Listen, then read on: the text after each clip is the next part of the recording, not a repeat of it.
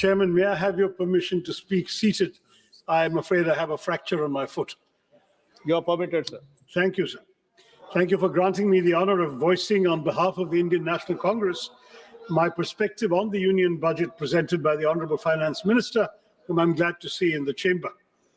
Last year, when I was standing in this very place, I had remarked that the 2025 Finance Bill reminded me of the garage mechanic who said, "I couldn't fix your brake, so I made the horn louder." Looking at the budget this year, I'm saddened to observe that though the horn has been muted, that there hasn't been enough movement. For this budget too appears to be a squandered opportunity, equivalent to rearranging the airbags on a crashing car while assuring the passengers that the chassis is sturdy and they will feel better afterwards. This budget is praised for prudence, but prudence without vision or fairness is hollow. It ignores unemployment, it ignores rising living costs, and it ignores inequality, offering little to address the real struggles and aspirations of the Aam Aadmi. The government speaks endlessly of welfare, but its spending tells a very different story. Behind flashy announcements lie chronic underutilization and administrative failure. Media reports show that of over 5 lakh crore budgeted for 53 major welfare and infrastructure schemes last year, barely 41% was spent in the first 9 months of the fiscal year. Take the Jal Jeevan Mission, allotted 67,000 crores, it managed to spend an astonishingly low 31 crores in 9 months. The much-touted PM Schools for Rising India scheme spent only 473 crores out of 7,500. More shocking of all, the Pradhan Mantri Anusuchit Jati Abhyudaya Yojana, meant for the socio-economic upliftment of scheduled castes, utilized out of 2,140 crores, merely 40 crores. This is not governance, Mr. Chairman. This is headline management. Where promises are loud, like that horn, budgets are grand, but delivery is conspicuously absent. The budget this year has landed with a thud, not because of what it contains, but because of what it omits. Behind claims of fiscal prudence lie a more uncomfortable reality. The Indian state is shrinking, not by design, but by compulsion. Government expenditure as a share of GDP has declined over the past decade, briefly rising during the pandemic before reverting close to the 2016 levels, driven by stagnant revenue mobilization. Tax receipts have remained flat relative to GDP. Disinvestment has underperformed, and non-tax revenues increasingly rely on extraordinary transfers such as Reserve Bank of India dividends, an unsustainable substitute for a stable revenue base. More troubling is the shift in the tax burden towards individuals, bearing a greater share of the tax burden than corporations, despite sharp post-pandemic profit growth.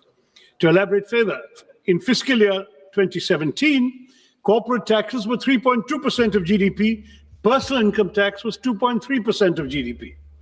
In fiscal year 27, that is 10 years later, they are projected to be 3.1% for corporates and 3.7% for personal income tax of individuals. So your revenue is coming disproportionately from the individual taxpayers. Fiscal consolidation since COVID has been achieved largely through expenditure compression, presenting necessity as virtue and compulsion as choice. Within these constraints, the government has relied on low-cost measures such as tax simplification and targeted incentives, but the budget offers no credible medium-term framework linking spending to employment and productivity.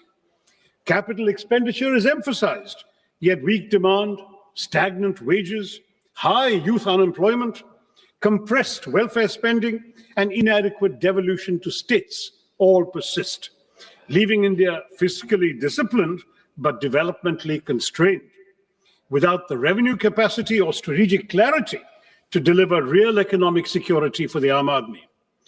This is why, Mr. Chairman, this is what I call an underwhelming budget. Now, let me look at specific sectors. M.S. Swaminathan had famously said, if agriculture goes wrong, nothing else will have a chance to go right. This, I believe, is as good a starting point as any. Mr. Chairman, it's high time we stop treating agriculture as some issue that will sort itself out, because 46.1% of India's workforce and 60% of our population depend on agriculture and allied activities. Despite agriculture contributing 16 to 17% of GDP, it receives only 3% of this union budget, 1.62 lakh crore, which is a 5.1% cut from last year's 1.71 lakh crore. Now, this underinvestment is all the more alarming, Mr. Chairman, given the existential threats facing Indian agriculture today. This sector, vital as it is increasingly threatened by climate change and misaligned farming practices. Nearly 2/3 of the country are prone to drought, and the toll of weather-related disasters has been severe. Yet the Fasal Bima Yojana, meant to protect farmers, has failed. Flawed assessments and opaque settlements have reduced compensation to token amounts, 1 rupee, 3 rupees, 21 rupees, as your minister himself has acknowledged, turning protection into systemic injustice.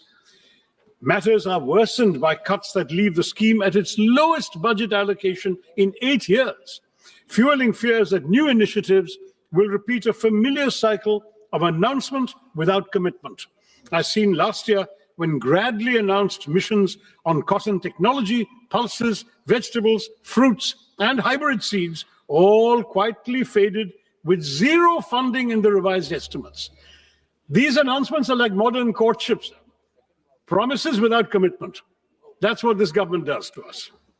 At a time when farm distress is deepening, the budget silence on revising the PM Kisan Nidhi disbursement speaks louder than any promise made elsewhere.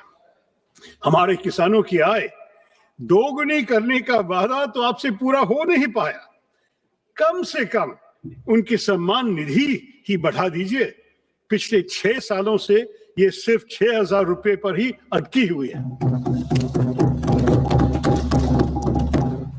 While there is an imperative need for breakthroughs in research and development and AI-driven agricultural technologies, paradoxically, funding allocations for agricultural research and education have dipped by 4.8% from the previous year's 10,466 crore, that's now to 9,967 crore, decreasing precisely when the finance minister is announcing new AI schemes. And frankly, madam, touting a new AI app when the majority of our farmers can't afford fertilizers, harvesters, or tractors seems rather detached from reality, except of the virtual kind. Now, this budget speaks at length about crops from cashews to coconuts, yet ignores one of agriculture's most persistent concerns, pepper. Once hailed as black gold, the sector is now in distress in my state. In Kerala, which is one of the country's leading producers of pepper, output has fallen from 40,000 plus tons to 30,000 tons and is projected to decline by a further 28.7% in the foreseeable future. The uncomfortable truth, Mr. Chairman, is that our spice market faces such deep challenges today that if history repeated itself, the British might not even bother looting us for it. Next to unemployment. This House has had this conversation far too many times. We recite the same statistics, express the same concerns, and then move on, while unemployment quietly worsens. The data at the end of 2025 makes one thing unmistakably clear. Rural unemployment has stagnated at 3.9%, while urban unemployment continues to rise, ending at 6.7% in December. The crisis is now starting to concentrate where aspirations and frustrations are colliding in our cities. And yet even the centre's flagship responses have failed to rise to the moment. Under the Pradhan Mantri Kaushal Vikas Yojana, barely 41% of certified candidates secured placements. More than half of those jobs were concentrated in just 5 sectors. And of the 1,380 crores released, 278 crores remained unutilized. The Prime Minister Internship Scheme tells a similar story. Allocation, 10,831 crores. Ministry spends 526 crores in the first 9 months. This pattern is recurrent, sir. In fiscal year 25, allocations were cut after large unspent balances, with actual spending at just 680 crores. So much for creating employment when we can't even spend the money allocated for the job of creating employment? And what of gig workers, the backbone of our new economy? There is no mention of them in the budget. Their welfare has been deprioritized at a time when unrest grows over the absence of clearly defined benefits, time-bound claims and appeals mechanisms, and mandatory disclosure of work hours, earnings, and deductions. This silence further weakens the gig workers' access to social security in practice. Any discourse about the workers of our country stands incomplete without a discussion about Manrega, now replaced by the ambitious VB-G Act. It increased guaranteed workdays from 100 to 125, introduced weekly wage payments, but at the same time it hollowed out the legal employment guarantee. While Manrega was demand-driven, fully centrally funded for unskilled wages, and rooted in decentralized planning, the new Act caps central funding through state-wise normative allocations, shifts 40% of the wage costs to most states, and allows the scheme to be paused for up to 60 days during the peak agricultural seasons, shrinking the real window of guaranteed work. Once a state's allocation is exhausted, workers' statutory right to employment effectively ends. This converts an open-ended rights-based program into a budget-restricted, centrally rationed scheme where fiscal ceilings override legal entitlements. The VB-G scheme received a massive allocation of 95,000 crores in this budget, yet it has a major overlooked flaw that also needs to be addressed as soon as possible, Madam Minister. It attempts inclusion, but perhaps unintentionally drives technological exclusion. Manrega trusted the panchayats and gram sabhas to plan work based on local needs and community strengths. But the G Act mandates dashboards with GIS tools, PM Gati Shakti layers, central digital stacks. Local priorities are filtered through a Viksit Bharat national rural infrastructure stack, making biometrics, geotagging, dashboards, and AI audits statutory requirements. Thus, for millions of tech workers, for rural workers, one tech failure will mean exclusion without appeal and work without skill considerations. Now, when you have millions struggling to find work, Mr. Chairman, the least the government can do is to ensure that they move freely across the country to seek opportunities. But here too, Mr. Chairman, we see a pattern of neglect that is as consistent as it is shameful. Nowhere, I might add, is this neglect of connectivity clearer than in Kerala. Despite repeated demands for new railway lines to decongest existing routes, the state finds no mention in the finance minister's much-touted 7 railway corridor initiative. One is compelled to ask, does strategic connectivity end where political inconvenience begins? The consequences of this neglect are borne daily by passengers and railway staff alike in my state. Chronic overcrowding has pushed passenger capacity to dangerous limits. Sanitation has visibly deteriorated. Even basic facilities remain inadequate. It's telling, Mr. Chairman, that locomotive pilots entrusted with the safety of thousands are forced to work without assured access to toilets. For passengers, the experience is no better. Overcrowded coaches, unsanitary conditions, and a steady erosion of dignity that no glossy brochure can conceal. These failures are structural, they're not incidental. The railway sanction strength across categories stands at over 2 lakhs, yet only about 1.59 lakh employees are in service. This staffing deficit compromises safety, delays operations, and stretches frontline workers beyond reasonable limits. A railway system cannot run on announcements alone. Continued underinvestment in capacity, personnel, and basic human conditions risk turning the nation's lifeline into a symbol of administrative exhaustion. And it's not just railways, Mr. Chairman. We hear of national corridors and maritime ambitions, but Vizhinjam Port, India's gateway to global trade, our only port that can host the world's largest container ships, is treated as a local afterthought, with no central support announced for the road and rail connectivity that is hampering its potential as a world-class transshipment port. Similarly, while 20 new national waterways are to be operationalized, it remains unclear how many, if any, will benefit Kerala.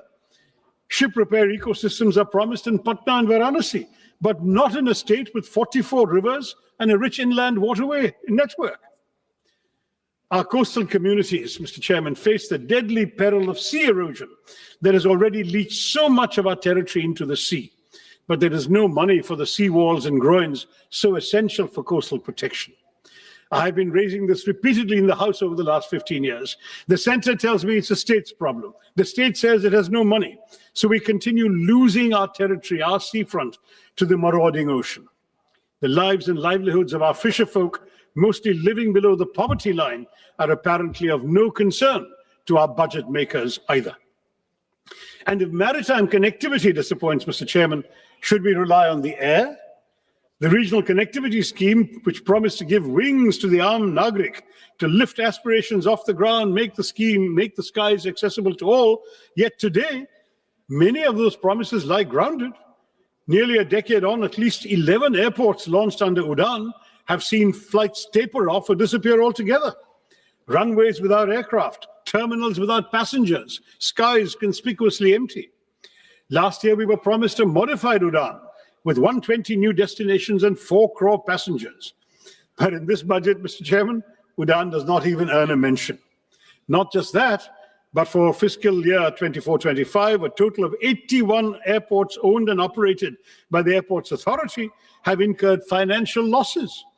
Duopolies have led to declining service quality, with the Indigo fiasco exposing the vulnerabilities of our airline industry. When aviation policies cannot stay airborne beyond announcements, one must ask whether this government is still committed to democratizing the skies, as it claims, or rather, as the minister claimed last year. Mr. Chairman, if connectivity cannot move people physically, one would hope education might lift them socially and economically. But here too, we see a betrayal of promises. India speaks of global excellence while presiding over domestic neglect. The national education policy promised 6% of GDP for education. Years later, spending remains at barely 4%, with the union government contributing only 0.4% and leaving states to shoulder an unsustainable burden. The consequences are visible and damaging. Over 1.5 lakh schools lack electricity, thousands lack toilets, ramps, or basic facilities for children with disabilities, and the foundations of learning continue to crumble even as we advertise world-class universities. This neglect hits the most vulnerable the hardest. For scheduled castes, enrollment falls from 99% at the preparatory stage to 70% at the secondary level. For scheduled tribes, from 99% to just 67%. These numbers reveal a system where poverty pushes students out of classrooms and into premature work. We are told artificial intelligence will shape our future, yet only 52% of government schools have functional computers, just 58% of internet access. Where is artificial intelligence going to come to these schools? Technology without access is not transformation, Madam Minister. It is exclusion by design. Continued underfunding paired with grand promises will not uplift our children. It will mortgage India's future at a discount. Mr. Chairman, if education is one pillar of development the government should care about, health is surely the other. Budgets may speak in numbers, but nations are built in flesh and blood. And any budget serious about India's economic potential must invest in human capital, because healthcare is not charity, it is foresight. Yet public health spending remains below 2% of GDP, missing even the government's own promise of 2.5% after COVID. An allocation of over 1 lakh crore to the health ministry may sound impressive, but ambition must be measured in proportion, not in numbers. The consequences are now visible beyond government hospitals. Since 2019, over 600 private hospitals have exited the Ayushman Bharat Jan Arogya Yojana, revealing the fragility of coverage without delivery. Insurance that arrives late is merely distress deferred. Meanwhile, the fundamental determinants of health, clean air, safe water, nutritious food, and mental well-being continue to deteriorate even as disputes rise and mental health indicators worsen. A nation that seeks economic greatness cannot afford to economize on the health of its people.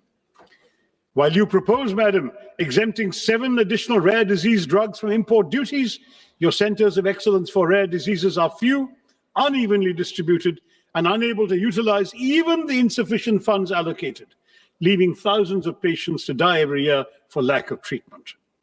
And nowhere is this pattern of neglect more glaring than in the case of the long-promised AIMS in Kerala. First year of the NDA government, the promise was announced. The promise still remains unrealized.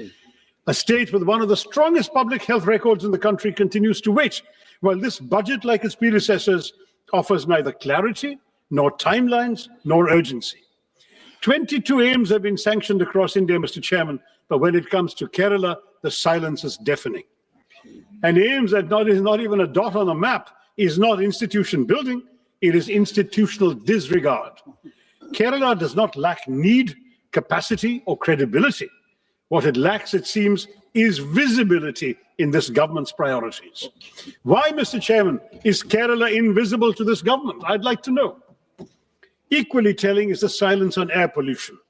After months of public outrage and choking headlines, the finance minister's speech found space for everything except the air we breathe. The National Clean Air Program still runs on 2009 standards, weaker than the WHO's PM 2.5 norms, even as pollution control funding has been cut from 1,300 crores to 1,091 crores this year. A budget that saves on rupees but ignores the air its citizens breathe reduces development to bad arithmetic, not good progress. Mr. Chairman, the announcement of 3 new National Institutes of Pharmaceutical Education and Research, or NIPA, raises a troubling question of balance and intent once again. I'm sorry to return to my state, but Kerala, despite one of the country's strongest public health ecosystems and a proven record in healthcare delivery, once again went unaddressed. Even as NIPAs are concentrated and clustered in northern and eastern India, and a single institute in Hyderabad is expected to serve the entire south. This imbalance is not new. I flagged it 2 years ago when I was chairman of the Standing Committee on Chemicals and Fertilizers.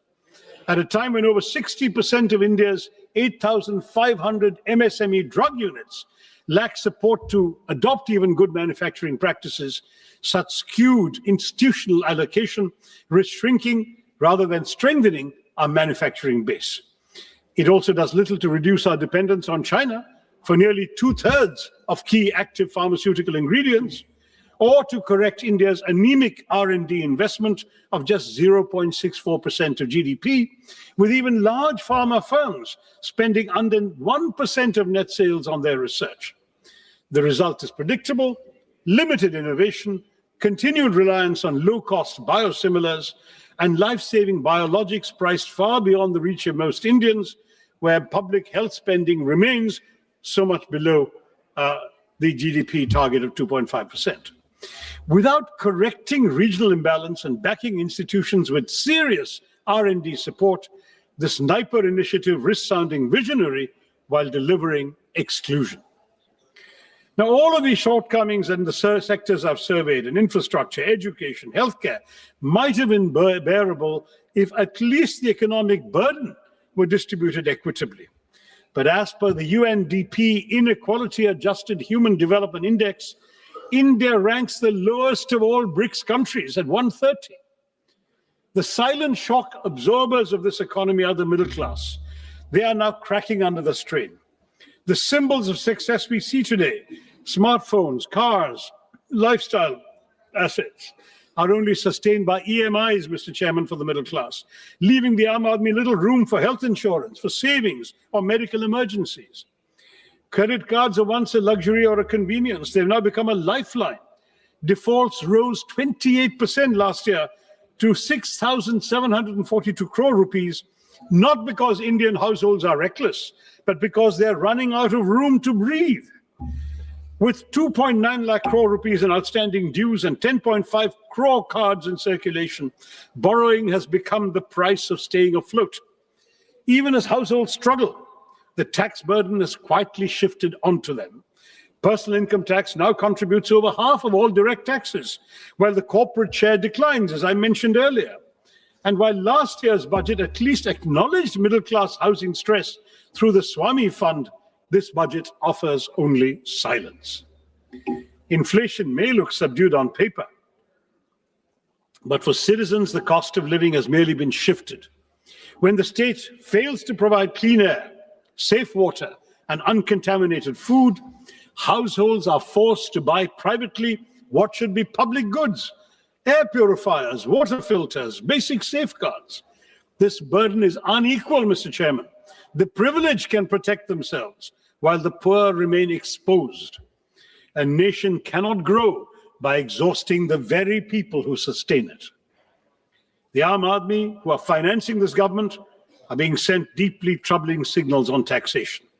A one-time concession allowing special economic zone manufacturing units to sell domestically at reduced duties is little more than tokenism when the SEZ ecosystem itself is collapsing, with hundreds of zones shut and employment in free fall.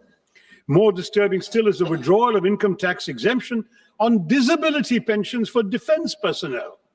This move weakens social protection for disabled veterans who have risked their lives for our country and draws an indefensible line between service-related disabilities and abdication of the state's moral duty to those who have made such sacrifices for the nation.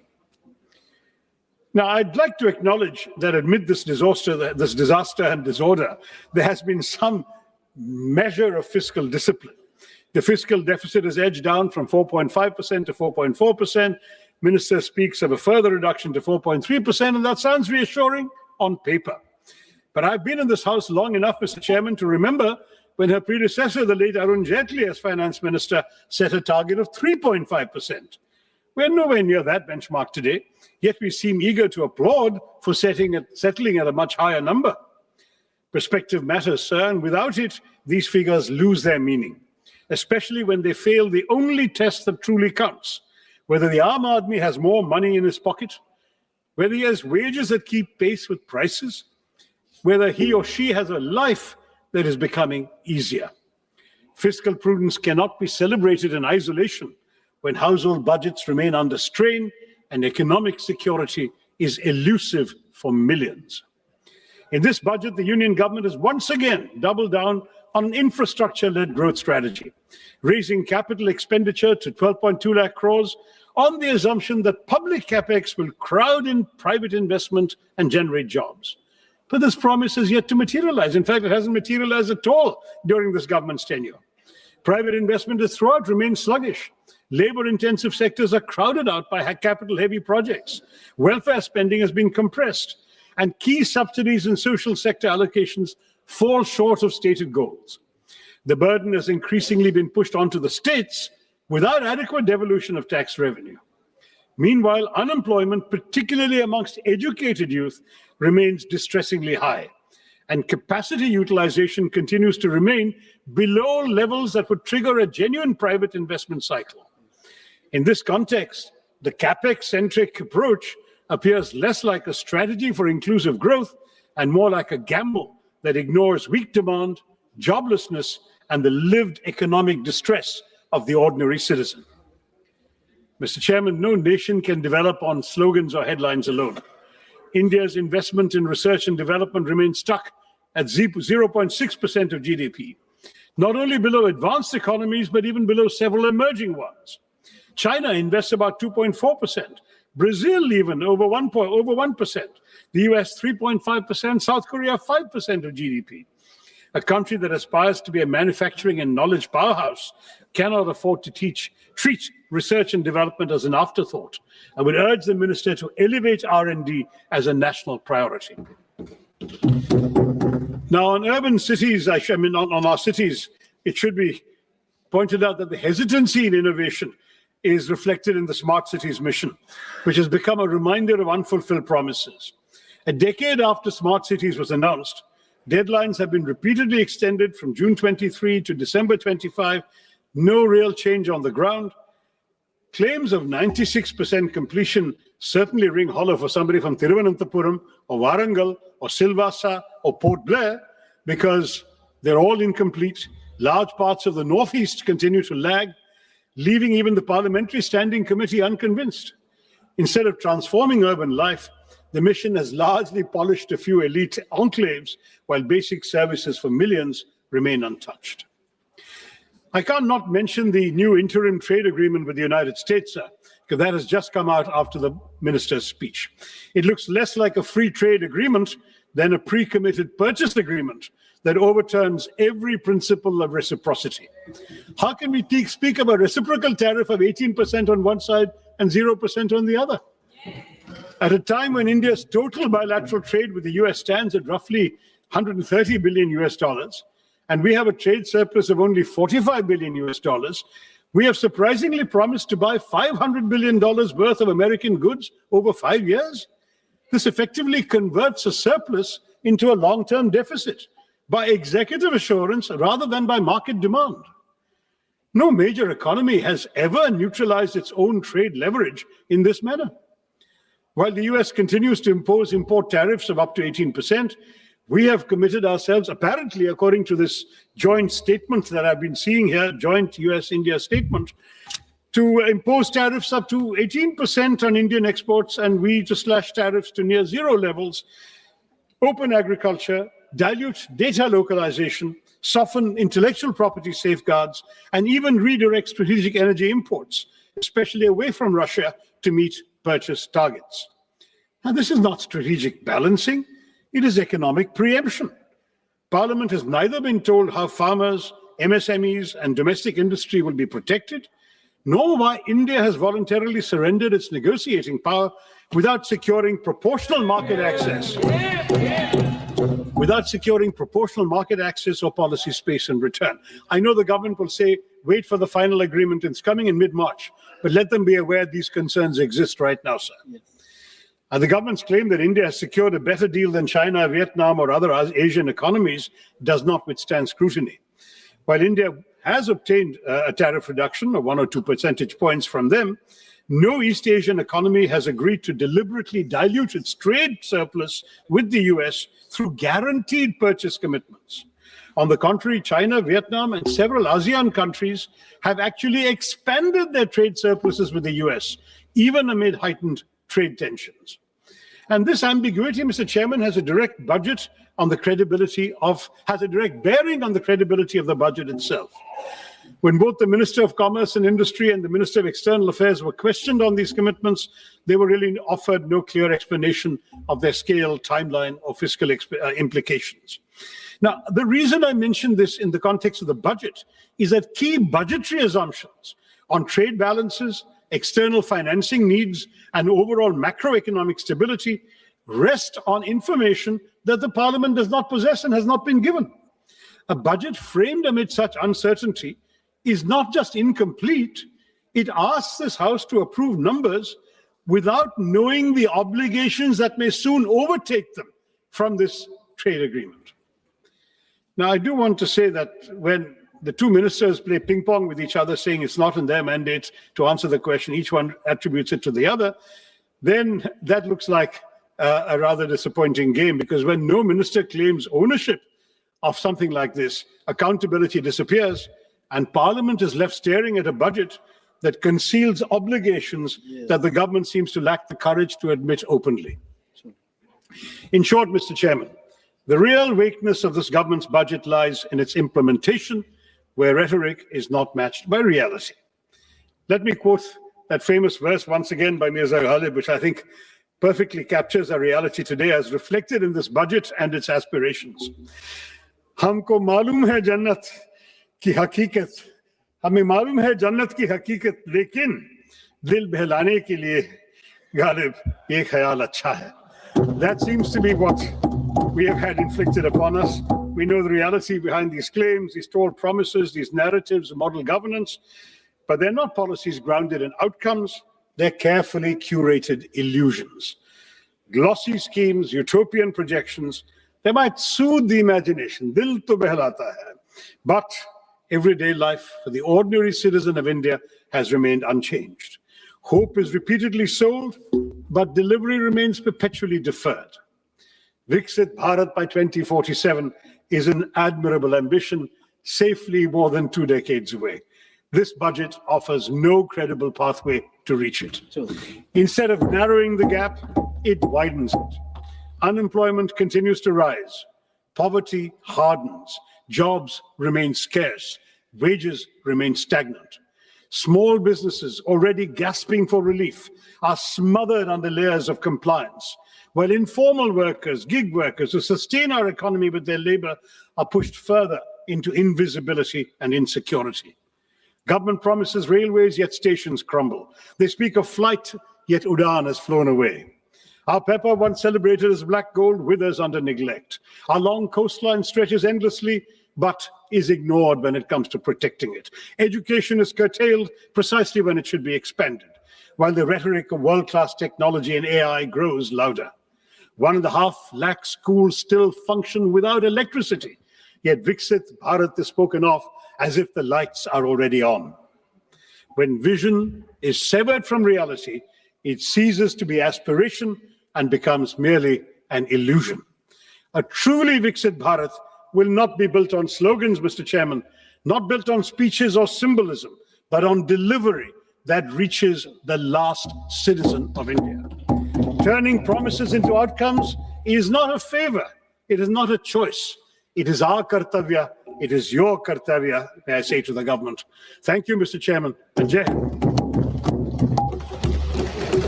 माननीय श्रीमती अपराजिता सारंगी जी।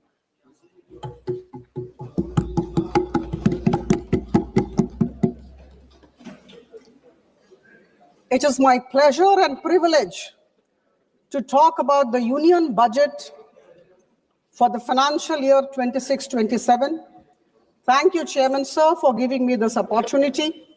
At the outset, I commend Honorable Finance Minister, Madam Nirmala Sitharaman, for giving to this country of 1.4 billion people her 9th consecutive budget, a budget which reflects her commitment, the commitment of the government, the conviction of the government, and the consistency of the government. As I stand here to speak, I'm reminded of a few words from Rigveda, the oldest of our Vedas. Sangachadhvam sangvadadhvam sangvo manansi janatam. हम साथ बोले, हम साथ चले, हमारी भावना और हमारी सोच एक दिशा में हो. My dear colleagues, we are all moving towards one and only one goal in the country, and the goal is to make India Viksit Bharat by 2047.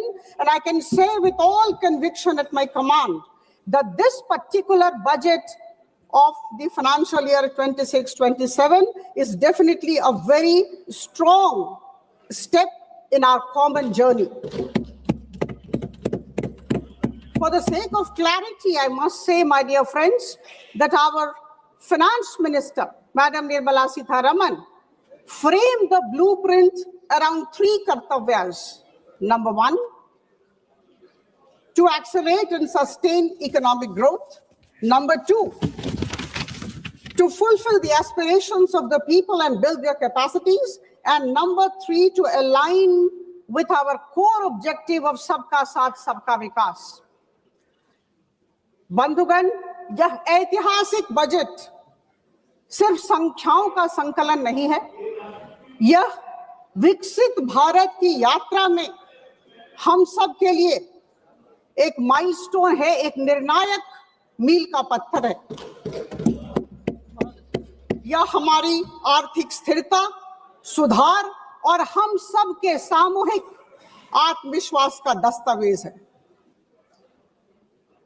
My dear colleagues, this particular budget of the Union government comes at a time when India is actually moving fast in its growth trajectory, and we must accept and acknowledge this.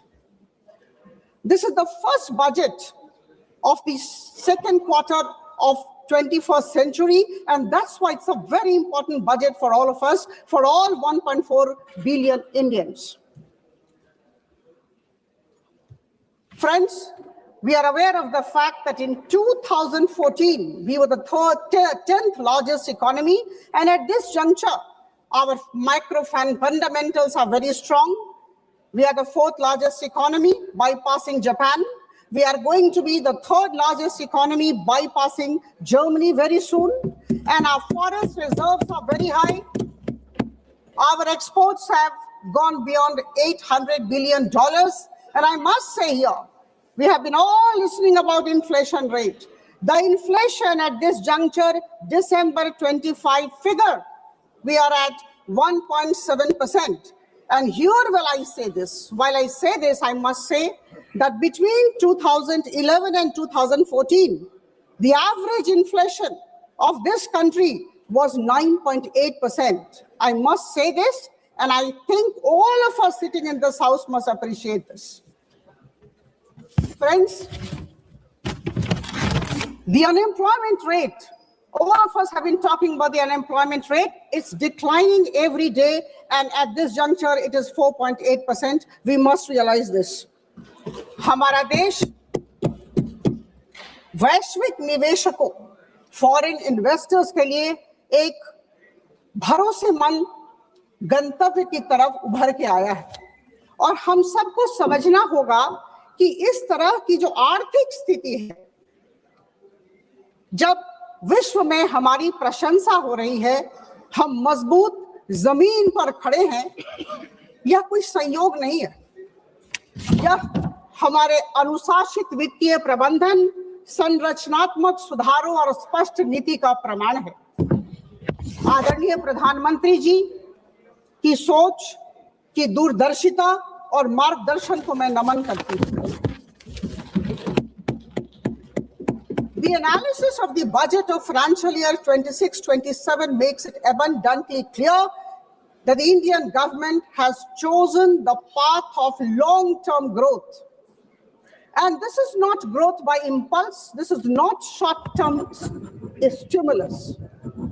This is possible because of sustained, continuous investment in infrastructure, in institutions, in industrial capacity and upskilling. We must realize this. And these 4 things which I talked of are extremely important when a country aspires to become a developed nation. As was told by Honorable Madam Sitharaman in her speech, the expenditure today stands at 53.5 lakh crore. We must remember this. And the fiscal deficit stands at 4.3% of the GDP. My dear friends, we are in a very difficult global settings. I think all of us are aware of this. All my esteemed colleagues who are present in this house, it's an age of global uncertainty. And in this age of fractured global order, the government of India has decided to keep building.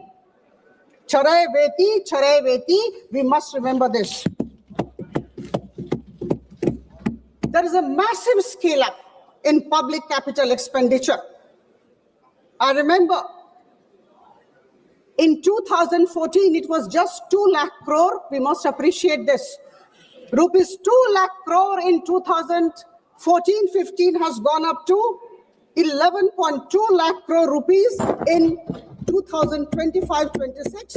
And now, with all pride, with all happiness as a citizen of the country, I can say that the public capital expenditure has gone up to 12.2 lakh crore rupees, which is 4.4% of the GDP, and it registers a 10% increase over the last year. And friends, we are aware of the fact that if the capital expenditure grows, then it definitely has a large multiplier effect on the economy. Urban transformation. Urban transformation is a very significant pillar of the budget. Madam Sitharaman talked about engines of growth. The cities, the big towns are today the engines of growth. And a wonderful concept was brought about and placed before all of us, the city economic region. City economic region focusing on tier 2 and tier 3 cities have been thought about by the government. rupees 5,000 crore will be given to this city economic region, every city economic region, over a period of 5 years to build infrastructure. And we know what will happen. Let's reduce pressure on the mega cities and fostering balanced development in the process. All of us know that no country ever can actually become a developed nation without having manufacturing competitiveness, and our government has tried to give a substantial push to the manufacturing competitiveness idea. This will not only create jobs, but also in the long run help promote our exporting community. The allocation of rupees 10,000 crore to the biopharma sector will not only help our people take care of their healthcare needs, but also lead to huge exports. Similarly, there was mention of many important areas which I think we must be talking about wherever we are. India has really advanced forward. There is focus on semiconductor mission 2.0, nuclear sector, rare earth corridors, data centers, and electronics components mission, with a whopping 40,000 crore as the allocation. And I'm sure these investments will lead to less import dependency and make India future ready. I think these are things that we are thinking about our country, and I underscore the fact that we are intending to become Viksit Bharat by 2047, and that is why we have to be future ready. The provision of 4,000 e-buses is definitely going to enhance regional connectivity. My dear friends, 20 new national waterways, expanded road networks, freight corridors, 7 high-speed rail corridors and multimodal logistics system. These are giant leap towards a more competitive, resilient, confident, and self-reliant Viksit Bharat by 2047. We may like it, we may not like it, but we need to accept it. My dear friends, I take this opportunity to convey our immense gratefulness to our Honorable Prime Minister for going for almost 9 free trade agreements and trade deal with a couple of countries in the last couple of years. Again, there would be critics, there would be naysayers, but I know to every action of Prime Minister Modi, there is an equal and opposite negative reaction from my right side. Free trade agreements and trade deal have been signed with New Zealand, UK, Oman, Australia, European Union consisting of 27 nations, and very recently with the US. And this is an indication of a particular thing which I think we need to appreciate. This is an indication of the fact that the government of India, under the leadership of our Prime Minister, knows how to navigate in a difficult world order. I talked about difficult global settings. We are aware of that. And in this difficult world order, the government of India for the past couple of years, about 10, 12 years, have acquired the ability, the capability, the talent to navigate successfully.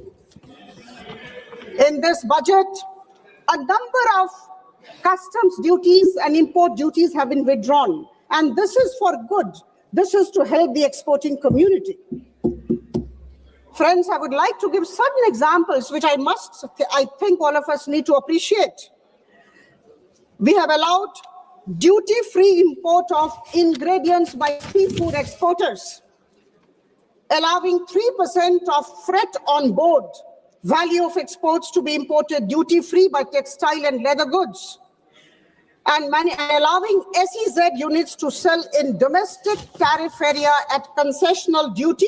And these are extremely progressive and pragmatic ways of strengthening our exporting community.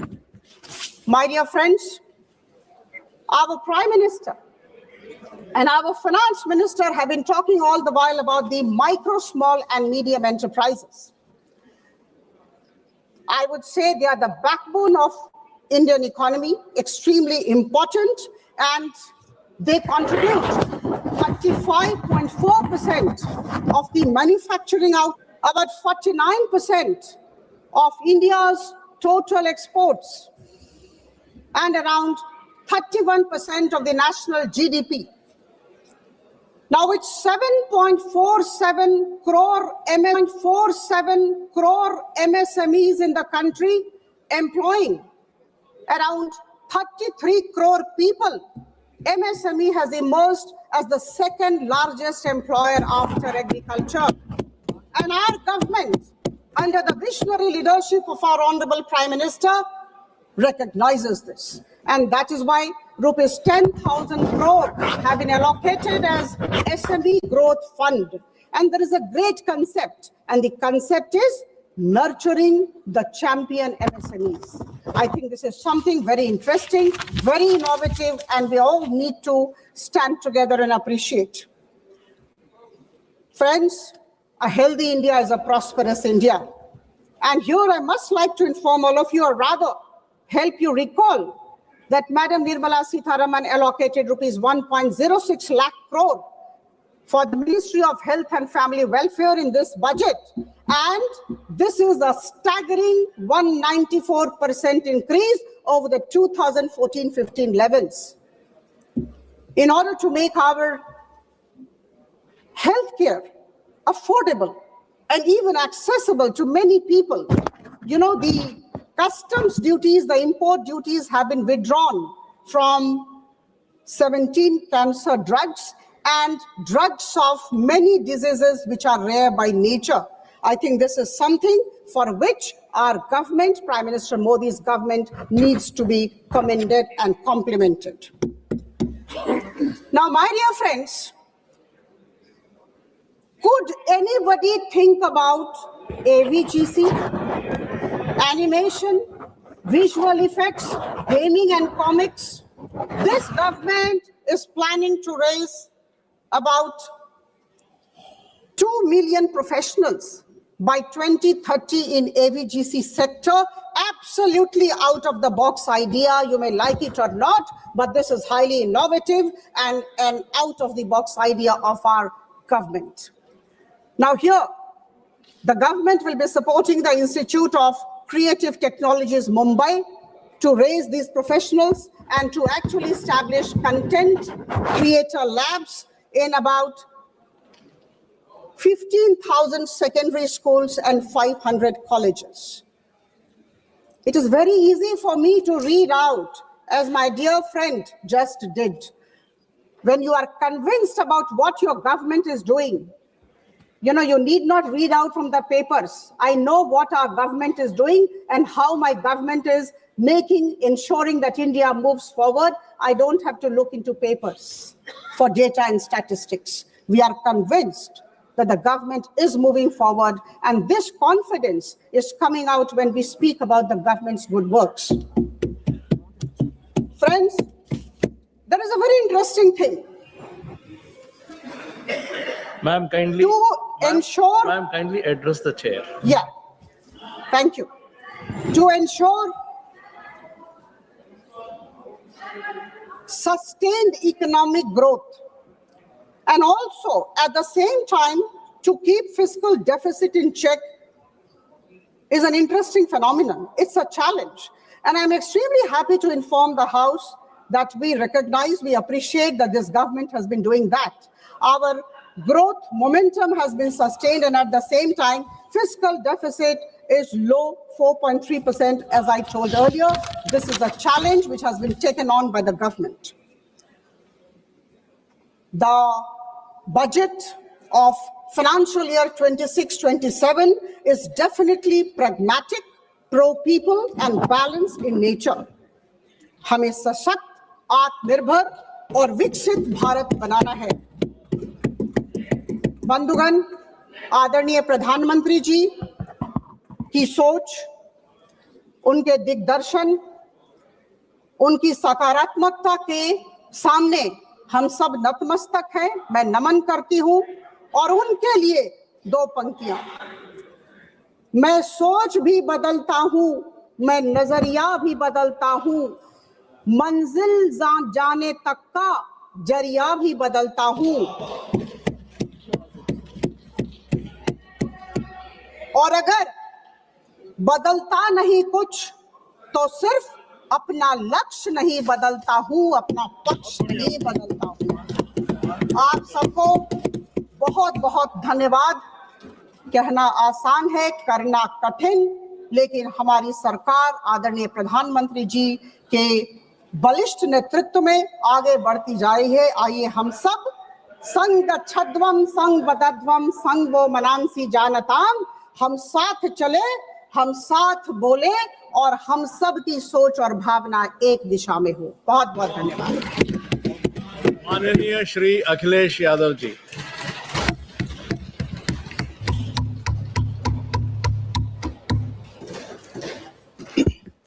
मैं सबसे पहले सभापति महोदय आपका मैं धन्यवाद देता हूं कि मुझे आपने बजट पे बोलने का समय दिया है। मैं तीसरा सदस्य इस पे बोल रहा हूं। मैं भी में से पूर्व कांग्रेस पार्टी के नेता माननीय शशि थरूर जी जो बात कह रहे थे, उन्होंने बहुत सारे आंकड़े दिए हैं। सभापति महोदय, वही मिलते जुलते आंकड़े हमारे पास भी हैं। जब कभी जवाब आए तो शायद उन आंकड़ों का जवाब भी आए। और जब वो अपनी बातों को खत्म कर रहे थे तो वो एक शेर पढ़ के गए हैं,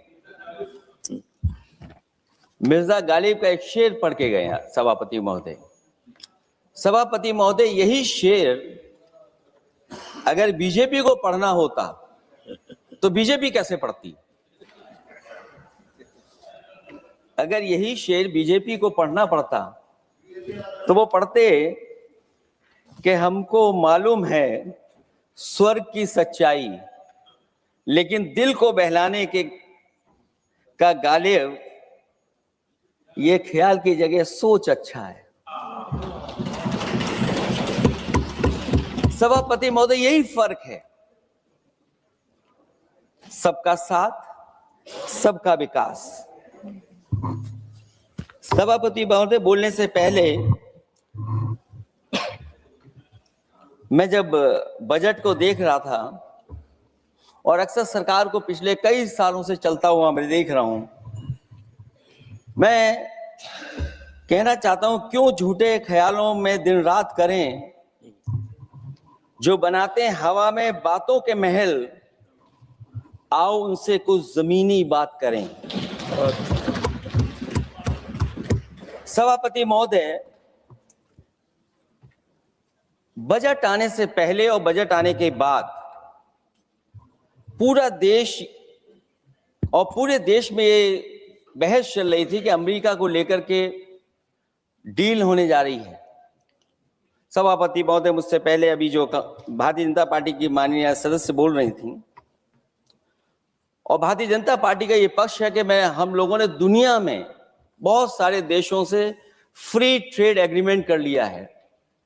सभापति महोदय, मैं भारतीय जनता पार्टी की सरकार से जानना चाहूंगा, अभी कितने देश और बचे हैं जिससे आप फ्री ट्रेड एग्रीमेंट नहीं कर पाए हैं? कुछ ऐसे भी देश बचे होंगे शायद जिनसे आपकी इच्छा होगी कि हम फ्री ट्रेड एग्रीमेंट कर लें। और सभापति महोदय, का फ्री ट्रेड एग्रीमेंट हो भी जाते हैं, जो लोग कभी रुपए के बारे में बहुत चिंता करते थे, कभी कभी उम्र से, कभी कभी दूसरे लोगों के उससे जोड़ देते थे, इतने सब फ्री ट्रेड एग्रीमेंट होने के बाद और अमेरिका से डील नहीं ढील हुई है, उसके बाद हमारा रुपया कहां पहुंचेगा? और अगर यही डील होनी थी तो 11 महीने इंतजार क्यों कराया? अगर यही डील होनी थी सभापति महोदय, तो 11 महीने किस बात का इंतजार था? हमारे कारोबारियों को या हमारे जितने भी उद्योग से जुड़े लोग हैं, उनके साथ ये परेशानी क्यों? बजट पर सबसे पहला सवाल यही है कि डील पहले बनी है बजट।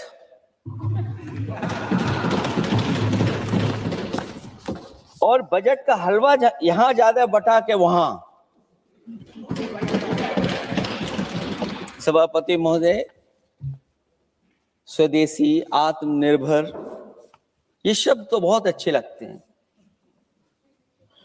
लेकिन जब डील हो गई है तो क्या इस बजट को लाने से पहले आत्मनिर्भरता और स्वदेशी को अपने अपने शब्दकोश से हटा दिया है, या इसको उल्टे अर्थ में विलोम शब्दकोश में डाल दिया है? और ये डील नहीं है जो हम आप सब समझ पा रहे हैं। शायद 70% के लोग ये नहीं समझ पा रहे होंगे, लेकिन पूरा देश समझ रहा है कि हमने अपना बाजार एक बार और खोल दिया है। $500 बिलियन का व्यापार एक तरफा। हमारे आत्मनिर्भरता कहां जाएगी? स्वदेशी नारा हमारा कहां जाएगा? हमारे देश की जनता भाजपा से कह रही है कि जहां तक हमें मालूम है डील एक तरफा नहीं होती है। क्या ये बनी वहां पहुंची यहां जहां जैसे कोई एक पक्षी मान रहा हो? जनता भाजपा से यह भी जानना चाहती है कि 0 बड़ा के 18।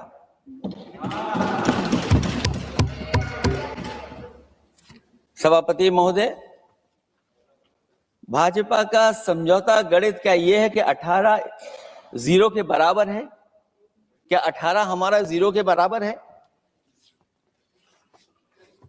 देश के किसानों, दुकानों, उद्योगों को बचाने के लिए खोखले शब्दों के अलावा भाजपा के पास कोई और सुरक्षा कवच या संरक्षण योजना है कि नहीं है?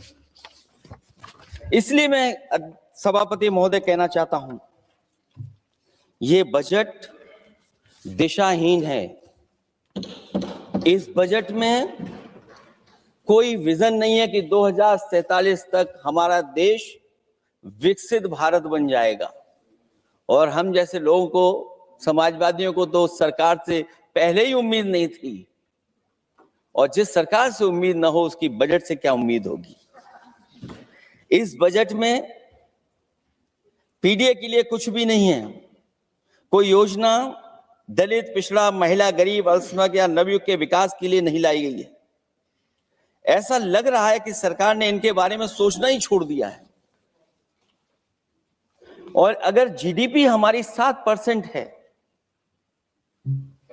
और नॉमिनल जीडीपी की ग्रोथ केवल 8% है, जो कि लगभग 12% होनी चाहिए थी, इसके कारण लोगों के हाथ में कम पैसा है।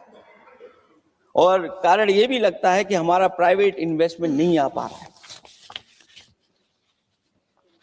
जो लोग ये कहते हैं कि हम प्रति व्यक्ति आय बढ़ा रहे हैं, जो आंकड़े हमारे पास हैं, जो जानकारी हमारे पास है, वो आंकड़ा यही कहता है कि $3000 के लगभग प्रति व्यक्ति आय हमारी है।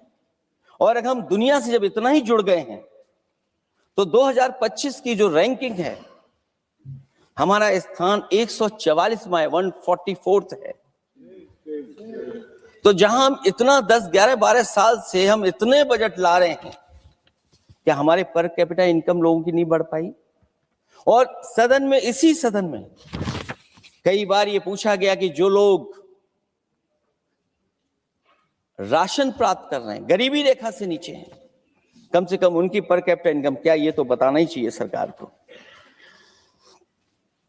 और पिछड़ेपन को दूर करने के लिए कोई विजन नहीं दिखता इस बजट में। जैसे जब बजट आता है तो बजट में ढूंढते हैं हम लोग कि हमारे स्टेट के लिए क्या और खास नया आया होगा। उत्तर प्रदेश जैसा प्रदेश जहां पर डबल इंजन की सरकार को बहुत कुछ कहा जाता है कि डबल इंजन की सरकार है, हम विकास भी डबल करेंगे, लेकिन मैं देखता हूं उत्तर प्रदेश के लिए कोई खास योजना ऐसी नहीं आई है जिससे उत्तर प्रदेश के 25 करोड़ लोगों को कुछ मुख्य धारा से जोड़ा जाए। वैसे तो बड़े बड़ी योजनाएं बताई जा रही हैं कि हमारे कई फ्रेट कॉरिडोर्स बन रहे हैं, वाटरवेज बन रहे हैं, एक्सप्रेसवेज बन रहे हैं, लेकिन उत्तर प्रदेश जहां से प्रधानमंत्री जी आते हैं, भविष्य में जो बनेंगे एक्सप्रेसवे, लेकिन भारत सरकार के बजट से कोई भी अभी एक्सप्रेसवे वहां पर नहीं बना। अगर कोई बना हो, नया बन रहा हो, बड़ा बन रहा हो तो बताएं। और जो बने भी हैं वो उस मानक, उस क्वालिटी के नहीं हैं जिस क्वालिटी के आज विकसित भारत के एक्सप्रेसवे होने चाहिए। जो लोग भ्रष्टाचार पे बड़े बड़े सवाल उठाते हैं, वो कम से कम अपनी सड़कों को देखें, अपने एक्सप्रेसवे को देखें कि उन्होंने क्या बना करके खड़ा इतने हजारों करोड़ रुपए खर्च करने के बाद। इनके सबसे पहले प्रधानमंत्री अटल बिहारी वाजपेयी जी, उनके नाम से कोई एक्सप्रेसवे बन रहा था। सभापति महोदय, हम लोगों ने अखबारों में पढ़ा, कई लोग स्टेटमेंट भी देते हैं कि हम एक्सप्रेसवे बना रहे हैं। उनके नाम से बनने के साथ साथ उनका नाम भी बदल दिया।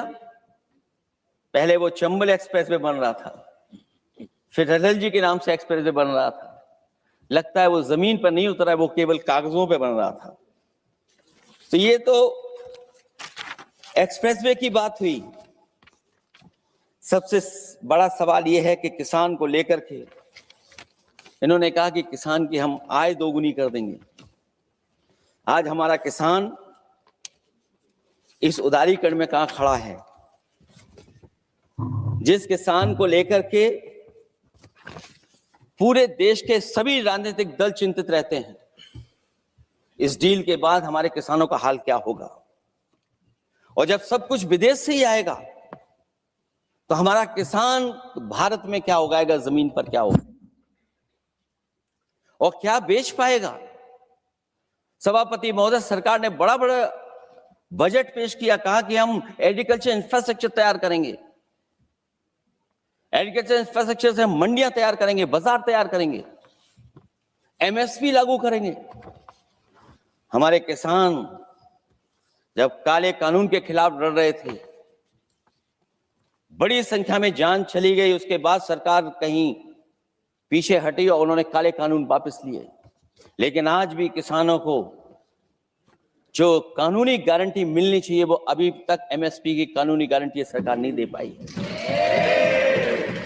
और जो 23 क्रॉप, हॉर्टिकल्चर क्रॉप और दूध को लेकर के सरकार दावा करती है कि हम सब्जियां इतना, हॉर्टिकल्चर क्रॉप्स हमारी इतनी ग्रो कर गई हैं, हम दुनिया में इतना पैदा कर रहे हैं। दूध के जब आंकड़े बताते हैं कि दुनिया में हम दूध का उत्पादन इतना कर रहे हैं, और अगर आपका बजट ही विकसित भारत का बजट है, तो हमारे हॉर्टिकल्चर क्रॉप्स और जो हमारा किसान दूध का उत्पादन कर रहा है, दूध का उत्पादन हो रहा है, उसके लिए एमएसपी की गारंटी कब देंगे आप लोग? और गारंटी हम लोग इसलिए मांग रहे हैं क्योंकि उसको घर कैसे बनाएगा, घर कैसे चलाएगा, अगर उसको लाभ नहीं मिलेगा, बच्चों को कैसे पढ़ाएगा, अपनी बेटियों को हंसी खुशी विदा कैसे कर पाएगा? और इधर तो जहां फसल की कीमत नहीं मिल पा रही है, सभापति महोदय, सोने के भाव कहां पहुंच गए हैं? पहले गरीब सोचता था जब हम अपनी बेटी की विदा करेंगे तो कुछ सोने का एक सामान खरीद करके दे देंगे उसको। जैसे जैसे बीजेपी की सरकार चली और आगे बढ़ती गई, 12 साल ऐसे हैं आ गए कि अब तो चांदी तो दूर, अगर यही सरकार चलती रही तो लोहे पर पीतल चढ़ाकर भी गरीब अपनी बेटी की विदाई नहीं करा पाएगा। कैसे अपने भविष्य के लिए 2 पैसे जमा कर पाएगा? मतलब आज क्या खाएगा, कल के लिए क्या बचा पाएगा? ये किसानों के बड़े सवाल हैं। भाजपाई किसानों को लाभ नहीं पहुंचाना चाहते हैं, ये किसी और को लाभ पहुंचाना चाहते हैं। कुछ अदृश्य लोग हैं जिनको लाभ पहुंचाना चाहते हैं, क्योंकि इनका बजट, जो बजट बनाते हैं, वो आम जनता का ना उसमें जिक्र है ना फिक्र रहती है। और अगर फिक्र होती उनको तो किसान की खाद समय पर मिल जाती उन्हें, उनको बीज समय पर मिल जाता, सस्ती बिजली उपलब्ध हो जाती, सिंचाई मुफ्त हो जाती थी। और मुझे याद है सभापति महोदय, समाजवादी सरकार में हम लोगों ने किसानों की सिंचाई मुफ्त करने के भी फैसले लिए। कीटनाशक दवाइयां कितनी महंगी हैं और सरकार ने किसानों को अपने हाल पे छोड़ दिया। मंडियों पे कहीं कोई खरीद नहीं है, और अगर खरीद हुई है तो सरकार बताए कि धान, आलू या गेहूं की खरीद में तो मिल जाती है उसको कीमत, लेकिन धान और आलू जैसी फसलों पर कोई सरकार कीमत नहीं दे पा रही। महंगाई बेतहाशा बढ़ने पर भी इस बजट में जनता को टैक्स में न छूट देना टैक्स शोषण है। अमीरों के काम, कारोबार और घूमने फिरने पर 10 तरह की छूटें दी गई हैं, लेकिन बेकारी, बेरोजगारी से जूझ रहे लोगों की उम्मीदों की थाली खाली है। मध्यम वर्ग अपने आप को ठगा महसूस कर रहा है। शोषित, वंचित, गरीब व्यक्ति जहां था वैसे भी नीचे जाता दिख रहा है। इस बजट ने उसके चादर में पैबंद लगाने की जगह उसे और चिथड़ा कर दिया है, क्योंकि सामाजिक सुरक्षा केवल शब्दों की औपचारिकता रह गई है। किसान, मजदूर, श्रमिक, कारोबारी, छोटा दुकानदार अपने लिए मिली राहत को दूरबीन से देखकर ढूंढ रहा है, और इसीलिए भाजपा का हर बजट 1/20 का बजट मानते हैं, क्योंकि वो 5% लोगों के लिए ही होता है। अच्छे बजट की होती हैं 3 पहचान: गरीब की तरक्की, खुशहाली और मुस्कान। शायद इस बजट ने तीनों चीजों को छीनने का काम किया गरीबों से। दूसरा विषय, स्वास्थ्य को लेकर के बहुत हमारा गरीब समय समय पे परेशान रहता है। स्वास्थ्य को लेकर के जो ठोस कदम सरकार को उठाने चाहिए, वो सभापति महोदय सरकार नहीं उठाती दिख रही है, और जितना भी स्वास्थ्य सेवाएं हैं वो ठप होती चली जा रही हैं।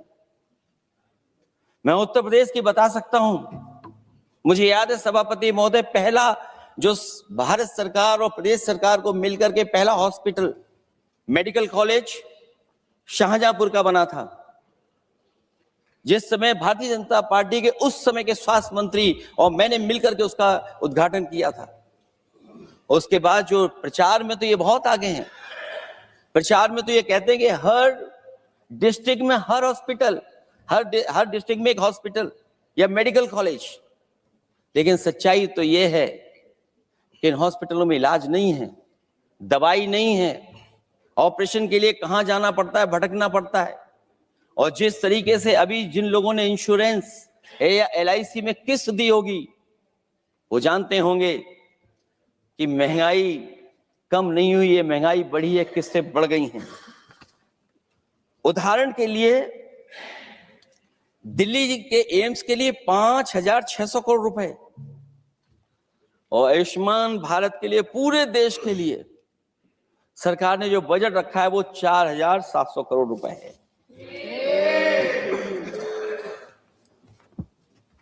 सुनते हैं पहले उपवन में हर ऋतु में बहार गाती थी, कलियों का तो कहना ही क्या, मिट्टी में खुशबू आती थी। ये भी ज्ञात हमें उपवन में कुछ ऐसे भौरे आए थे, सारा चमन कर दिया मरघट, अपने साथ जहर लाए थे। लेकिन अगर चमन वाले ही भौरों के रंग ढंग अपनाएं, माली तुम ही फैसला कर दो, हम किसको दोषी ठहराएं। सभापति महोदय, मैं उत्तर प्रदेश से आता हूं, जहां पर प्रधान संसदीय क्षेत्र है। राजमाता पूजनीय अहिल्याबाई होलकर जी, उनकी मूर्ति थी, उसको बुलडोजर से तोड़वा दिया। सभापति महोदय, कोई कल्पना कर सकता है एक मणिकर्णिका घाट जो हमारी पौराणिक पहचान रही, सदियों से हमारी विरासत की पहचान रही, सनातनी काशी की विरासत रही, वहां पे इनकी सरकार ने प्रधान संसदीय क्षेत्र में बुलडोजर चला करके हमारी पूजनीय अहिल्याबाई होलकर की मूर्ति को इन्होंने तोड़ने का काम किया। सेम। और सभापति महोदय, केवल एक मूर्ति नहीं, वहां पर अगर हम गिनती करेंगे, एक नहीं, दो नहीं, तीन नहीं, चार नहीं, पांच नहीं, छह नहीं, सात नहीं, लगभग 100 मंदिरों को तोड़ने का काम इसी सरकार में हुआ है। केवल मंदिर नहीं तोड़े गए सभापति महोदय, एक antique bell donated by Nepal नरेश, जो घंटा बजता था सभापति महोदय, जो घंटा बजता था, नेपाल नरेश जिन्होंने गिफ्ट किया था, वो घंटा भी लापता है।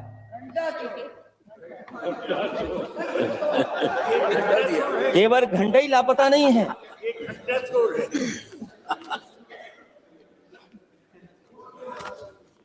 सभापति महोदय,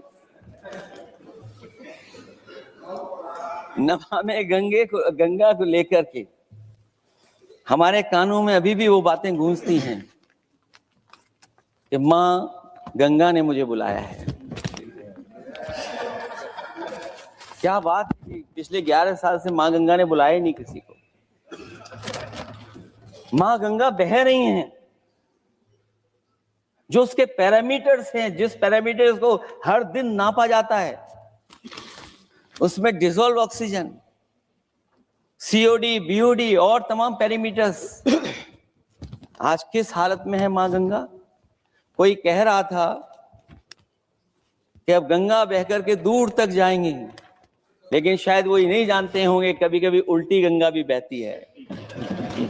जब उल्टी बहेगी तो यूपी के आते आते आप बाहर हो जाएंगे।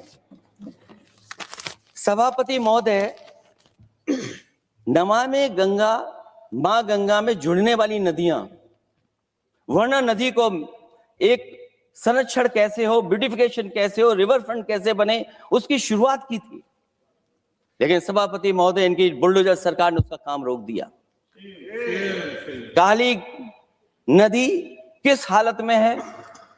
यमुना के बारे में दिल्ली की सरकार जब बनानी थी तो कहा कि हम दुनिया का सबसे बेहतर रिवर फ्रंट बनाएंगे यमुना पर, इसी राजधानी में कहा गया। आज बताइए यमुना की हालत क्या है। और अगर यमुना दिल्ली में गंदी हो रही है तो ये बह करके जब यूपी जाती है तो मथुरा में भी गंदी है।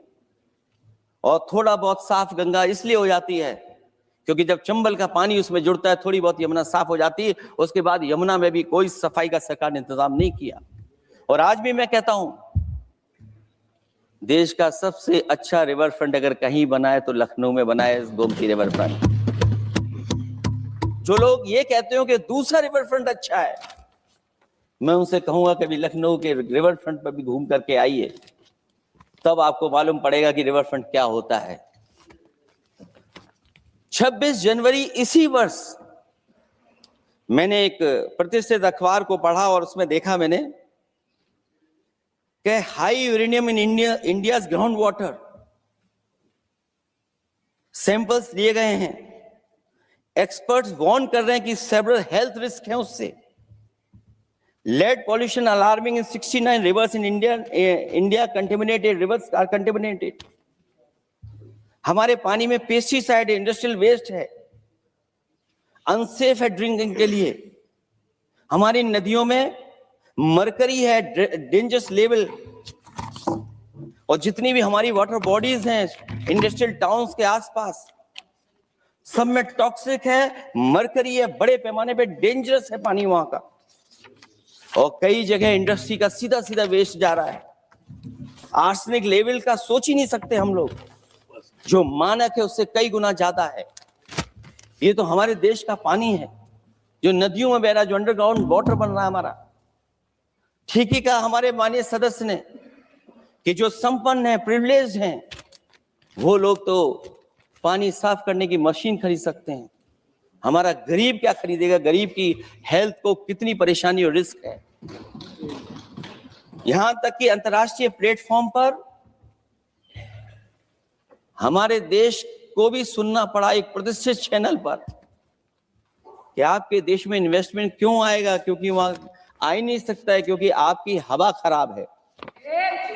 सोचिए, देश का पानी खराब हो, और ये मैं नहीं कह रहा हूं, पानी खराब सरकार को मालूम है, नहीं मालूम है, लेकिन जो प्राइवेट कंपनियां हैं जिनको अपना पानी बेचना है, तो वो बता रही है कि आपके भारत के पानी में क्या क्या है। और ये बात गलत है तो सरकार ऐसी कंपनियों पर प्रतिबंध क्यों नहीं लगाते हैं कि इस तरह अपनी कंपनियों का सामान बेचने के लिए झूठा प्रचार कर रही है। जो चर्चा होने लगती है हवा खराब है, हालांकि उत्तर प्रदेश आते आते सरकार की भी हवा खराब हो जाती है। सरकार सबको डराती है, लेकिन सरकार को कोई नमस्कार न करे उसको नहीं डरा सकते। हमने तो कहा कि तुम लखनऊ से गए हो, लखनऊ का जो अदब है, लखनऊ की जो हमारी पहचान है, कम से कम अगर नमस्कार नहीं कर सकते तो आदाब तो कर ही देते वहां जाकर। जो लोग पिछड़े पीडीए उनके पक्षधर बनते हैं, आरक्षण को लेकर के कहते हैं कि हम आरक्षण देंगे, उनकी सरकारों में क्या अपॉइंटमेंट हो रहे हैं। मुझे याद है इससे पहले जब बहस हुई थी सदन में, वहां से बात निकली थी कि किस तरीके से अपॉइंटमेंट हो रहे हैं यूनिवर्सिटीज और कॉलेजेस में। मैं उसी पे कुछ कहना चाहता हूं। ये अपनी अपनी किस्मत है, कुछ कलियां खिलती हैं ऊपर और दूसरी मुरझा जाती हैं झुके झुके जीवन भर भू पर। माना बदकिस्मत है, लेकिन क्या वे महक नहीं सकती हैं? अगर मिले अवसर अंगारे सी क्या दहक नहीं सकती हैं? जिस तरीके से आरक्षण पर खिलवाड़ हो रही है उसकी कोई कल्पना नहीं कर सकता था। विकसित भारत तभी विकसित भारत माना जाएगा जब हमारे पिछड़े, दलित, आदिवासी, अल्पसंख्यक मुसलमान भाई को बराबर का हक मिलेगा। और जब तक हक नहीं मिल रहा उनको, तब तक शायद विकसित भारत का देखने का सपना आधा अधूरा है। अभी अभी सुप्रीम कोर्ट ने कहा है माइग्रेशन को लेकर के, सुप्रीम कोर्ट ने 16 जनवरी को एक फैसला पलट दिया।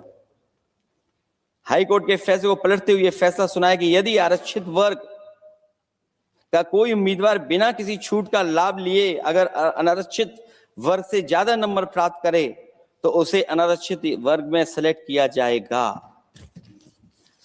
क्या सुप्रीम कोर्ट भी कह रहा है? हमारे सरकार की भी नियत है कि सबको आरक्षण मिलना चाहिए जिनका हक हो। हमारे प्रधानमंत्री जी भी कहते हैं हम पिछड़े हैं। हमारे दूसरे नंबर के नेता, क्योंकि उन्हें सनातनी बनना था, अपना धर्म बदल के दूसरा धर्म लिख लिया उन्होंने। तो कम से कम पिछड़ों का तो ख्याल करिए आप। जब पिछड़ों का ख्याल करोगे तभी आपका देश विकसित बनेगा, भारत विकसित बनेगा। अगर आप पिछड़ों को छोड़ देंगे, दलितों को छोड़ देंगे, आदिवासियों को छोड़ देंगे, अल्पसंख्यक भाइयों को छोड़ देंगे, तो आप कैसे विकसित भारत बनाएंगे? एक आर्थिक बराबरी है, दूसरी सामाजिक बराबरी है। और मुझे लगता है बजट से न आर्थिक गैर बराबरी दूर हो रही है, न सामाजिक गैर बराबरी दूर हो रही है।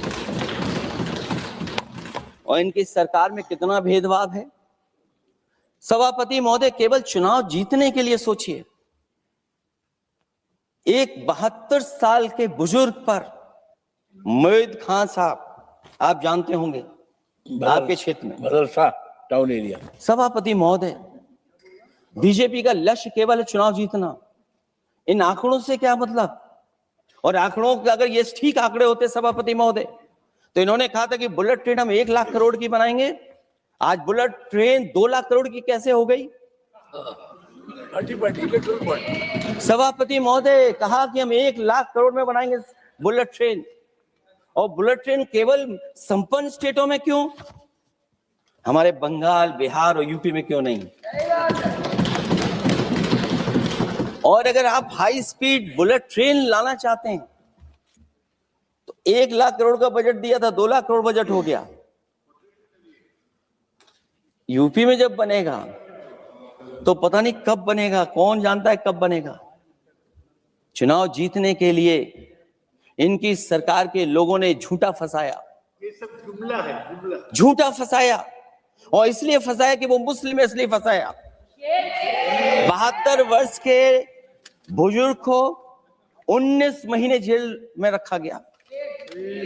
समाजवादी पार्टी को बदनाम किया गया, और केवल इसलिए कि चुनाव जीत जाए आप, अयोध्या का चुनाव जीत जाए, क्योंकि अयोध्या का चुनाव हारे थे आप लोग। मैं अयोध्या की महान जनता का धन्यवाद देता हूं कि उन्होंने कम्युनल पॉलिटिक्स का समापन किया है। वो विकास के रास्ते पे जाना चाहते हो। मैंने पहले भी कहा, फिर कहता हूं, आपका विकास अयोध्या का तो मैं जानता हूं कैसा है, क्योंकि लोगों ने काशी को क्यूटिव बनते नहीं देख पाए। अगर हम सब सदस्य हैं और हमारे प्रधान सांसद के संसदीय क्षेत्र को अगर हम क्यूटिव न बना पाए, आप विरासत मिटा रहे हैं। वहां पर कई सौ पुरानी दाल मंडी, जिसमें केवल वोट नहीं मिलता, इसलिए दाल मंडी को आप डिमोलिश कर देंगे आप। बनारस। और इसको अयोध्या को जीतने के लिए 72 वर्ष के एक व्यक्ति को झूठा केस लगाया, झूठा फंसाया, जेल भेज दिया। और न केवल उसको जेल भेजा, बल्कि उसकी दुकानें और उसकी बेकरी पर भी बुलडोजर चला दिया आपने। क्या डेमोक्रेसी में हमारे बुलडोजर का कोई स्थान है क्या? हाई कोर्ट कहता है कि आप फैसला सुना सकते हैं क्या? कोर्ट कहता है कि आप कौन हो गए फैसला सुनाने वाले लोग? और फिर आप लोग कहते हैं कि हर घर जल और नल। सभापति महोदय, इन्हीं के विधायक ने मंत्री जी को घेर लिया, इन्हीं के विधायक ने मंत्री जी का अपहरण कर लिया,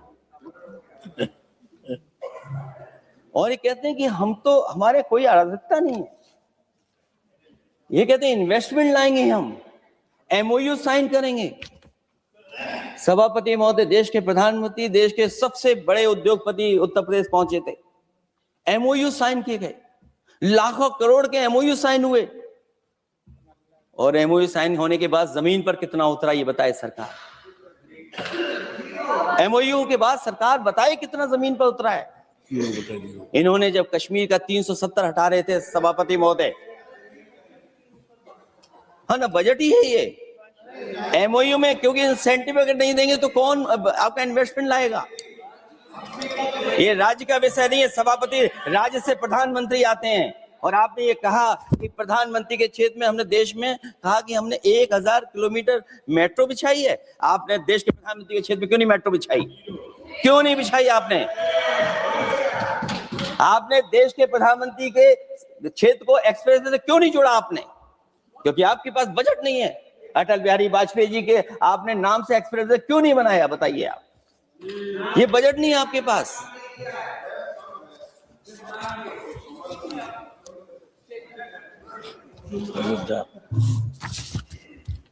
अयोध्या एयरपोर्ट घोटाला, एयरपोर्ट बनते ही पानी टपकने लगा। एयरपोर्ट तो दिल्ली का है, बजट तो दिल्ली ने दिया होगा। अयोध्या रेलवे स्टेशन, हमारे कन्नौज का रेलवे स्टेशन बनते ही गिर गया, और गिरने के बाद अभी तक नहीं बन पाया। तो ये बजट का हिस्सा नहीं है क्या? आप वाटरवेज बात कर रहे हैं, गंगा साफ नहीं है, आप पानी का जहाज कहां ले जाएंगे? बिहार में जाकर के रुक जाएगा। पिछली बार भी एक पानी का जहाज चला था, बनारस से जाते ही बिहार में रुक गया, जाकर के पटना भी नहीं पहुंच पाया। Rampath, sewer line smart city का हिस्सा है। आपका स्मार्ट सिटी कैसा है? इंदौर में पानी पीने से कितने लोगों की जान चलेगी सभापति महोदय? और कोई शहर बता दीजिए जहां कूड़ों का ढेर ना हो। जब देश के प्रधानमंत्री जी ने झाड़ू उठाया हो और उसके बाद भी कहीं कूड़ा ना हटे सभापति महोदय। भजन संध्या स्थल घोटाला हुआ, अंतर्राष्ट्रीय मीडिया सेंटर बनाया, उसमें भी पानी गिर रहा है। लाइट सजावट की चाइनीज आई हैं। हमारे देश का कारोबार कैसे उलझा दिया आपने? चीन और अमेरिका और थोड़ा बहुत रशिया, विदेश नीति तो असफल हुई है, लेकिन हमारा बाजार को भी पूरा बेच दिया। और चीन के सवाल पर सभापति महोदय, चीन हमारी जमीन पर भी निगाहें रखे हुए है और हमारे बाजार पे भी। इसलिए जो सरकार फैसला ले बड़ी सावधानी से ले। मैं कितनी बातें बताऊं वहां पर। सेना जमीन ले लिया, जमीनें जाने कहां चली गई हैं। इसलिए सभापति महोदय, ये बजट दिशाहीन है। ये 2047 में हमारा विकसित भारत तो नहीं बनेगा। और जिस तरीके से बेरोजगारी बढ़ी है, बेरोजगारी को लेकर के जो चिंता रही, हमेशा रहती थी, और जो सरकार ने बड़े बड़े फैसले भी लिए थे, जानकारी दी थी कि हम बेरोजगारी ऐसे दूर कर लेंगे। मेक इन इंडिया का जो सपना दिखाया था, आखिरकार मेक इन इंडिया का सपना कहां पूरा हो पा रहा है। मेक इन इंडिया का जो शेर था वो जंग खा रहा है सभापति महोदय। जो योजना लेकर के आए थे एम्प्लॉयमेंट लिंक्ड इंसेंटिव्स, सरकार बताए कि हमें कितना उसमें लाभ पहुंचा है। 2024-2025 के बजट में इन योजनाओं के लिए 33,000 करोड़ रुपए आवंटित किए गए थे, लेकिन खर्च कितना हुआ? 1,700 करोड़ रुपया केवल। एक आपने पिछली बार सपना दिखाया था कि इंटर्नशिप की योजना, इंटर्नशिप वाली योजना जो घोषित की, जिसके लिए 10,000 करोड़ रुपए आवंटित किए थे आपने, लेकिन उसमें खर्च कितना हुआ है? 500 करोड़ रुपया। और जो लक्ष्य रखा था आपने रखा था 5 साल में 1 करोड़ लोगों को, लेकिन इसमें आए कितने? 1,65,000 लोगों ने फॉर्म भरा, ऑफर दिया उन्होंने, लेकिन फाइनली जिसमें ऑफर जिसका सिलेक्ट हुआ वो केवल 16,000 लोगों को काम पहुंचा है। सोचिए, हमारा देश इतना बड़ा, जहां करोड़ों को आप इस योजना से जोड़ना चाहते थे, केवल 16,000 लोग जाएंगे उसमें। ये आपको बेरोजगारी खत्म करने की योजना है आपकी?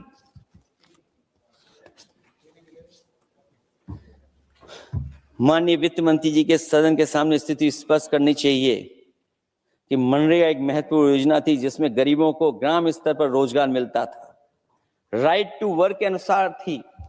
इस योजना को समाप्त करते हुए आपने क्या नाम रखा है? बीबी राम जी। और हमारे राम जी कहां बैठे हैं? कहां है हमारे राम जी? पीछे बैठे, जिन्हें बचपन से हम देखते आए राम जी। ये हमारी खुशकिस्मती है कि राम जी सदन में बैठे हैं, लेकिन आप राम जी का अपमान कर रहे हैं। आपको उनको यहां नहीं बैठा सकते, आपको यहां बैठाना चाहिए नंबर 2 पर। अगर आप सच्चे मायने में सभापति महोदय, बीपी राम जी, आप कृपया, देखिए वित्त मंत्री राम जी को ही नहीं जानती हैं। अखिलेश जी, हे भगवान, हम क्या करें अब? अखिलेश जी, आप कृपया बजट पे आ जाइए। आप कृपया बजट पे आ जाइए अखिलेश जी। सभापति महोदय, बजट पे आइए, बजट पे आइए। क्या बोले? फिर बोलना दोबारा। नहीं, आप बजट क्या बोलिए? नहीं, सभापति जी बोलिए। नहीं सभापति महोदय, नहीं, जिन्होंने गोली चलाई वो आपका राम मंदिर बना रहे हैं। सभापति महोदय, जिन्होंने गोली चलवाई वो राम मंदिर बनवा रहे हैं। अगर कुछ पता ना हो तो जाकर के पूछ लेना, पता कर लेना। आधी अधूरी जानकारी के साथ मत आया करो यहाँ पर। अब आप बताइए सभापति महोदय, बीबी राम जी नाम बदल दिया आपने। यूपी जैसा बड़ा स्टेट, उसको क्या मिलेगा अब? जहां पर 1,000 ग्राम सभाएं अर्बन हो गई हैं। जब 1,000 ग्राम सभाएं अर्बन हो गई हैं और 40% व्यय प्रदेश सरकारों पर डाल दिया गया है, ये स्कीम कैसे चलेगी आपकी? मैंने पहले ही कहा था कि एमएसपी की लीगल गारंटी मिलनी चाहिए। और जिस तरीके से किसान आत्महत्या कर रहा है, एनसीआरबी के आंकड़े सरकार के पास होंगे कि किसान कितनी आत्महत्या कर रहा है। जिन्होंने ये कहा कि 2022 तक हम दोगुनी आय कर देंगे। आप बताइए, आलू की पैदावार की क्या आय दोगुनी हो गई? धान की पैदावार करने वाले की आय दोगुनी हो गई। आपको गाय से बहुत प्रेम है। हमारे क्षेत्र में खुद एक काऊ मिल्क प्लांट बना, यूपी का पहला काऊ मिल्क प्लांट। आपकी सरकार ने उसको बंद कर दिया। आप कहते गाय की सेवा करो, लेकिन पहला यूपी का काऊ मिल्क प्लांट वो आपसे बंद हो गया। अगर शायद हम ऊंट के मिल्क की चॉकलेट बना रहे होते उस प्लांट से, तो वो प्लांट चलता रहता। आय दोगुनी कितनी हुई है बताएं सरकार? मत्स्य पालन और पशुधन विकास की तरफ सरकार का कोई ध्यान नहीं है। सरकार का कहना है कि वित्त अच्छी हुई है, लेकिन क्या कारण है कि एफडीआई में लगातार कमी आ रही है?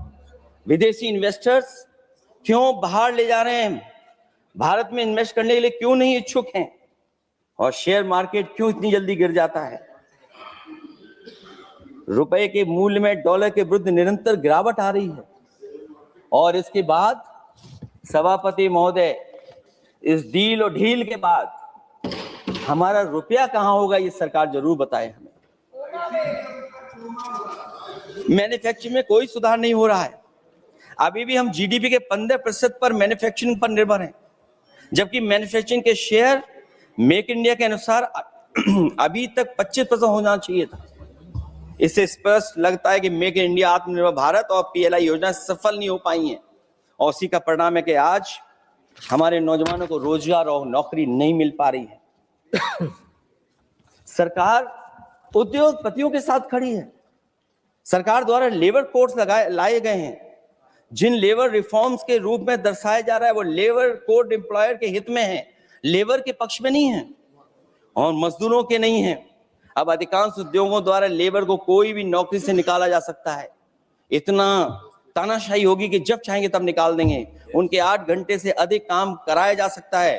परमानेंट एम्प्लॉयमेंट की बजाय कॉन्ट्रैक्चुअल एम्प्लॉयमेंट की व्यवस्था की है सरकार ने।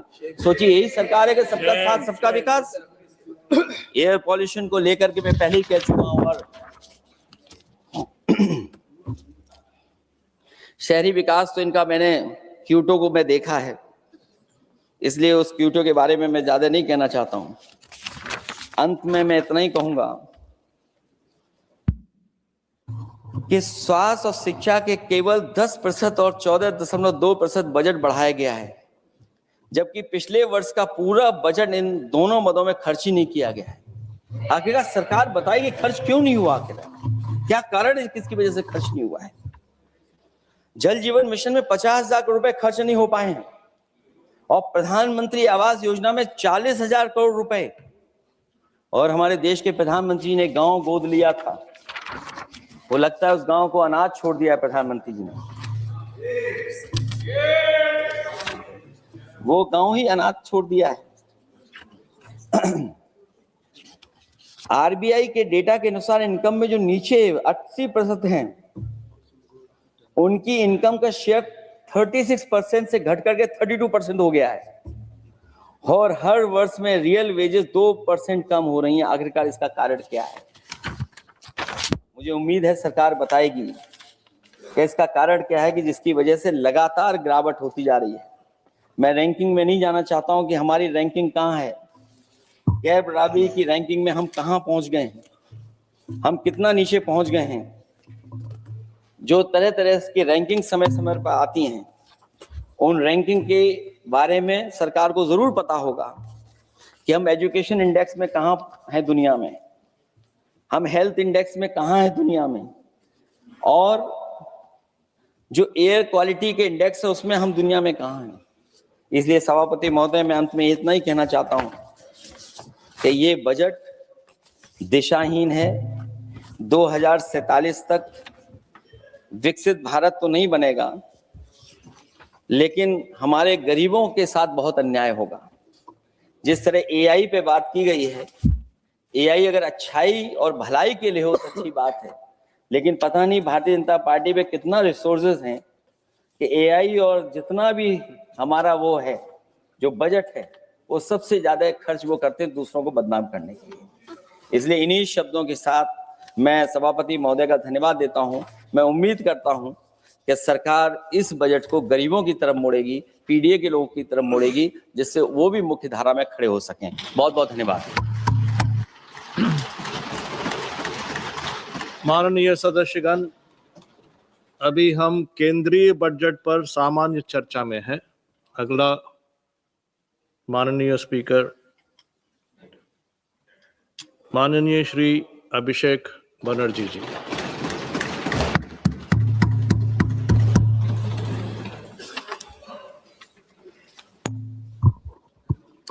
Thank you, sir, for giving me the opportunity to speak on the general budget.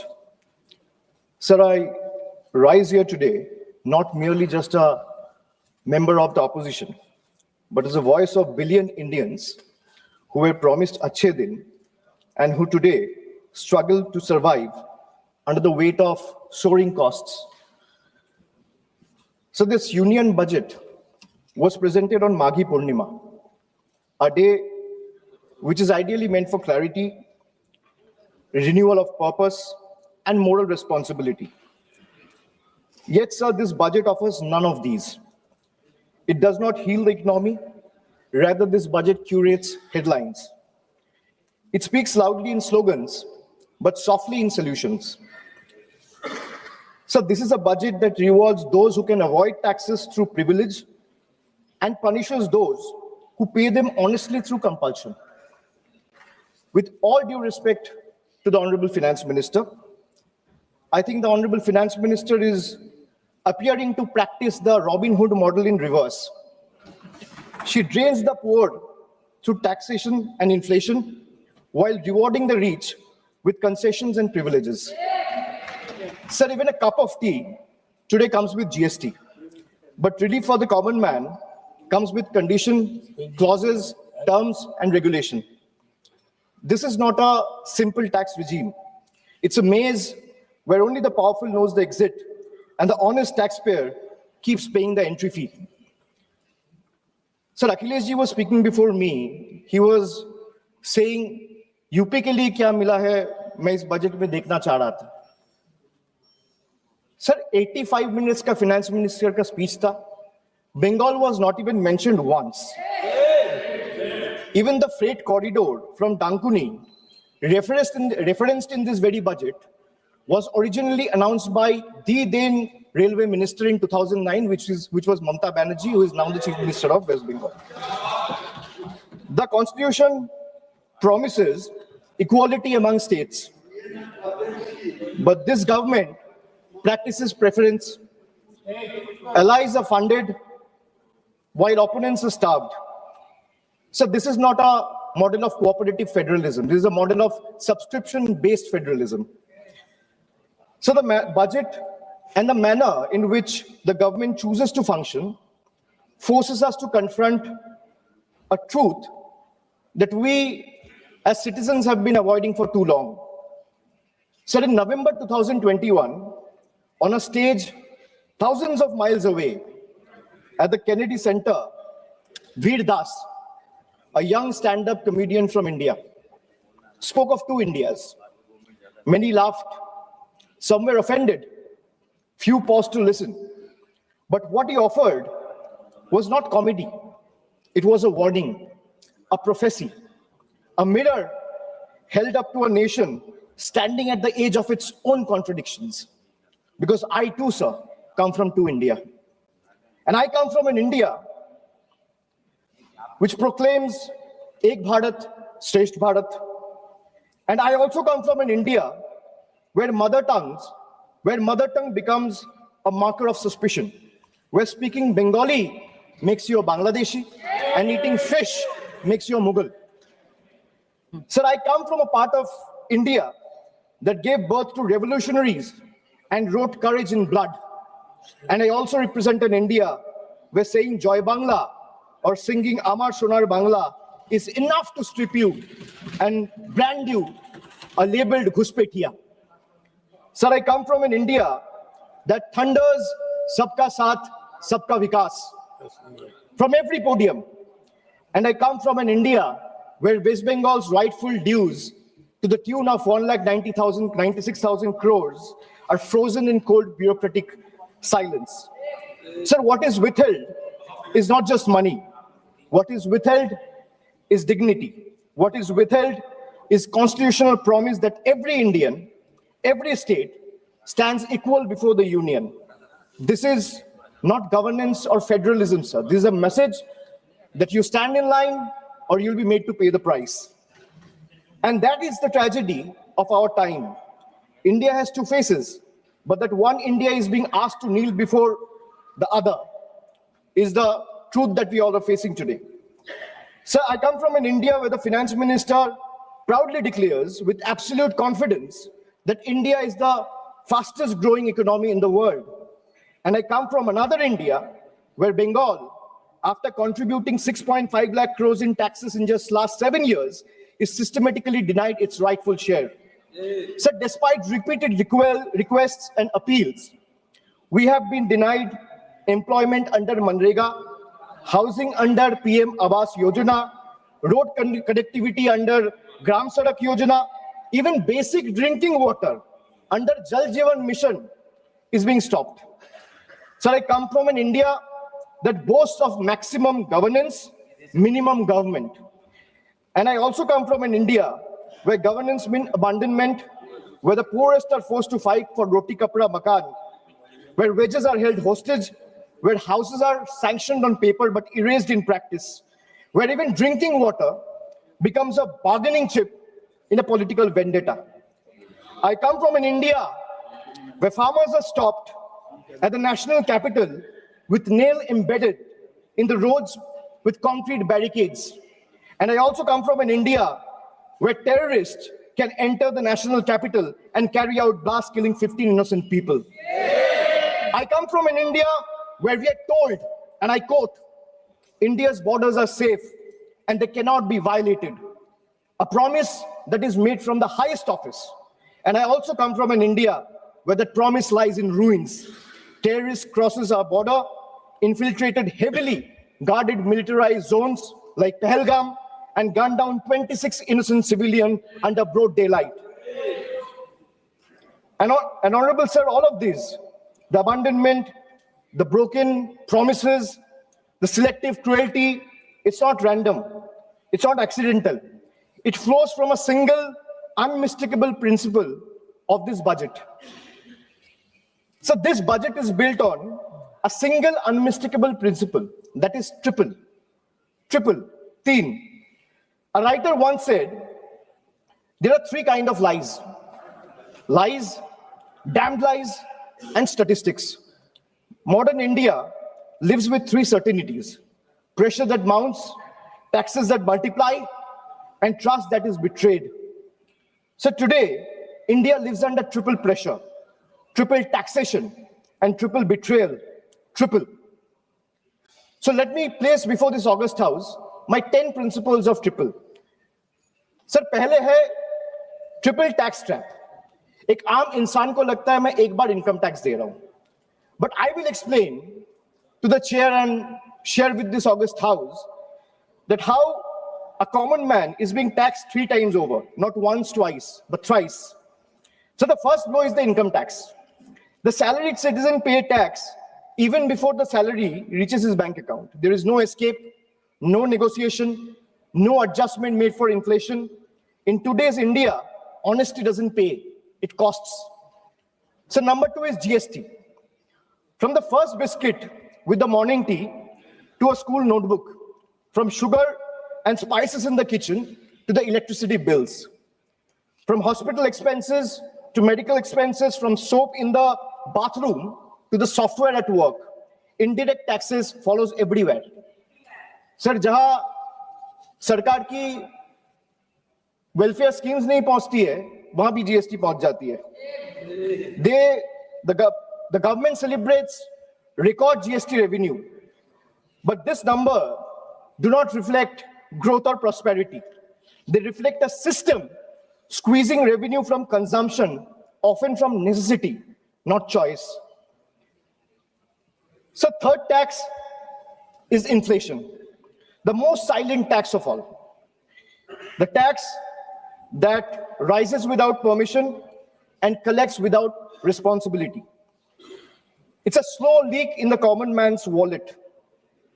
For the middle class, inflation feels like the salary comes on time, but it doesn't last the month. The same grocery list costs more, the same school fees feel heavier, and the same electricity bill shocks more than even before. Nothing extra is being bought, yet money disappears faster. It quietly eats into savings meant for children's education, family travel, medical emergency, or old age. Sir, I come from an India that proudly calls itself a Vishwa Guru. And I also come from an India that is teaching the world how to extract triple tax out of a single citizen. So my triple number 2, triple pain of proving your existence. So let us be honest. Voting today is no longer considered enough. Having one's name on the electoral rolls for decades is no longer enough. Even service to the nation is no longer enough. You may be a decorated soldier, a Nobel laureate, a sitting High Court justice, or even a member of this august house, and still you have been asked to prove that you belong. This strikes the heart of Article 326 of the Constitution, which guarantees adult citizens the right to vote.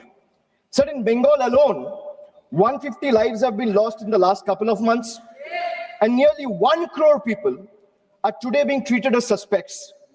If electoral rolls are so unreliable that every citizen must continually reprove their legitimacy, then by that same logic, sir, the legitimacy of this very house formed on the basis of this very electoral rolls is itself questionable. Yes. So my triple number 3, and I'll talk of 3 betrayal. First betrayal is where the global crude oil prices crash. Indian citizen sees no benefit. Instead, the common man is generally offered ethanol mixed petrol at a premium, paying extra for a policy experiment he neither demanded nor benefits from. My second betrayal, the government boasts of bullet trains, which Akhileshji has also mentioned. While fancy trains make the headlines, only 4% of the network is safeguarded with Kavach, leaving ordinary travelers exposed to risk. Third betrayal. So the ordinary Indian doesn't ask for any miracle. They ask for clean air to breathe, clean water to drink, safe roads to return home, and affordable healthcare while life falters. Even these simple hopes remain uncertain. An ordinary citizen pays income tax to buy a vehicle. Or for example, an ordinary citizen pays income tax to earn, a road tax to buy a vehicle, and toll tax to drive it on the road, often broken, unsafe, and unfinished. So 3 payments on one journey. अगर एक इंसान income tax दे रहा है तो एक गाड़ी को सड़क पे चलाने के लिए सर उसको 3 बार टैक्स देना पड़ता है. एक है इनकम टैक्स, दूसरा है रोड टैक्स, तीसरा है toll tax. That is why I said 3 betrayals. So now I'll come to triple bonanzas for the rich. So this budget reveals a clear pattern. First, a triple bonanza for the elites and a triple lock on the poor. So top 10% of this country now corner 57% of nation's income and 65% of its wealth, while the bottom half survives on just 6.4%. In this economy, money earns money, but survival earns nothing. Second, so if you look at taxation and support, foreign cloud giants are handed tax holidays, while Indian MSME, the very backbone of employment, are left empty-handed. Sir, relief exists on paper, but in actual distress exists on the ground. Third, corporate India gets red carpet, easier property rules, wider equity access for NRIs and massive infrastructure promises. But the result of these government policies is not competition, it is concentration. Oligopolies flourish, entry barriers rise, and ordinary entrepreneurs are kept outside the gate, watching cronies grow richer with the union support. Sir, I come from an India where wealth is applauded as a virtue. And I also come from an India where survival itself is treated as ambition. I come from an India where policy quietly opens the gates for the powerful. And I also come from an India that stand outside those gates with hands folded, backs bent, hearts heavy, and eyes raised, hoping that one day these gates will open for them too. Now my 555, farmers. So the budget completes a cycle of betrayal. Every day, nearly 30 farmers dies by suicide. Not because they failed, but because policy failed them. 5 years after the historic farmers movement, which saw 700 lives lost, the union government has still refused to legalize MSP. Promises were made at protest sites, assurances were echoed in Parliament, but delivery never followed. And now, adding salt to the injury, the government has now announced a trade deal with the United States that will open Indian markets to heavily subsidized American farm produce. The deal may benefit American farmers, but it will depress prices, destroy competitiveness, and further marginalize Indian farmers who struggle without MSP protection. So this is not a trade policy. This is an abandonment of our Annadata. Sir, I have a tweet right in front of me, which I want to show or place before you. Sir, Secretary Brooke Rollins, who is the Agricultural Secretary of the United States, she said, and this is 5 days back, on the day when the trade deal was announced, she's clearly saying, new US-India deal will export more American farm products to India's massive market. In 2024, America's agricultural trade deficit with India was 1.3 billion. India's growing population is an important market for American agricultural products. And today's deal will go a long way to reduce that deficit. So this is not my tweet. She clearly says, thank you, President of the United States, for once again delivering for our American farmers. If the government doesn't agree with a tweet, so where is the disapproval letter, or where is the communication that the government has sent in protest to the tweet that has been sent out 5 days back? Sir, America का agriculture secretary कह रहा है इस deal से America का किसानों का फायदा है, इसीलिए हम अमेरिका का सभापति का धन्यवाद करता है. And the Indian government of the union has not written a line in protest of what the agriculture secretary has tweeted. So now I come to youth. So the much publicized PM internship scheme was allocated over 10,800 crores. Less than 5% of the amount has been utilized. Similarly, the PM Young Achiever Scholarship, which was meant to uplift the talented students from marginalized backgrounds, saw 31% of its fund go unused in financial year 25-26. Sir, if I speak of women, more than 86 women are raped every day in this country. A number that reflects systematic collapse, not isolated crime. Sir, Bengal exercised its constitutional authority and passed the Aparajita Bill, a stringent anti-rape law providing the strongest deterrence against crime against women. So the bill was duly sent to the union through the governor about 18 to 19 months ago. For a year and a half, it has remained pending without any decision. So when a democratically passed law maintained to strengthen protection is left in a limbo, it expresses a lack of intent. This reminds me that I come from an India that promises to double farmers' income.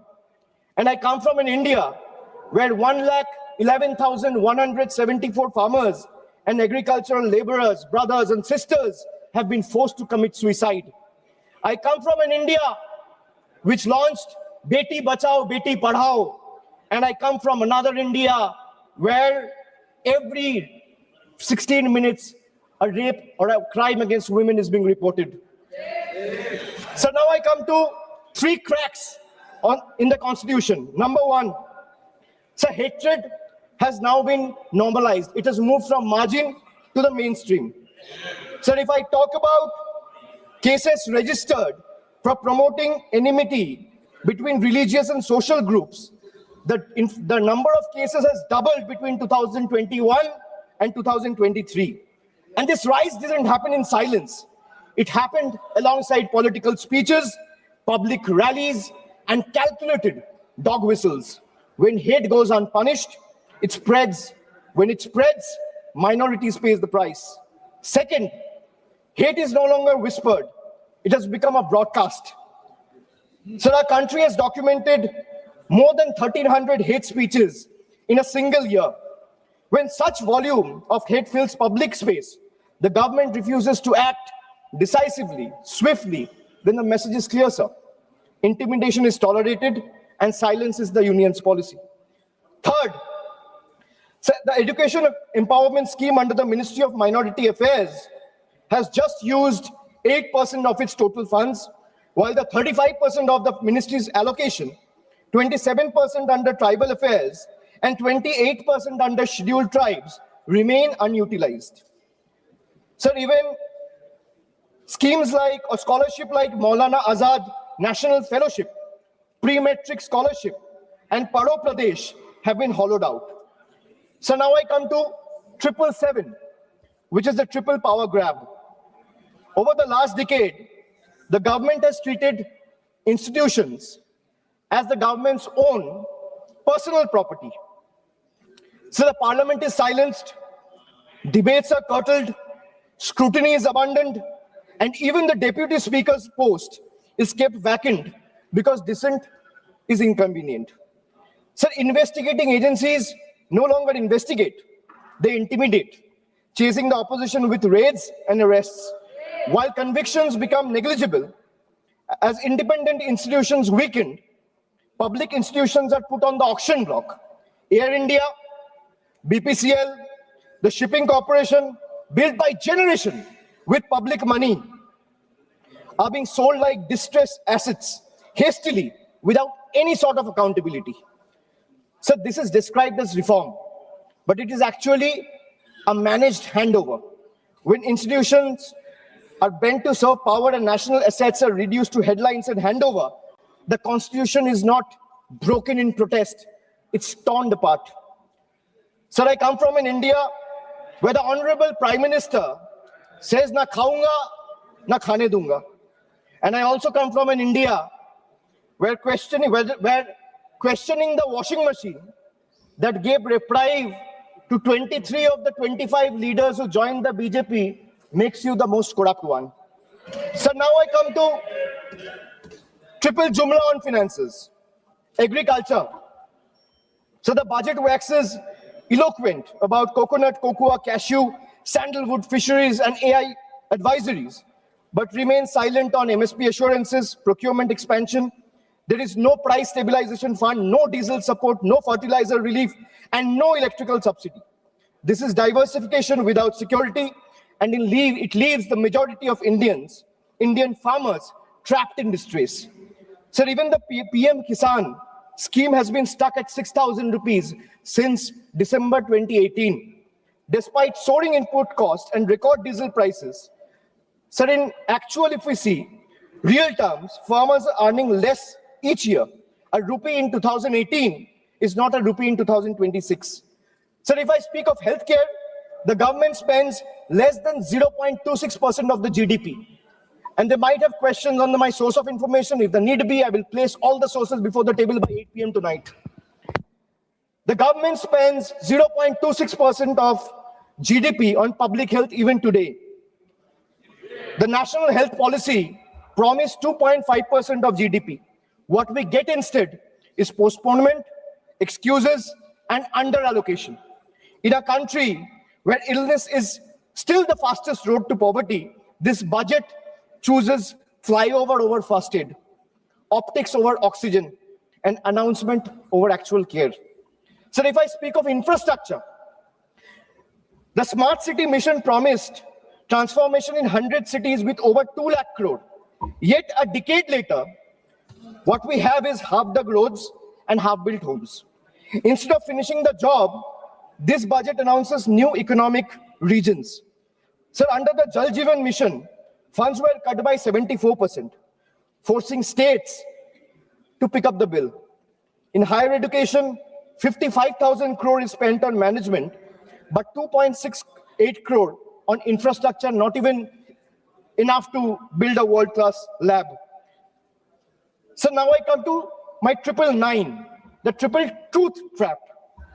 And what I mean by truth is, The accountability on the government, sir, primarily rests on three pillars. One is the RTI Act.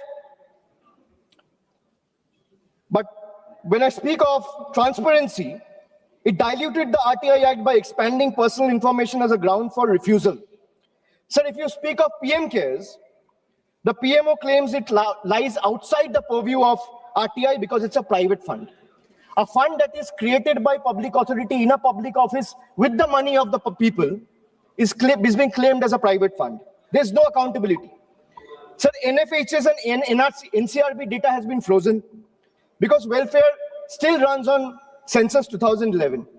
Sir, if I am to summarize the budget from the perspective of three stalwarts, B.R. Ambedkar warned us. What is the moral verdict of the budget? If we were to look at it from the perspective of Dr. Ambedkar, Gandhiji, or Swami Vivekananda, Dr. Ambedkar warned us that democracy is not just institutions. It is a constitutional morality. Gandhiji taught us economics divorced from ethics is violence. Swami Vivekananda reminded us that a nation cannot rise by crushing the weakest. Well, this budget violates all three. In today's India, sir, tax does not follow income. Tax follows life. आज के भारत में tax कमाई के पीछे नहीं, जिंदगी के पीछे है, चलता है sir. I will give you a small example. A baby is born, his milk and diapers are taxed. He grows, his education is taxed. He studies, his books, pencil, and mobile data are taxed. He starts earning, his income is taxed. He saves for future, his savings are taxed. He spends to survive, his survival is taxed. He goes to work, his fuel is taxed. He falls sick, his illness is taxed. He grows old, pension and healthcare are also taxed. And Honorable Speaker, even after his death, the family still pays tax. बच्चा पैदा होता है, दूध और diaper पर tax, पढ़ाई शुरू होती है, शिक्षा पर टैक्स, किताबें, notebook, pen, pencil, mobile data, सब पर टैक्स. कमाई शुरू होता है, इनकम पर टैक्स. सर, बचत करता है, बचत के ऊपर टैक्स. जीने के लिए खर्च करता है, खर्च पे टैक्स. काम पर जाता है, पेट्रोल डीजल पर टैक्स. बीमार पड़ता है, इलाज और दवाई पर टैक्स. बुढ़ापा आता है, पेंशन और इलाज पे टैक्स. और मौत के बाद भी सर, शोक सभा में अगरबत्ती जलाने के लिए भी परिवार को टैक्स देना पड़ता है. This summarizes the budget. Sir, I am addressing the chair. I'm sure the finance minister will have a reply ready. When she is given the opportunity to speak, she can quote me, and if I am misleading the house, she can take my name and then place her arguments. Sir, from a baby's first milk to a citizen's final farewell, this government taxes life at every step. जन्म से लेके अंतिम संस्कार तक हर कदम पर tax. ये reform नहीं sir, ये लाइफ टाइम टैक्स ट्रैप है. Sir, now I come to 1010, मेरा last triple.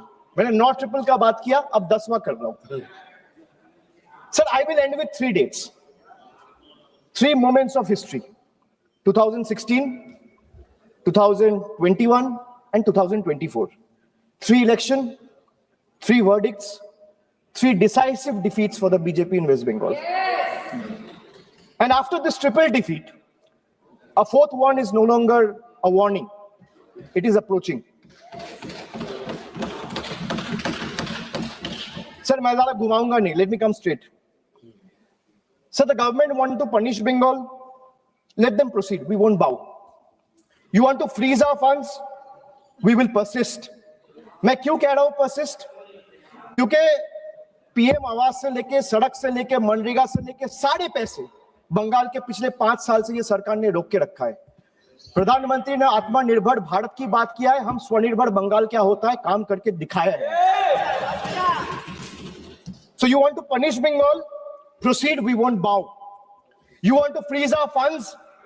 We will persist. You want to profile and persecute our youth? We will protect them. You want to starve our schemes? We will sustain our people. Bengal's spine was not ever bent by surrender, nor softened by sermons of hate. It is forged in struggle, tempered in sacrifice, and is not for sale. Go ahead, send your audits. We will answer them. Unleash your agencies. We will confront them. Delay our clearances. We will chronicle every day stolen, every stolen day. But remember this, files can be frozen, funds can be stalled, voices can be suppressed, but memories can't be erased. And when the people rise and the ballot breaks the silence, we will settle the final account. You will wear the mask of the union, we will raise the mirror of the people. And when truth looks back, power will bend and we'll have to blink first. So this reminds me again that I come from an India that celebrates labor as a backbone of the economy, the hands that build our highways, factories, ports, cities, this parliament. But I also represent an India where that very labor, when it travels from Bengal, is no longer seen as a labor, he's seen as a suspect. Punished for the language he speaks. I come from an India where Northeast is proudly called Ashtalakshmi. And I also come from an India where Manipur bled for 864 days and the Prime Minister found no time to visit. I come from an India that derives its vocabulary from Ishwar Chandra Vidyasagar. And I also come from an India where Vidyasagar's bust was vandalized by ruling party at the center. I come from an India where we worship Ma Durga as Supreme Shakti. And I also come from an India where Ma Durga's ancestry is questioned by BJP leaders. So I really come from to India. And honestly, I'm tired of explaining this house which India I belong to. Because the truth are, they both exist. And until and unless we acknowledge the second one exists, we will never be able to be the first one we claim to be. So budgets can divide, politics can polarize, power can pretend, but there's something deeper than budgets, older than governments, and stronger than fear, which is the moral imagination of the people.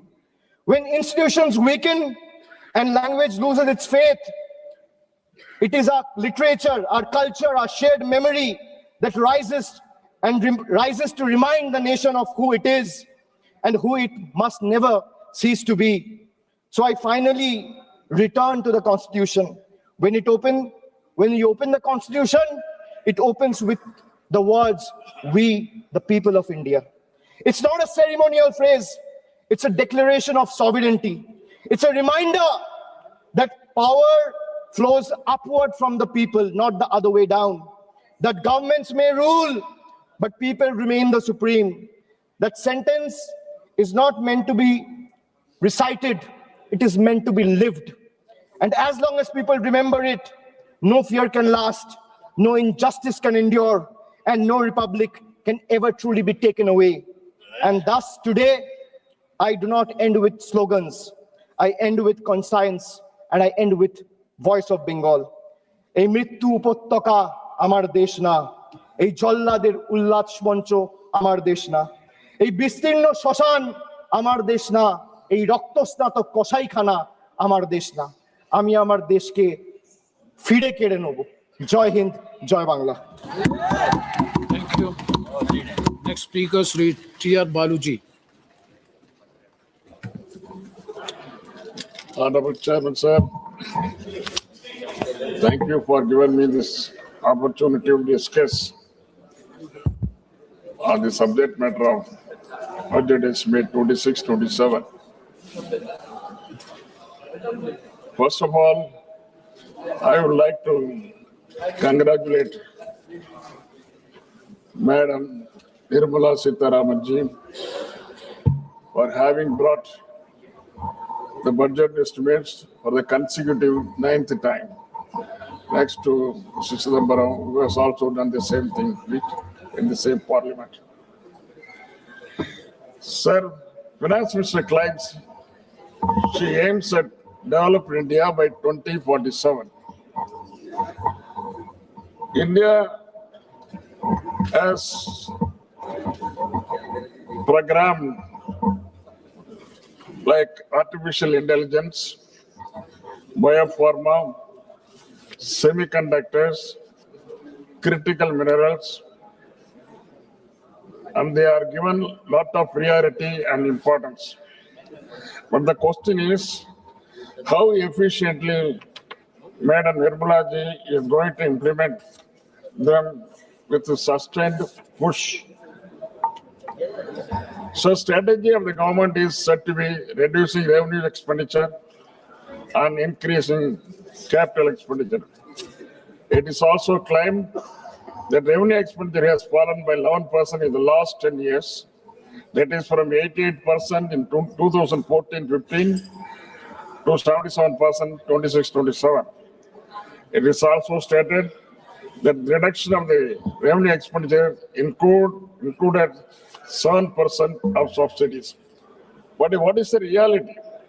Well, usual practice is reduction of subsidies in the budget is made, and in the next 6 months we come up with additional demands for subsidies through supplementary demands.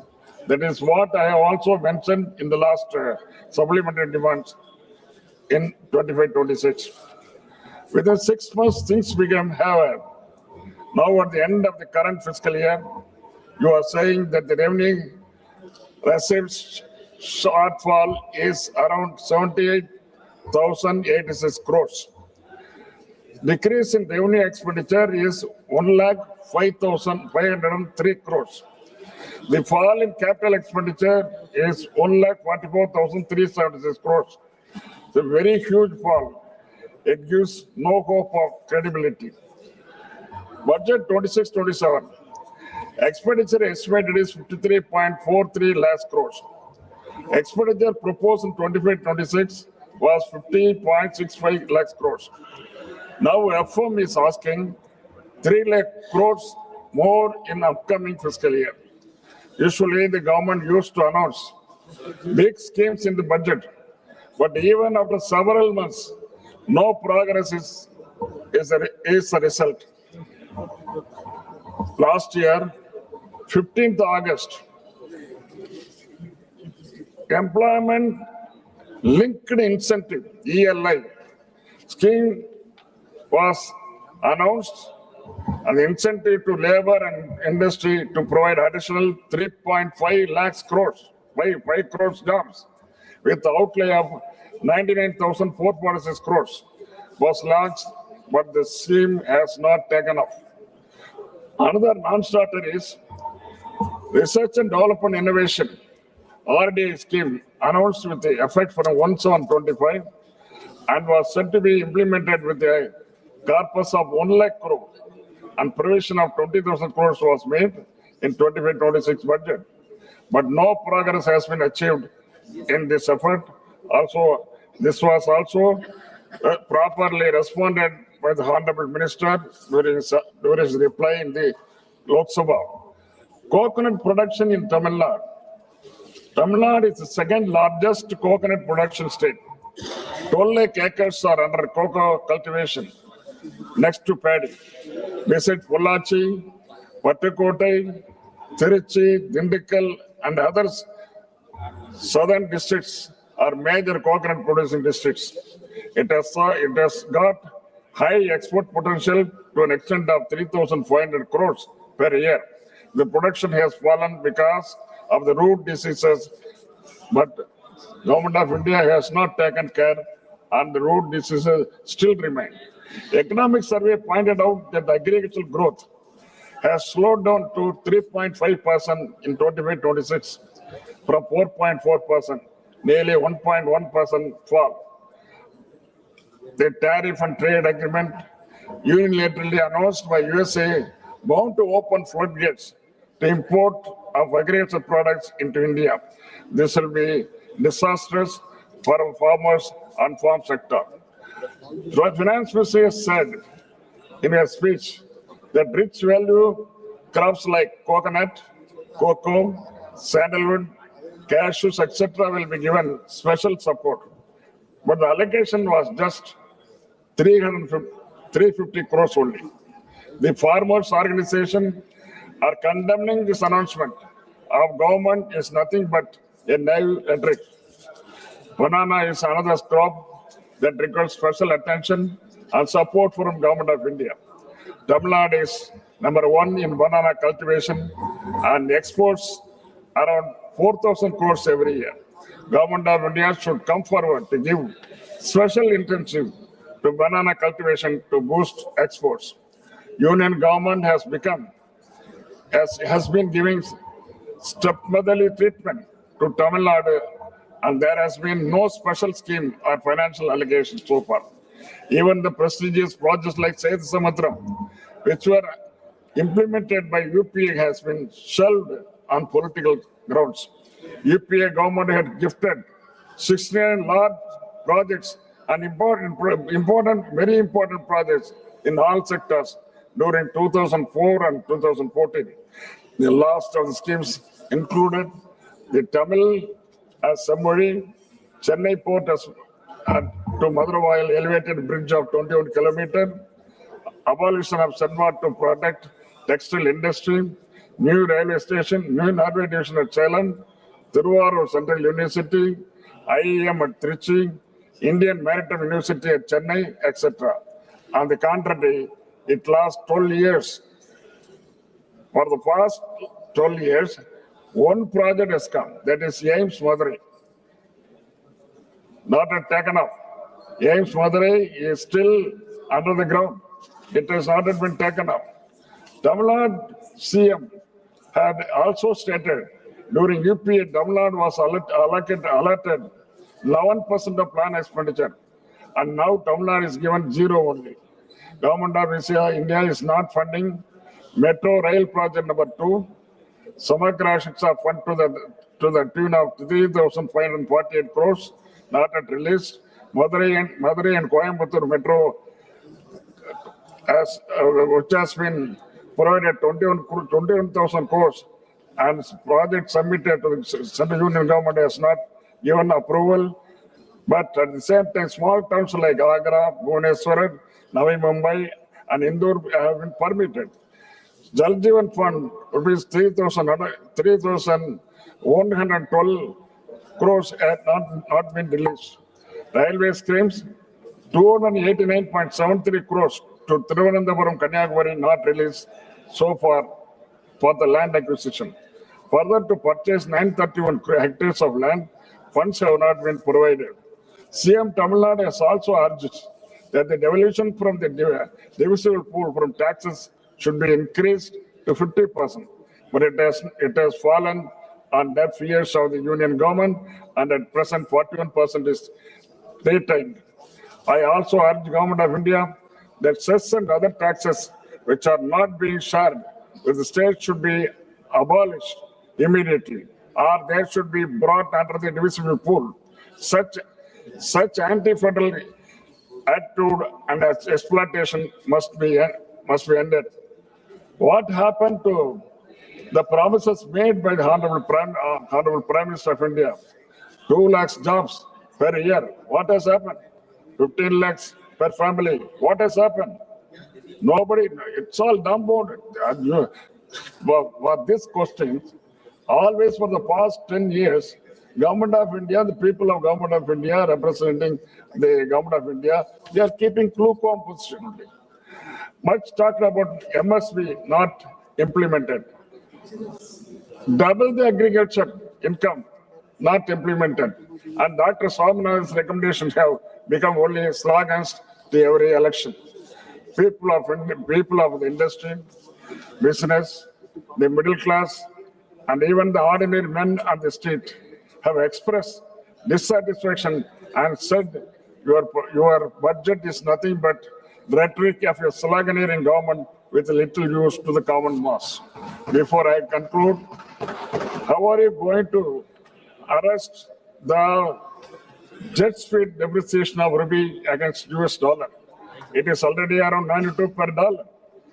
Prime Minister has lauded this budget as a historic. There is proverb in Tamil, Kakaki Tangunjam Pungunji. It means to a crow, its offspring is golden. Thank you very much. Thank you very much. Next speaker, Sri B. Nagaraju.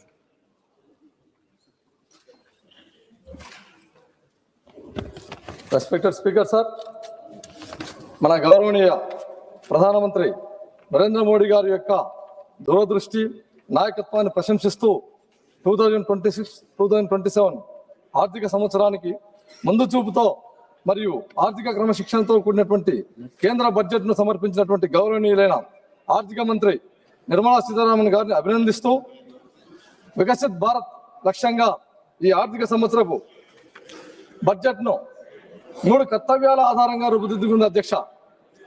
అందులో భాగంగా మొదటి అంశం వచ్చేసి ఆర్థిక వృద్ధిని వేగవంతం చేయడం, రెండవ అంశం వచ్చేసి సామర్థ్యాన్ని పెంపొందించడం, మూడవ అంశం సమగ్రాభివృద్ధిని నిర్ధారించడం. ఈ 3 అంశాల ఆధారంగా ఇది స్పష్టమైన మ్యాక్రో ఆర్థిక దిశను నిర్దేశిస్తా ఉంది అధ్యక్ష. ఇకపోతే ఈ బడ్జెట్లో ముఖ్యంగా అధ్యక్ష నాన్ డెబిట్ రిసిప్ట్స్ కోసం 36.5 లక్షల కోట్ల రూపాయలను మరియు మొత్తం వ్యయంను 53.5 lakhs కోట్లను అంచనా వేయబడింది అధ్యక్ష.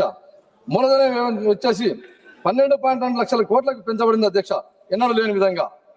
అంతేగాక ఇది వచ్చేసి ముఖ్యంగా ఈ బడ్జెట్లో మౌలిక వసతుల మరియు ఆధారిత వృద్ధికి ప్రభుత్వం యొక్క కట్టుబాటును చూపిస్తా ఉంది అధ్యక్ష. ఇకపోతే ఆర్థిక లోటు వచ్చేసి జీడిపిలో 4.3% తగ్గించబడింది. రుణం మరియు జీడిపి నిష్పత్తి 55.6%కి తగ్గేలా అంచనా వేయబడింది అధ్యక్ష. ఈ సంఖ్యలన్నవి అభివృద్ధి మరియు ఆర్థిక క్రమశిక్షణ మధ్య సమతుల్యతను ప్రతిబింబిస్తా ఉన్నాయి అధ్యక్ష.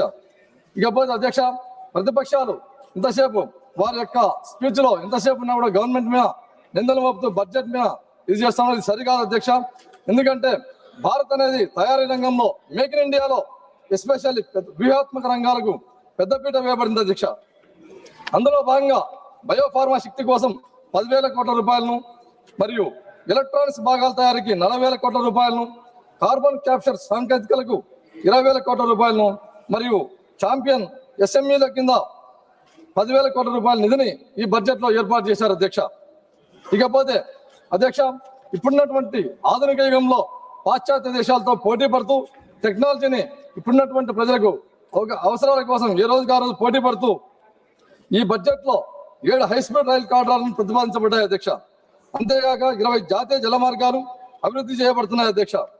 మూలధన వ్యయం కింద చరిత్రాత్మక స్థాయిలో ఎన్నడూ లేని విధంగా ఉపయోగిస్తా ఉన్నారు అధ్యక్ష. ఇకపోతే ఇది సాధారణ బడ్జెట్ కాదు అధ్యక్ష, ఇది నిర్మాణాత్మక సంస్కరణల బడ్జెట్ గా భావిస్తున్నాను అధ్యక్ష. సరఫరా గొలుసులను మరియు బలోపేతం చేయడమే కాకుండా ఎగుమతులను పెంపొందించడం మరియు సూక్ష్మ మరియు మధ్య తరహా పరిశ్రమలను ప్రోత్సహించడంలో భాగంగా రైతులకు మద్దతు ధర ఇవ్వడంలో మరియు భారతదేశాన్ని గ్లోబల్ పోటీలో ముందుకు తీసుకెళ్లడంలో భాగంగా ముఖ్య ఉద్దేశంగా ఈ బడ్జెట్ ను రూపొందించారని తెలియజేస్తా ఉన్నాను అధ్యక్ష.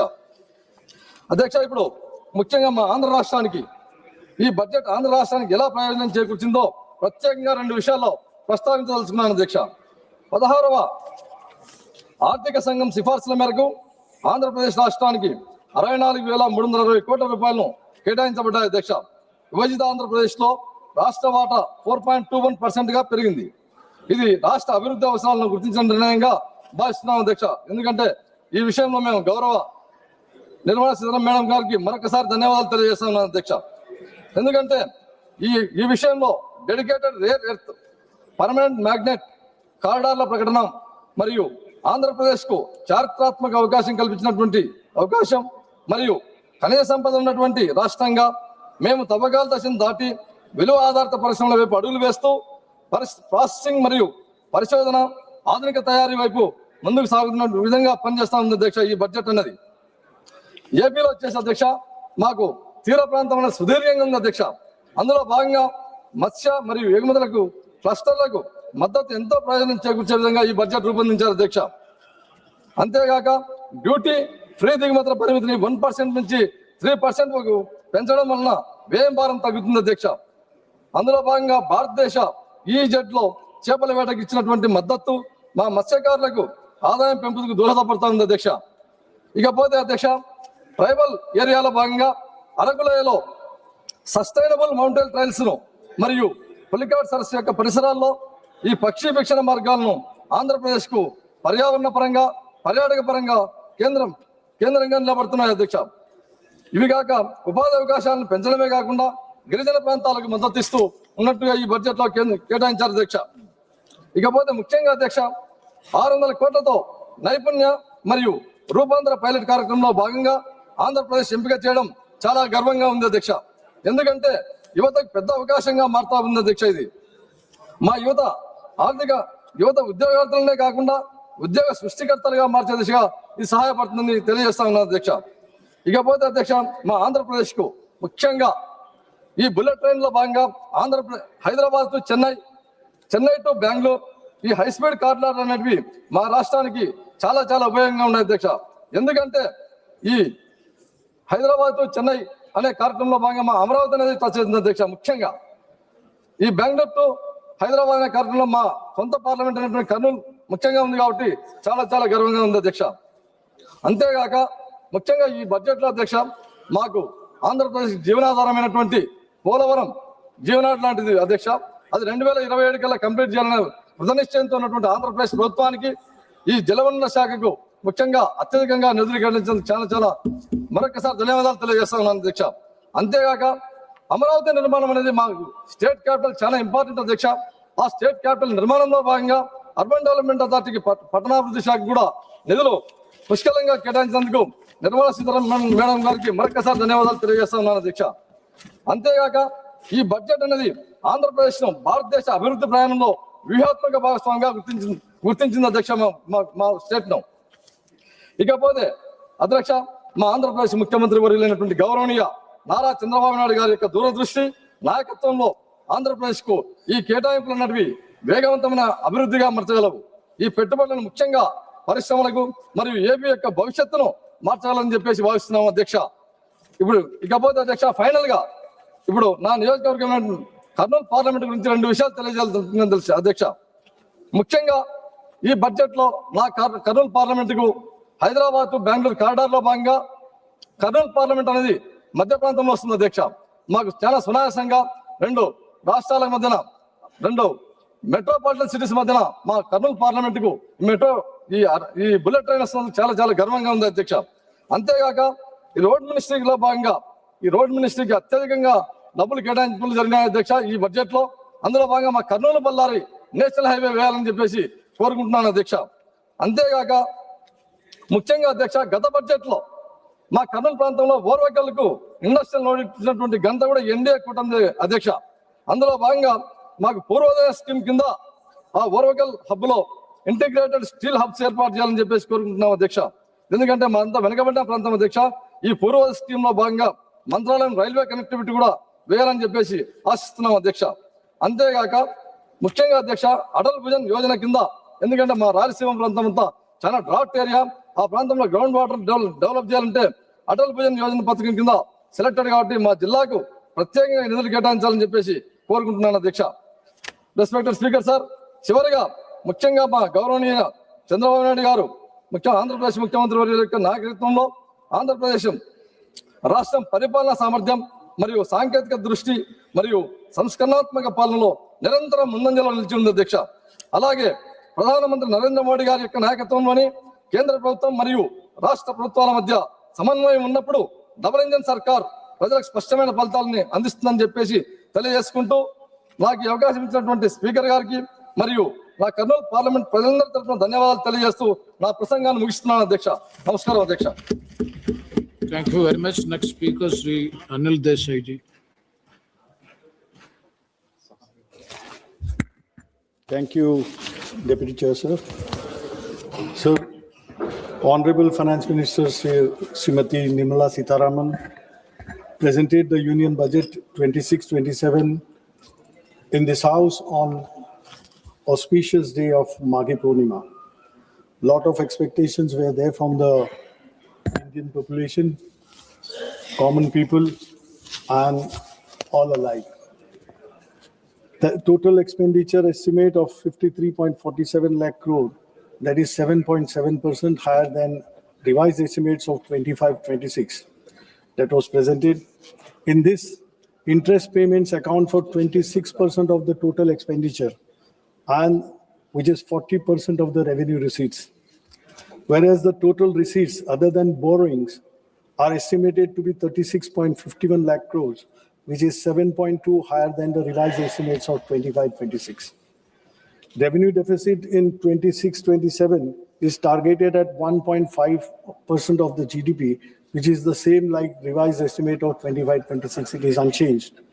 Fiscal deficit of 26-27 is targeted at 4.3% of the GDP, which is lower than the revised estimates of 4.4% of GDP of 25-26. So as far as debt is concerned, government aims to reduce its outstanding liabilities to around 50% of the GDP by 2031, that is in 5 years. In 26-27, outstanding liabilities are estimated to be around 55.6% of the GDP, 55.6% of the GDP. This budget 26-27 emphasized the need for fiscal consolidation, targeting a reduction of debt to GDP ratio to 50% plus or minus 1% by year 2030, that is in 5 years, which is now 55.6% of the GDP. So fiscal consolidation is being pursued by cutting total expenditure by 5%, but no significant growth momentum is expected, with only 10.9% of the growth in capital expenditure in terms of GDP. There is no corresponding increase in capital expenditure. So there is marginal increase in union government revenue expenditure, which shows at 39.44 lakh from 25-26 revised estimate to 41.25 lakh crores in 26-27. That is a growth of around 4.5%. There is only a marginal increase in transfer towards centrally sponsored schemes, rising from 5.42 lakh crore in 25-26 to 5.49 lakh crore in 26-27. That is just an increase of 1.28%. So it is to be noted that Finance Commission grants have declined from 1.32 lakh crore in 25-26 budget estimates to 1.29 lakh crore in 26-27 budget estimates. So as far as revenue receipts are concerned, only marginal increase is there in revenue receipts from 34.30 lakh crore in 25-26 to 35.33 lakh crores in 26-27. That is rise of around 2.90%. There is no estimate of GST compensation cess collection, and budget is silent about the future of GST compensation cess. I think I would request Honorable Finance Minister to shed some light on this aspect, because we would like to know how the compensation cess stands and what is the future course of it. The share of the states has fallen from 14.22 lakh crore in 25-26 to 14.22 lakh crore in 25-26 to 13.93 in 25-26 RA, which is decline of minus 2.07 for year 26-27. The estimated tax share to states in rupees 15.26 lakhs crore, which is only 7.3 higher than the previous year. Even after considering the 16th Finance Commission tax devolution, the centre's tax share to states amounts to 34.65 instead of, which is mandated, of 41%. 16th Finance Commission recommended state share in divisible pool at its present level of 41%. For horizontal devolution, there is a change in the criteria and weights from 15th Finance Commission. The major change is the criteria inclusion of contributions to GDP, that is 10% weightage is given, and demographic performance by each state. With regard to revenue deficit grants, the 16th Finance Commission has not recommended that the same be granted to the states. When states fall of revenue deficit, they try to get revenue deficit from something from the center to carry on with their projects like development or wherever it is needed. But this time around, Finance Commission has regretted, it has negatived the recommendation, which will put the stress on the states, because states are not able to generate any kind of significant revenue, as GST has already subsumed all taxes and there are hardly any avenues left for the center to generate a revenue of its kind. My state of Maharashtra contributes the maximum to the central exchequer. In recent years, we've seen, sir, that we've been contributing more than 5 lakh crore, 5 to 5.5 lakh crore to the central exchequer, but what we get in return is hardly around 3 lakh crore. Though Maharashtra CM Sri Fadnavis has said, and he has praised the entire budget, substantiating the facts that around 1 lakh crore will come to the state of Maharashtra, out of which 98,000 crores will be in the form of devolution or the tax returns what we'll be getting by it, and 12,000 crores for various projects which are there in Maharashtra, which have come up. That 26-27 allocations have been made for different projects. Now, Maharashtra is expected to receive close to ₹1 lakh, but the basic thing, if we go by the budget, whatever has been stated by the CM and whatever has been praised, I mean, the reality is far from what the picture exists on the ground. The projects which have been funded or projects which have been allocated good amount of, as far as infrastructure is concerned, or urban projects are urban development projects are concerned, the projects which have been there in the pipeline, projects which have been initiated and which are in progress, they have been exorbitantly cost escalation has taken place.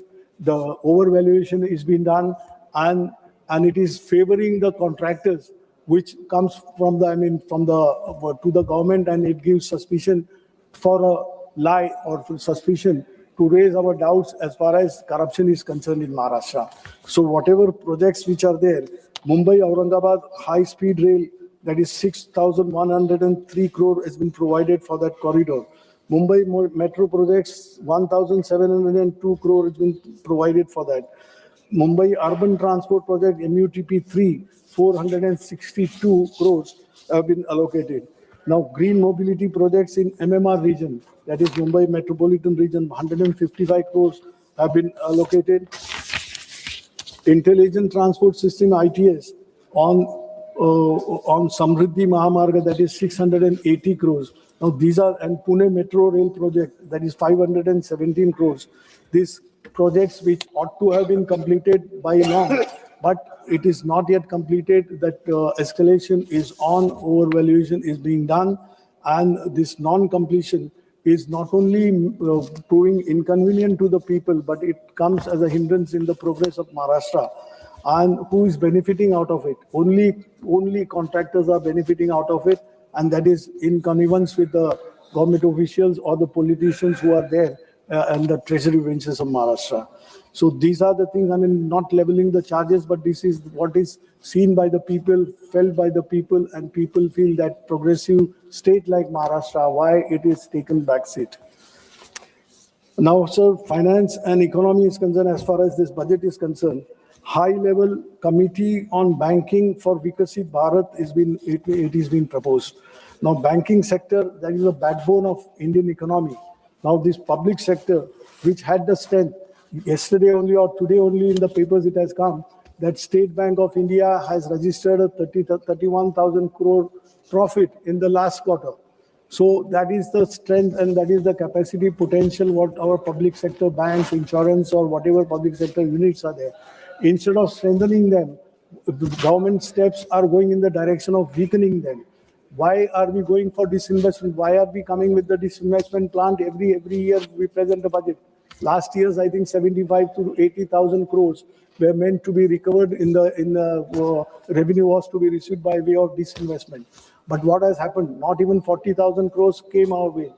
And today, banks like IDBI, which is just, IDBI employees are worried that why it is being thought or why it is being put on the panel that it will be privatized. Private banks are not going for the people, they are not going for the employment, they are not going to help you. Now in the banks, instead of having where the potential is so large, when you have good profits, banks which were shouldering the responsibility of addressing the unemployment issue in the country, now they are not, because government has tied their hands. Whenever we talk to management, they are saying we are not getting clearance from the finance ministry. So if this be the case, where would the people go? When we call that brain drain is happening day in, day out from India, where the youth would go if they are not finding, despite having good qualifications, they are not having any chances to get employment into banks or public sector, this thing where they would make their future. If that is so, they have no alternative but to leave the country. And this is a sad situation when we talk of creating employment. On one side, wherever employment opportunity capacity is there, employment is not given. Even this is happening in case of insurance companies also. Insurance companies who were doubted that one day all three general insurance companies were to be made one, or they were to be disabled by way of disinvestment, they were to be decided. But now that, their solvency ratio and everything which has come up with the employees' hard work, now the government's stance is, fortunately, it has changed. But these are the things, which we need to look. Labor and employment, what has happened to the labor code? Labor code has given, enough of opportunity, or it is one lopsided labor code is being developed, which is benefiting the employers, and there is absolutely no say for the employee, no say for the labor. Today, what is the situation? When we have started saying that gig economy, why it has come in this gig economy, people who are working, those poor who are working there, they are slogging day in, day out, all 24/7. Who are they? They are engineers, they are chartered accountants, they are lawyers. They are not getting that kind of employment. Self-profession is easy to say that you can give jobs to others. You have the capacity to give jobs to others, but when the question comes of sustenance, the job is required for the people who have gained some kind of qualification, which is not so. Where policy is going wrong, government needs to think over this and really think for the youth of the people. Now, skill training, lot many things are coming up, but where the things are going. So 2 minutes. Education. The government, the education policy, it has a lot of flaws. What about the teachers? What about the students? There is a wide gap between urban and rural teaching, rural institutions, where you don't get teachers. And teachers also are facing that problem is not yet addressed, that TET, Teachers Education Eligibility Test. Those who joined as a teacher long back when this law wasn't there, even they are made to appear for that TET, Teachers Education Test.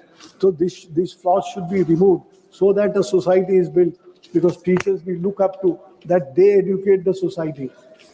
So as far as health is concerned, whatever provisions and allocations are there, they're not up to 2.5% as declared by the government, not provision of 2.5% to the GDP. Now, what is the situation in the state, my state of Maharashtra?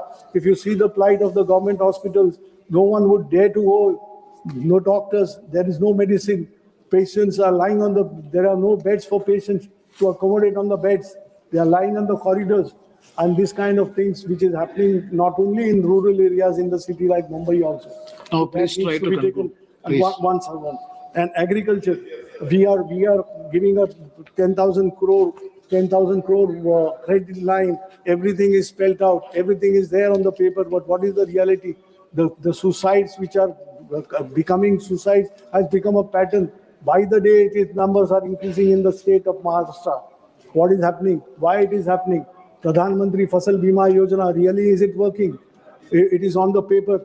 Why, when a farmer is paid a claim of ₹3 and 6, you can imagine how that working is, what the formula is, who is formulated that, and what is the agencies doing, what are the people doing. And a poor farmer his dreams are finished. He has nothing to look up to, and they are finishing their lives because there is nothing, no tomorrow for them. So last but not the least, the main is Manrega. Now it is renamed as VBG Ramji. But what is the basic character of this scheme itself is changed. Now it is the government, if needed, the central government was funding 90% of it, 100% of it. But now if it is needed by the state would request the guarantee of days. It is shown that it is 100 days, it is extended from 100 to 125 days. What is the use of it? You have changed the character, killing the Manrega, killing the poor labor in the country. Yes, and thank you. To conclude, I'm just concluding, I would say that when we think that robots and AIs will be the future of tomorrow, Viksit Bharat, but see government should ensure that people who are living human beings in India, they are taken care of before the AIs rule over. Thank you. Thank you very much. Next speaker, Sri Dileshwar Committee. Please. Dileshwar Committee.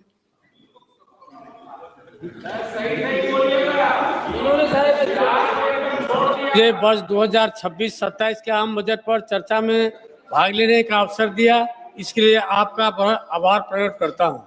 माननीय प्रधानमंत्री श्री नरेंद्र मोदी जी एवं बिहार के लोकप्रिय मुख्यमंत्री श्री नीतीश कुमार जी को हार्दिक बधाई एवं धन्यवाद देता हूं कि उनकी अगुवाई में एनडीए ने बिहार विधानसभा चुनाव 2025 में ऐतिहासिक विजय प्राप्त कर प्रचंड बहुमत से सरकार बनाने का काम किया।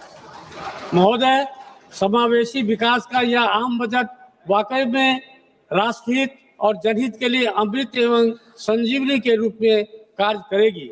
महोदय, भारत के यशस्वी प्रधानमंत्री आदरणीय श्री नरेंद्र मोदी जी के दूरदर्शी एवं प्रगतिशील आर्थिक नीतियां एवं योजनाओं जो समाज के अंतिम व्यक्ति के साथ सभी वर्गों को समानांतर एवं सार्थक लाभान्वित करती है। इसके लिए मैं आदरणीय प्रधानमंत्री जी का एवं माननीय वित्त मंत्री जी का हार्दिक आभार व्यक्त करता हूं। महोदय, यह बजट भारत के किसानों, युवाओं एवं महिलाओं तथा सभी वर्गों के उत्थान तथा विकास के लिए है, किंतु हमारे साथी को यह सब दिखाई नहीं पड़ता है। न जाने उन्हें यह क्यों नहीं दिखाई पड़ता है, उनके चश्मे में इस तरह दिखाई क्यों नहीं पड़ रहा है। महोदय, रोजगार, कौशल प्रशिक्षण और अन्य अवसरों की सुविधा उपलब्ध कराने के लिए माननीय प्रधानमंत्री जी की योजनाएं जो विकसित भारत बनाने में एक महत्वपूर्ण कदम है। महोदय, प्रधानमंत्री जी ने किसान भाइयों के लिए कृषि में उत्पादकता और अनुकूलनीयता को प्राथमिकता देते हुए परिवर्तनकारी राष्ट्रीय सहकारिता नीति जैसी योजनाओं को कार्यान्वित किया है। महोदय, प्रधानमंत्री जी ने भारत के युवाओं के भविष्य को उज्जवल बनाने के लिए रोजगार और प्रशिक्षण को प्राथमिकता देते हुए रोजगार पाने वाले विनिर्माण क्षेत्र में रोजगार सृजन एवं नियोक्ताओं की सहायता जैसी योजनाएं शामिल किया है।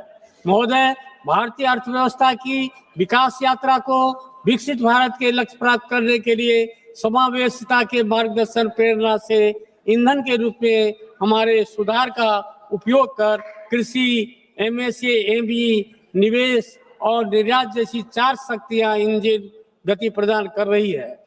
यह बजट कृषि क्षेत्र समावेशी, संतुलित, उच्चतर समृद्धि और उत्पादकता की ओर अग्रसर है। युवाओं का सशक्तिकरण हमारी समृद्धि युवाओं को पर्याप्त रूप से साधन संपन्न करने और सशक्त बनाने पर निर्भर करती है।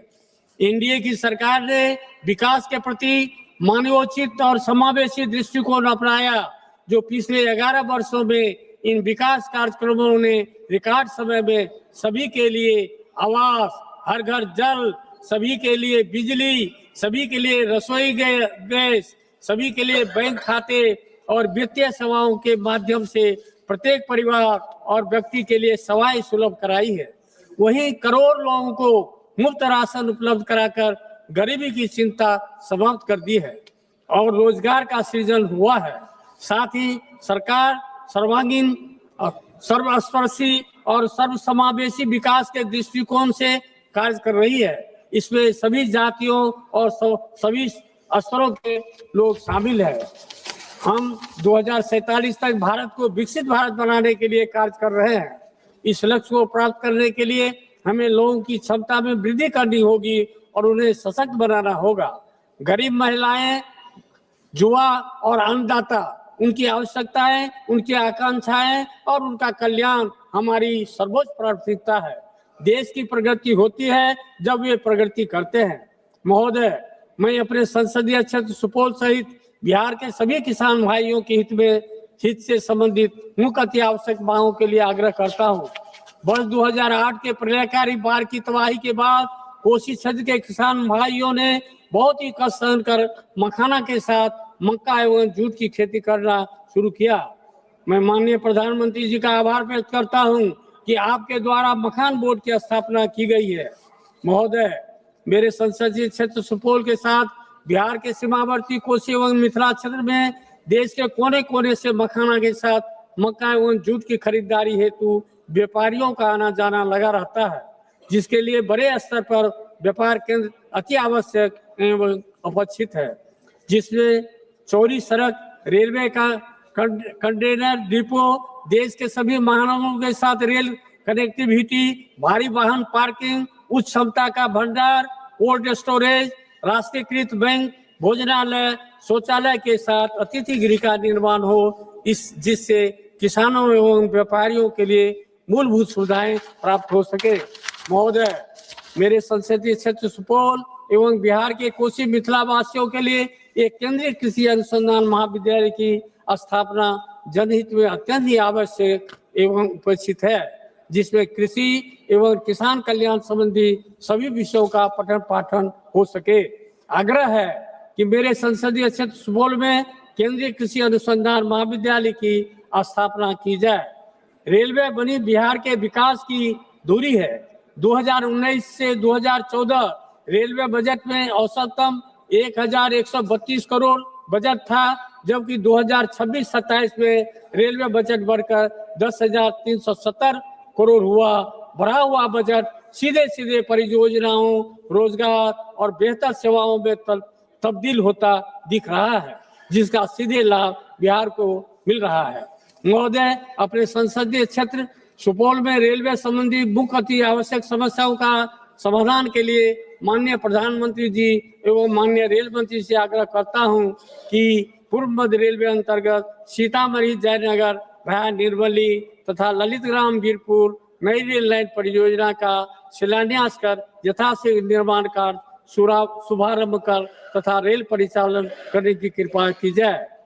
गाड़ी संख्या 15949 और 15950 डिब्रूगढ़ गोमती नगर अमृत भारत एक्सप्रेस का परिचालन गलगलिया अररिया रेलखंड होकर फारबिसगंज सरायगढ़ दरभंगा के रास्ते करने की कृपा की जाए। डिब्रूगढ़ से नई दिल्ली भाया कटिहार, बरौनी एवं भाया कटिहार हाजीपुर होकर 3 राजधानी ट्रेन का परिचालन किया जाता है। उस तीनों में से किसी एक राजधानी ट्रेन को नवनिर्मित गलगलिया अररिया रेलखंड होते हुए फारबिसगंज राघोपुर तथा दरभंगा के रूट से परिचालन करने की कृपा की जाए, जिससे बंगाल, बिहार तथा उत्तर प्रदेश के सीमावर्ती क्षेत्रों की जनता को इसका लाभ मिल सके तथा समय एवं दूरी भी कम होगी। छात्रों, युवाओं, किसानों, व्यापारियों तथा शिक्षा, स्वास्थ्य, बाजार, कोर्ट कचहरी की सुविधा के लिए पूर्व मध्य रेलवे के त्रिवेणी अंश से पटना भाया सरायगढ़ दरभंगा होते एक मेल एक्सप्रेस ट्रेन का परिचालन रात्रि में दोनों तरफ से किया जाए। साथ ही सुपौल से सियालदह कलकत्ता के लिए एक नई ट्रेन चलाई जाए, जिसे क्षेत्र के व्यापारियों तथा उस क्षेत्र के सीमावर्ती क्षेत्र के जनता को इसका लाभ मिल सके। बिहार राज्य के सुपौल जिला अंतर्गत NH 387 सुपौल से बरिया मंच होते हुए भया मरौना एवं मधेपुर होते हुए दरभंगा तक सड़क एवं उप सड़क के मध्य कोसी नदी में पुल का निर्माण करने की कृपा की जाए। अध्यक्ष महोदय, विकसित भारत के निर्माण के लिए देश के गरीब, युवा, नारी शक्ति और किसान सशक्त होंगे। सरकार इसके प्रति वचनबद्ध है। इन्हीं शुभकामनाओं के साथ मैं 2026-27 के आम बजट का समर्थन करते हुए बिहार के समस्त जनता एवं जनता दल यूनाइटेड के तरफ से धन्यवाद एवं आभार प्रकट करता हूं। धन्यवाद। धन्यवाद। श्री बजरंग सोनेवानी जी। मुझे आपने बोलने का मौका दे दिया। मैं एनसीपी शरद पवार पार्टी से हूं। आदरणीय शरद पवार साहब से कृपा से मैं ये सभागृह में हूं। मुझे बहुत खेदजनक बात ये बजट पे बात करते टाइम पे बोलना है कि महाराष्ट्र के वित्त मंत्री जो डेप्यूटी सीएम थे, उनका निधन 14 दिन पहले हो गया। ये सभागृह में सदस्य थे। पहले मैं उनको भावपूर्ण श्रद्धांजलि अर्पण करता हूं। और माननीय अध्यक्ष जी, मैं सन 2026-27 या अर्थसंकल्पावर बोलण्याची संधी दिल्याबद्दल आपले मनपूर्वक आभारी आहे। महोदय, यावेळच्या अर्थसंकल्पामध्ये सरकारचा कोणता स्पष्ट दृष्टिकोन, ठोस धोरण किंवा देशवासियांसाठी काहीतरी करण्याची ठाम इच्छाशक्ती दिसून येत नाही. हा अर्थसंकल्प घाईघाईत कोणताही सखोल विचार न करता जमिनीवरील वास्तव्यानं समजून तयार करण्यात आलेला नाही.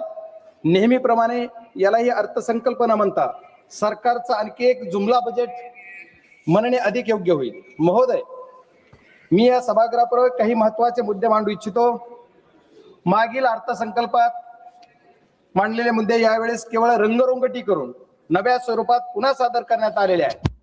महोदय, माननीय अर्थमंत्री महोदयांनी सुधार एक्सप्रेस या संकल्पनेची मोठ्या गाजावाजात घोषणा केली आणि सरकारने 350हून अधिक सुधारणा केल्याचे सांगितले. मात्र 350 सुधारणा नेमक्या कोणत्या याचा तपशील देण्यात आलेला नाही. जीएसटी सोडल्यास कोणताही ठोस सुधारणा झाली हे स्पष्ट होत नाही. जीएसटी सारखा विषय गोरगरिबांना लुटण्याचा विषय जीएसटी मध्ये होतो. जीएसटी मध्ये बरेच काही बदल केले, हे बदल सुद्धा चुकीच्या पद्धतीने आहेत असं माझं मत आहे. महोदय, जीएसटी बाबत सांगायचे झाले तर हा कर घाईघाईत रात्री 12 वाजता घंटा नांद करत लागू करण्यात आला. विरोधकांनी वारंवार सूचित केले ही सर्व संबंधित चर्चा करून विचारपूर्वक हा कर लागू करावा, पण सरकारने कोणतीही सूचना मान्य केली नाही. आज सरकार स्वतःच्या चुकीच्या निर्णयामुळे निर्णय झालेल्या अडचणी दुरुस्त करण्याचा प्रयत्न सुधार एक्सप्रेस या नावाखाली करत आहे. माझा सरकारला थेट प्रश्न आहे की तुमच्या चुकीच्या जीएसटी धोरणामुळे ज्या व्यापाऱ्यांचं, उद्योजकांचं आणि सामान्य नागरिकांचं नुकसान झालं, त्या सर्व लोकांना सरकार नुकसान भरपाई देणार आहे का? महोदय, एमएसएमई क्षेत्रासाठी दरवर्षी आश्वासने दिली जातात, पण वास्तव्य असे आहे की काही सरकारच्या काळात लघु मध्यम उद्योग दिवसेंदिवस अडचणीत सापडत आहेत. अनेक छोट्या उद्योग बंद पडण्याच्या मार्गावर आहेत. त्यांना वाचवण्यासाठी सरकारकडे कोणते स्पष्ट धोरण नाही. सरकार याच्यासाठी कुठलीही पावले उचलत नाही. त्याच्यामुळे उद्योजक अडचणीत येत आहेत. आपल्या देशातील उद्योजक सक्षम आहेत, पण सरकारच्या चुकीच्या धोरणामुळे ते आज अडचणीत सापडलेले आहेत. उत्पादन क्षमता असूनही बाजार व्यवस्थेसाठी ठोस धोरण नसल्यामुळे देशाची उत्पादकता कमी होत आहे आणि परिणाम भारत हा फक्त एक मोठा उपभोक्ता देश होत आहे आणि याचा फायदा परदेशी देश घेत आहेत. हीच सरकारची नीती आणि नियत म्हणावी लागेल. माननीय अध्यक्ष महोदय, सरकारने बरेच काही धोरण राबवले. मागच्या काळामध्ये सरकारने या देशामध्ये साखर उद्योगासाठी इथेनॉल प्रोजेक्ट उभारण्यासाठी इंटरेस्ट सबमिशन स्कीम राबवली, आणली. इंटरेस्ट सबमिशन या नावाखाली करोडो रुपयाचे प्रोजेक्ट उद्योजकांनी उभे केले, साखर कारखानदारांनी उभे केले आणि त्याचा परिणाम काय झाला तर मागच्या 2 वर्षापूर्वी 7 डिसेंबर 2023 ला रातोरात एक 2 वळीचं पत्र काढलं आणि सांगितलं इथेनॉल प्रोडक्शन बंद करा. माननीय अध्यक्ष महोदय, आपके माध्यम से मैं अर्थ मंत्री जी के कहना चाहता हूं कि अध्यक्ष अर्थ मंत्री जी ने ये करने से जो उद्योजक है उनका कितना घाटा हो गया, ये कभी सभागृह को बोलना चाहिए, देशवासियों को बोलना चाहिए. परिणाम क्या हो गया तो ये देश के जो किसान है, किसान का जो माल पैसा मिलने वाला था, किसान का पैसा उनको कम मिल गया क्योंकि ये रातों रात बंद कर दिया. ये बहुत बड़ी बात है. इथेनॉल प्रोजेक्ट 200, 400, 500 करोडचे उभे केले आणि 500 करोडचे इथेनॉल प्रोजेक्ट उभे केले तर त्याचा इंटरेस्ट सबमिशनची जी स्कीम आहे त्याच्या ती बंद तर झालीच, पण त्यांचं जे इंटरेस्ट सबमिशनचं जे पैसे आहेत जे सरकारने वाटायची हमी दिली 2-2, 3-3 वर्ष त्यांचे पैसे मिळत नाहीत. ही सरकारची नियत उद्योजक संपवायची आहे असं माझं मत आहे. त्याच्यामुळे सरकारने त्याच्यावर सुद्धा काहीतरी ठोस पाऊल उचलला पाहिजे. एवढंच नाही तर किसान जे ऊसाचे शेतकरी आहेत, ऊस उत्पादक शेतकऱ्यांसाठी साखरला एमएसपी लागू करायची. दरवर्षी एफआरपी वाढली जाते पण एमएसपी वाढत नाहीये. जर एफआरपी तुम्ही दरवर्षी वाढवता खूप आनंदाची गोष्ट की शेतकऱ्याला एफआरपी पण पैसा मिळाला पाहिजे, पण साखरेची एमएसपी कोण वाढवणार? सरकारला आपल्या माध्यमातून मी एवढीच विनंती करणार आहे की तुम्ही एमएसपी पण वाढवा. आज या कृषी प्रधान देशामध्ये ऊसाची शेती असो, आलूची शेती असो, गव्हाची शेती असो, बटाटा असो, सगळ्या शेतकऱ्यांना MSP दिली पाहिजे, ही काळाची गरज आहे. पण हे सरकार MSP देत नाही, ही दुर्दैव आहे. आणि सरकारने सांगितलं कृषी प्रधान देशामध्ये की आम्ही शेतकऱ्यांचं उत्पन्न दुप्पट करू, पण शेतकऱ्याचं उत्पन्न दुप्पट न होता निमपटीवर येतंय. याच्यासाठी सरकारनं ठोस निर्णय घेतला पाहिजे, अशी माझी सरकारला विनंती. महोदय, या अर्थसंकल्पात व्यापाऱ्यांना पुन्हा कर्ज घेण्याचा सल्ला देण्यात आला. याचा अर्थ सरकारला प्रत्येक व्यापारी कायम कर्जाच्या ओझ्याखाली राहावा असं वाटतंय. महोदय, बनारस पाटणा येथे जलमार्गावरील जहाज दुरुस्ती कारखान्याची घोषणा करण्यात आली. मात्र नद्यामधील पाण्याची पातळी कमी असल्याने हे जलमार्ग प्रकल्प आधीच अपयशी ठरत असताना अशा घोषणा कितपत व्यावहारिक आहेत, यात हाच प्रश्न मला पडतो. महोदय, आरोग्य क्षेत्रावर बोलताना आरोग्य क्षेत्राबाबत मोठमोठ्या घोषणा केल्या जातात, पण आज ही देशातील अनेक रुग्णालयामध्ये पुरेसे डॉक्टर नाहीत, नर्सेस नाहीत, कर्मचारी नाहीत आणि आवश्यक उपकरणाची कमतरता आहे. विद्यमान आरोग्य पायाभूत सुविधाकडे सरकारचे लक्ष आहे असं वाटत नाही. कारण माझ्याच मतदारसंघातील बीड जिल्ह्यातील अंबाजोगाई येथे स्वामी रामानंद तीर्थ ग्रामीण रुग्णालय वैद्यकीय महाविद्यालय हे 5 ते 6 जिल्ह्यामध्ये एकमेव आधार आहे. दररोज जिथं 2,500 ते 3,000 रुग्ण OPD साठी येतात, पण तिथे आजही डॉक्टर, स्टाफ, नर्सर, कर्मचारी यांची आवश्यकता असून व उपकरणे तीव्र कमतरता आहे.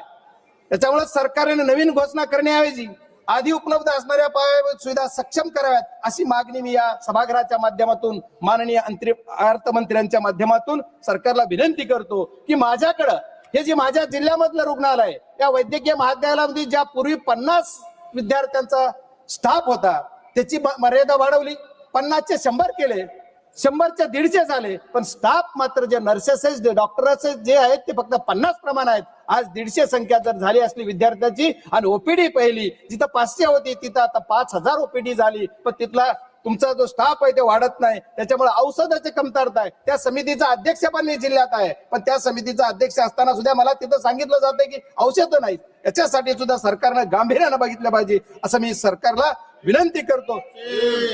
या अर्थसंकल्पातील सर्वात हास्यास्पद बाब म्हणजे शहरी आर्थिक क्षेत्र क्रमांक 39 तब्बल 11 वर्षांनंतर सरकारला Tier 2 व Tier 3 शहरी देशाच्या प्रगतीत योगदान देऊ शकतात हे कळले. याचा अर्थ गेली 11 वर्षे नागरिकांना शहरी नागरिकांना दुय्यम दर्जाची वागणूक देण्यात आली, हीच सरकारची अप्रत्यक्ष कबुली आहे. महोदय, माझा जिल्हा तसा विचार केला किंवा मी ज्या जिल्ह्यातून येतो तो जिल्हा ग्रामीण भागात आहे. महोदय, माझ्याकडे माझी जी ओळख आहे की किसान का बेटा बोल के मेरी पहचान है, इसलिए मैं रिक्वेस्ट करता हूं सर की शेतकऱ्यांना न्याय मिळाला पाहिजे. कृषी प्रधान देशामधल्या माझ्या शेतकऱ्यांना न्याय मिळाला पाहिजे, ही माझी मागणी. काजू आणि चंदन अशा सर्व चर्चेला उल्लेख अर्थसंकल्पात करण्यात आला. काजू हा सर्वसामान्यांच्या आवाक्याबाहेर आहे आणि चंदन उत्पादक दक्षिण भारतातील शेतकरी आपल्या मालाच्या विक्रीसाठी त्रस्त आहेत. ही किती लाजिरवाणी घटना आहे की आपल्याला जे तुम्ही लावायला सांगताय, प्रोत्साहन देताय आणि परत पुन्हा माल विक्रीला तुम्ही चालना देत नाही किंवा माल घेत नाही, ही अत्यंत खेदजनक बाब आहे.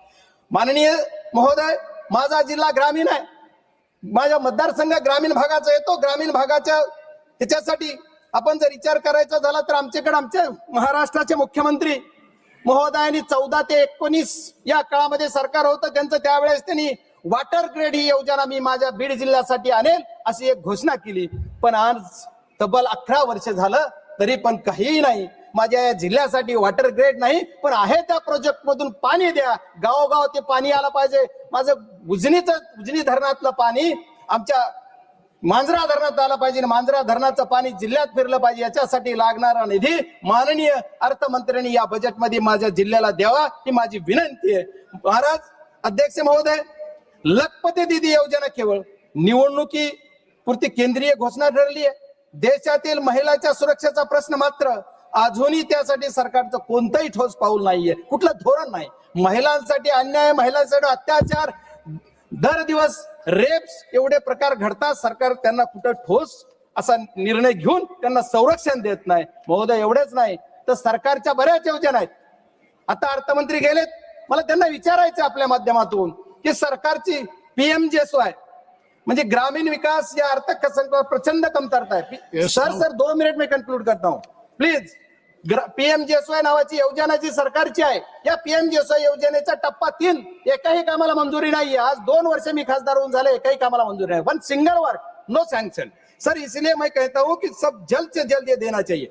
सर सरकार की और एक घोषणा है, हर घर घर जल और नल. ये योजना के अंदर 50 करोड़ रुपया पिछले बजट में से खर्चा नहीं हुआ और मेरे जिले के अंदर 1 रुपया ही नहीं दिया. सर क्यों? अगर 50,000 करोड़ तुम्हारा टैक्स होता है और मुझे 1 रुपया ही नहीं मिलता, ये खेदजनक बात है. क्योंकि अपोजिशन वाला एमपी है बोल के नहीं दिया क्या? ऐसा मेरा सवाल सरकार से, मेरा रिक्वेस्ट है सर. सर 2 मिनट मेरा समय है मेरे पार्टी का, उतना दे दीजिए प्लीज. और सर मेरे जिले के अंदर टेक्नोलॉजी पे आप बोल रहे 21 भारत, अभी क्या क्या करना है? भारत 1 नंबर पे लाना है, कौन से टाइप पे लाना है सर? ये टेक्नोलॉजी के क्षेत्र में मेरे अर्थसंकल्प है, इसमें मेरा जो जिला है, जिले के अंदर sir 2 minute sir please 2 minute. मैं जो मेरे 400 गांव खेड़े हैं वहां अभी भी बीएसएनएल का टावर नहीं है और दूसरे कौन से कंपनी का टावर नहीं. मैं सरकार से रिक्वेस्ट करूंगा कि मेरे जिले के अंदर वो देना चाहिए. रेल के बारे में बहुत जिक्र किया सर, रेल बुलेट ट्रेन ले लिया. बुलेट ट्रेन 1000 करोड़ 1 लाख करोड़ का बजट 2 लाख करोड़ कर दिया. क्यों? और मेरे इधर कुछ क्या किया है? हमारे महाराष्ट्र के अंदर खाली अर्बन के लिए सरकार चलती है, रूरल के लिए क्यों नहीं है? मेरे जिले के अंदर जो मेरे एक सेकंड, मेरे जिले के अंदर एक ही प्रोजेक्ट की मांग थी मेरी, और सरकार से अर्थमंत्री से मेरे रिक्वेस्ट है, मेरा जो धाराशिव से लेके बीड़ से लेकर संभाजीनगर का रेल मार्ग, इसी के लिए कुछ ना कुछ बजट की तरतूद होना चाहिए. और ये गरीब के किसान के बेटा के जो मतदार संघ है उसी के लिए अर्थमंत्री दे देंगे. Sir last second, last sir, या अर्थसंकल्पात देशाच्या, मी लास्ट बोल रहा हूं, शेवटी एवढंच म्हणेन की या अर्थसंकल्पात देशातील जनतेला पूर्णपणे निराश करणारा आहे. जुन्या घोषणाचे मिश्रण करून घाईघाईत तयार करण्यात आलेला आहे अर्थसंकल्प. आम्हाला या गोष्टीतून काहीच मिळणार नाही. मी माझ्या सर एक लफ्ज खाली एक सरकार के लिए धन्यवाद अध्यक्ष महोदय. धन्यवाद अध्यक्ष महोदय. मैं आज आपका धन्यवाद देता हूं, आपने मुझे बजट पे बोलने का मौका दिया है. अध्यक्ष महोदय, तथ्यों के साथ खड़ा हुआ हूं, सुर्खियों के साथ नहीं. सरकार के अपने ऑडिट खाते, बजट, व्यक्तित्वों और संसदीय उत्तरकों के साथ जब इन्हें एक साथ पढ़ा जाता है तो एक पैटर्न साफ दिखता है कि घोषणाएं आगे दौड़ती हैं, नतीजे पीछे रह जाते हैं और जवाबदेही सदे हुए शब्दों की ओट में गायब हो जाती है. अध्यक्ष महोदय,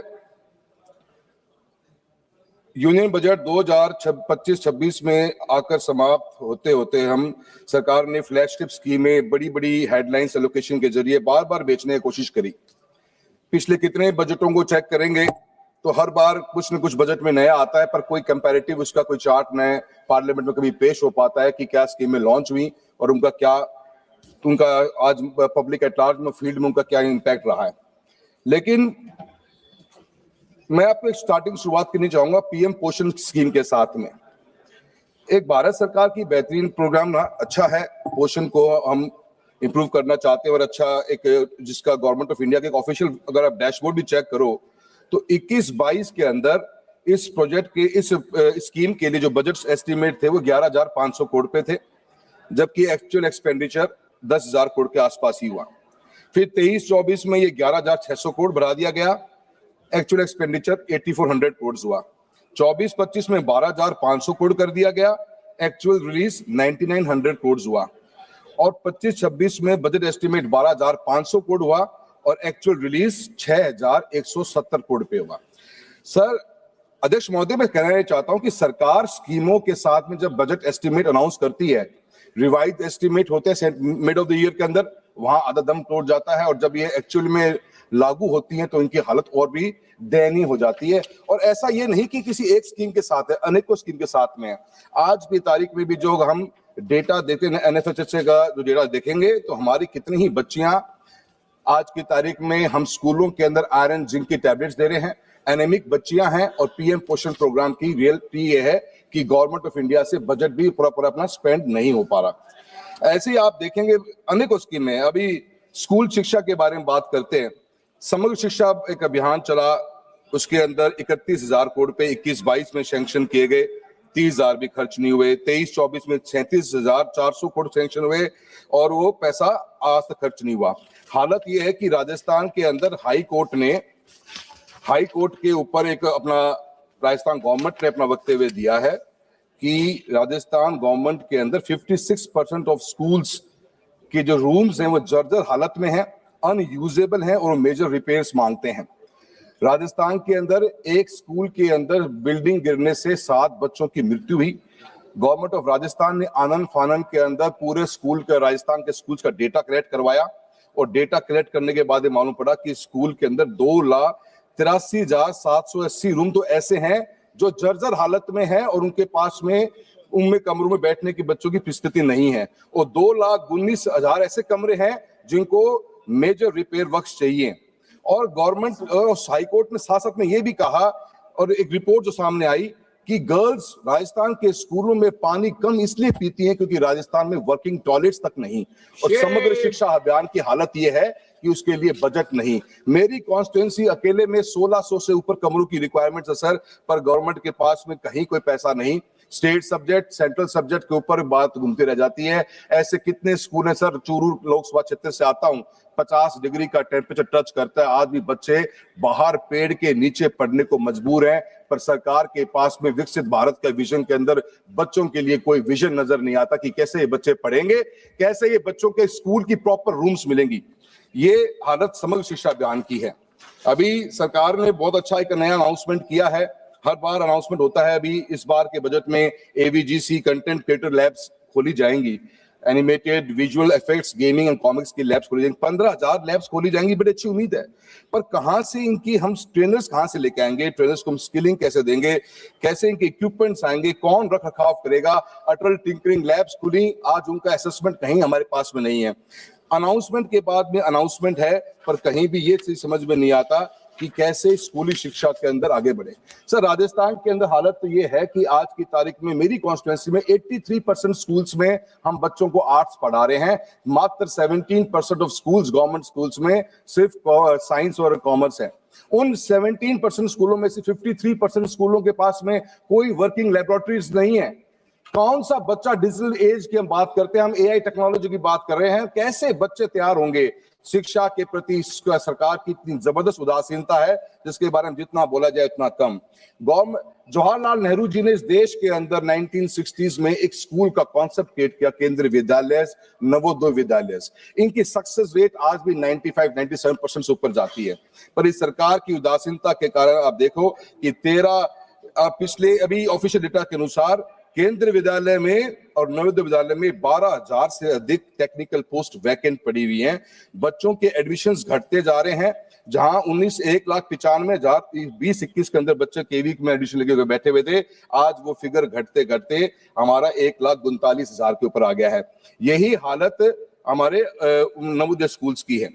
मेरा प्रधानमंत्री कौशल विकास योजना के बारे में बात करी, उनकी स्थिति क्या है? बिल्कुल खत्म होने की पोजीशन के ऊपर सेंटर्स आगे हैं। सिर्फ और सिर्फ न तो कोई एक डेटा के अनुसार 41% बच्चों को, ट्रेन बच्चों को गवर्नमेंट प्लेसमेंट दिला पाई, और प्लेसमेंट होने के बाद में इन बच्चों के साथ में आज की तारीख में सिर्फ ये सर्टिफिकेट डिस्ट्रीब्यूशन का एक प्रोग्राम रह गया है। अनेकों ऐसी समस्या। अभी PM इंटर्नशिप की बात कर लीजिए, पिछले बार बहुत हा हुल्ला के साथ में स्कीम लॉन्च करी गई और 10,831 करोड़ रुपए का बजट भी सैंक्शन किया गया, पर रिवाइज एस्टिमेट देखिए 526 करोड़। 10,000 की अनाउंसमेंट के बाद में 526 करोड़ रुपए का ही बजट सैंक्शन हुआ और इस साल 4788 करोड़ रुपए की बात करी गई है। यही हालत AI मिशन की है। 2000 का budget estimate, 800 crore revise estimate, इस बार फिर 1000 करोड़। तो शिक्षा के प्रति सरकार की उदासीनता। और मैं ये मानता हूं कि मैं सरकार से निवेदन भी करना चाहूंगा, वित्त मंत्री महोदय बैठी हुई हैं, मैम, स्कूल एजुकेशन में हमारे कॉन्स्टिट्यूएंसीज राजस्थान जैसे में बहुत समय बाद में एनरोलमेंट्स बहुत बड़े हैं, but we are lacking basic infrastructure and the basic infrastructure needed to be funded by someone. As a मैं पार्लियामेंट्री अपनी कॉन्स्टिट्यूएंसी में घूम रहा हूं तो एक इस डिमांड है स्कूल में रूम्स की। रूम्स लाए कहां से? 1800 रूम्स की रिक्वायरमेंट मेरी कॉन्स्टिट्यूएंसी में है, पर there is no way out. State के पास पैसा नहीं, सेंटर पे आते तो स्कीम नहीं। कुछ अलॉटमेंट्स होती हैं, I can't deny that, but the allotment has to be increased to a substantial number where the students can at least sit in the class. That is my point to you. I would like to address for the education. किसके बारे में? Sir वहां पे भी नहीं बोलने दे रहे, यहाँ पे भी नहीं बोलने दे रहे हो, कहीं तो बोलने दो। सर जल जीवन मिशन के बारे में बात चली है। 67,000 करोड़ रुपए का प्रस्ताव बजट एस्टिमेट में था हमारे BE 25-26 के अंदर। रिवाइज एस्टिमेट 17,000 करोड़ रुपए को। इसका मतलब 50,000 करोड़ रुपए का हम जो बजट खर्च नहीं कर पाए या बजट को हमने चेंज करने की कोशिश करी। हालत राजस्थान की ये है कि राजस्थान के अंदर आज भी पीने की पानी की व्यवस्था नहीं। आज मेरी कॉन्स्टिट्यूएंसी के अंदर भी या राजस्थान में ऐसे कितने ही टेंडर्स हैं जो जल जीवन मिशन के ओपन तक नहीं हो पाए हैं। आज की तारीख में अवार्ड हुए वर्क 2021 के अंदर और उनका डेविएशन आ गया 500 करोड़ के प्रोजेक्ट में 70 करोड़ रुपए का डेविएशन आ गया और उस डेविएशन के अंदर आज सरकार के पास 2 साल से फाइल पड़ी हुई है, पर सरकार के पास 70 करोड़ रुपए नहीं है। अभी किसान हमारे रतनपुरा के धरने पे बैठे हुए थे और उनको पीने के पानी के सरकार के पास में कोई सिस्टम नहीं। जल जीवन मिशन को बंद करने का काम कर दिया गया है। कहीं सरकार हाथ पे हाथ रख के बैठ गई है, पानी के लिए पैसा देने के पास सरकार के पास कोई विजन नहीं। और ऐसे प्रोजेक्ट्स हैं जहां पे अभी तक उन प्रोजेक्ट्स को सैंक्शनिंग करने के लिए फाइल 2 साल से ऑफिसर्स के पास पड़ी है। निशिकांत जी आपसे निवेदन करेंगे कि आप भी बोलिए कि जल जीवन मिशन के प्रोजेक्ट को जो 21 से स्टार्ट हुए आज तक कंप्लीट नहीं हो पा रहे।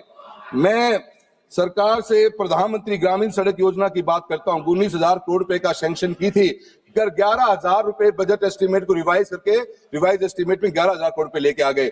आज भी प्रधानमंत्री ग्रामीण सड़क योजना का जो फोर्थ फेज चल रहा है उसमें सिर्फ बचे हुए गांवों की रिक्वायरमेंट नहीं रही है मंत्री महोदय। गांव की रिक्वायरमेंट ये रहेगी कि आज पंचायतें इतनी बन गई कि पंचायत से गांव जुड़े कैसे।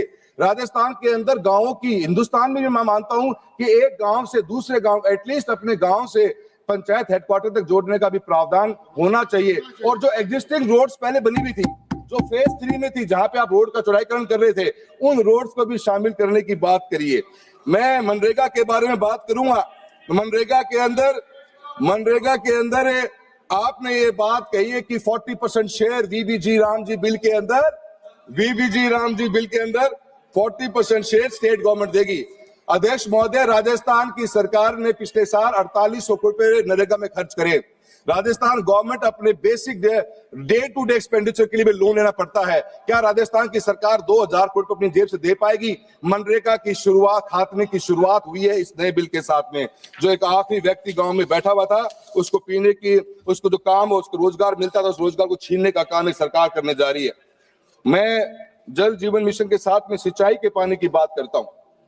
आज की तारीख में भी एक हाल ही में जो रिपोर्ट नहीं आई है, एनवायरमेंट एंड वाटर की एक इंडिपेंडेंट स्टडी के अनुसार इंडिया की treated water, waste water rescue capacity अभी बहुत कम है और सिर्फ 10 स्टेट्स के पास फॉर्मल रीयूज पॉलिसी है, जबकि ट्रीटेड वेस्ट वाटर 2050 तक दिल्ली के क्षेत्रफल के 26 गुना के बराबर की क्षेत्र की सिंचाई कर सकता है और वास्तविक आर्थिक मूल्य पैदा कर सकता है। फिर भी इस सदन का कोई नेशनल प्लान नहीं दिखाई गया, न टाइमलाइन, न बजट, न टारगेट्स, ताकि वेस्ट वाटर को भी कैसे रीयूज किया जाए, वाटर स्कैरिसिटी को केंद्रीय स्तंभ बनाया जा सके। क्यों नहीं हम वेस्ट वाटर जो सचमुच बहकर बर्बाद हो रहा है का उपयोग करें? क्यों नहीं कर सकते, जबकि वह खेतों की सिंचाई कर सकता है? Rahul ji, I was allotted 10 minutes, sir. Only 3 minutes, sir. already 11 minutes over. Sir, another 2 minutes, sir. Sir, मेरा सरकार से ये कहना है, हम ईस्टर्न, हमारा जो पानी है, जो आज की तारीख में हरीके बराज से हमारी तीनों नदियों का पानी इंटरनेशनल बॉर्डर क्रॉस करता है, 2 MAF पानी, जिसकी कैपेसिटी 10 से 15 लाख हेक्टेयर जमीन को सिंचित करने की है, उसके ऊपर सरकार की कोई अनाउंसमेंट नहीं है। इरिगेशन के अंदर, इरिगेशन के ऊपर अनाउंसमेंट होती, हम एक तरफ 50 लाख टन दलहन और तिलहन विदेशों से इंपोर्ट कर रहे हैं और एक तरफ हमने इरिगेशन के लिए कोई भी बजट सैंक्शन नहीं किया है। मेरी सरकार से गुजारिश है कि राजस्थान, नॉर्थ वेस्ट राजस्थान, जहां पे हमारा नागौर, चूरू, झुंझुनू और बाड़मेर, बीकानेर क्षेत्र, जहां पे इतना बड़ा लैंड मास पड़ा हुआ है, अगर इरिगेशन की फैसिलिटी मिलेगी तो उनके बहुत बड़ा उसका फायदा मिलेगा और इरिगेशन के ऊपर गवर्नमेंट का फोकस करना। सर लास्ट 2 पॉइंट करना चाहूंगा sir. Yes sir 2 minute sir, मैं वहीं से आ रहा हूं सर जहां से आप बोल रहे हो। राष्ट्रीय राजमार्गों की बात करूंगा सर। नेशनल हाईवे के अंदर हर साल बजट बढ़ रहा है, पर सर हम हमारे स्टेट्स जो हाईवेज हैं उनकी ओवर कैपेसिटी हमारी यूटिलाइजेशन हो रही है, स्ट्रेस बढ़ता जा रहा है। सर डिजाइन जो हाईवे की, सर एक एग्जांपल देता हूं, जयपुर से लेकर किशनगढ़ का हाईवे राजस्थान के अंदर है सर, 50,000 पीसीयू के लिए डिजाइन हाईवे आज 1,26,000 पीसीयू पे वो कर रहा है। आए दिन एक्सीडेंट होते हैं, अभी पिछली बार ये इलीगल कट्स पे एक्सीडेंट होने पर 100 से ऊपर लोगों की जान गई। सर सरकार के पास में नए हाईवेज के लिए कोई प्लान नजर नहीं आ रहा। राजस्थान को सर इस बजट में राजस्थान का नाम तक भी नहीं लिया गया। सर रेलवेज के लिए कहना चाहूंगा, न्यू रेलवे लाइंस के लिए बजट एस्टिमेट 32,000 करोड़ रुपए का था, 30,000 करोड़ खर्च करे। सर मेरी लोकसभा कॉन्स्टिट्यूएंसी चूरू के अंदर सर सीकर से नोखा, खाटू श्याम जी से करनी माता वाया मुकाम नोखा बिदासर होते हुए सरदार शहर से नौहर, सरदार शहर से मांगड़ और साधुपुर तारानगर गजसिंहपुर की रेलवे की लाइन की डिमांड बहुत ज्यादा है। मैम हर बार जब हम सर्वे करवाते हैं आरओआई नेगेटिव आती है, राजस्थान में फ्रेट नहीं है, so there has to be some viability gap funding kind of stuff Rahul ji, next speaker Shrimati मैं आखिर में sir last sentence sir please sir, आपने बिल्कुल बोलने नहीं दिया सर। बोल दे भाई, अब बोलिए ना सर निशिकांत जी हमेशा डिस्टर्ब करते हैं सर, सभी को करते हैं, आप मुझे भी कर रहे हैं सर। डॉक्टर साहब बैठिए, डॉक्टर साहब बैठिए। सर वादों की दुकान सस्ती रही हर साल, पर गरीब की थाली रही खाली की खाली। कागज पर चमकते हजार, कागज पर सपने चमकते हजार, जमीन पर मगर सिसकता परिवार। पिछले बजट के हिसाब नहीं और इस बजट पर विश्वास नहीं, राजस्थान का हिस्सा नहीं तो विकसित भारत सिर्फ एक नारा है और एक नारा ही रहेगा। धन्यवाद। Madam ji, Purandeswari ji.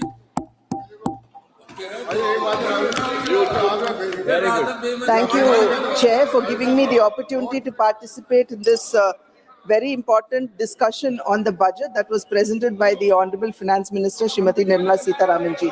Sir, I would first like to begin by congratulating her on her 9th consecutive budget that she had presented in the Parliament. Sir, the budget gives us a clear message about India's long-term priorities, and it also emphatically states, sir, where India intends to position herself in the unfurling global economic scenario.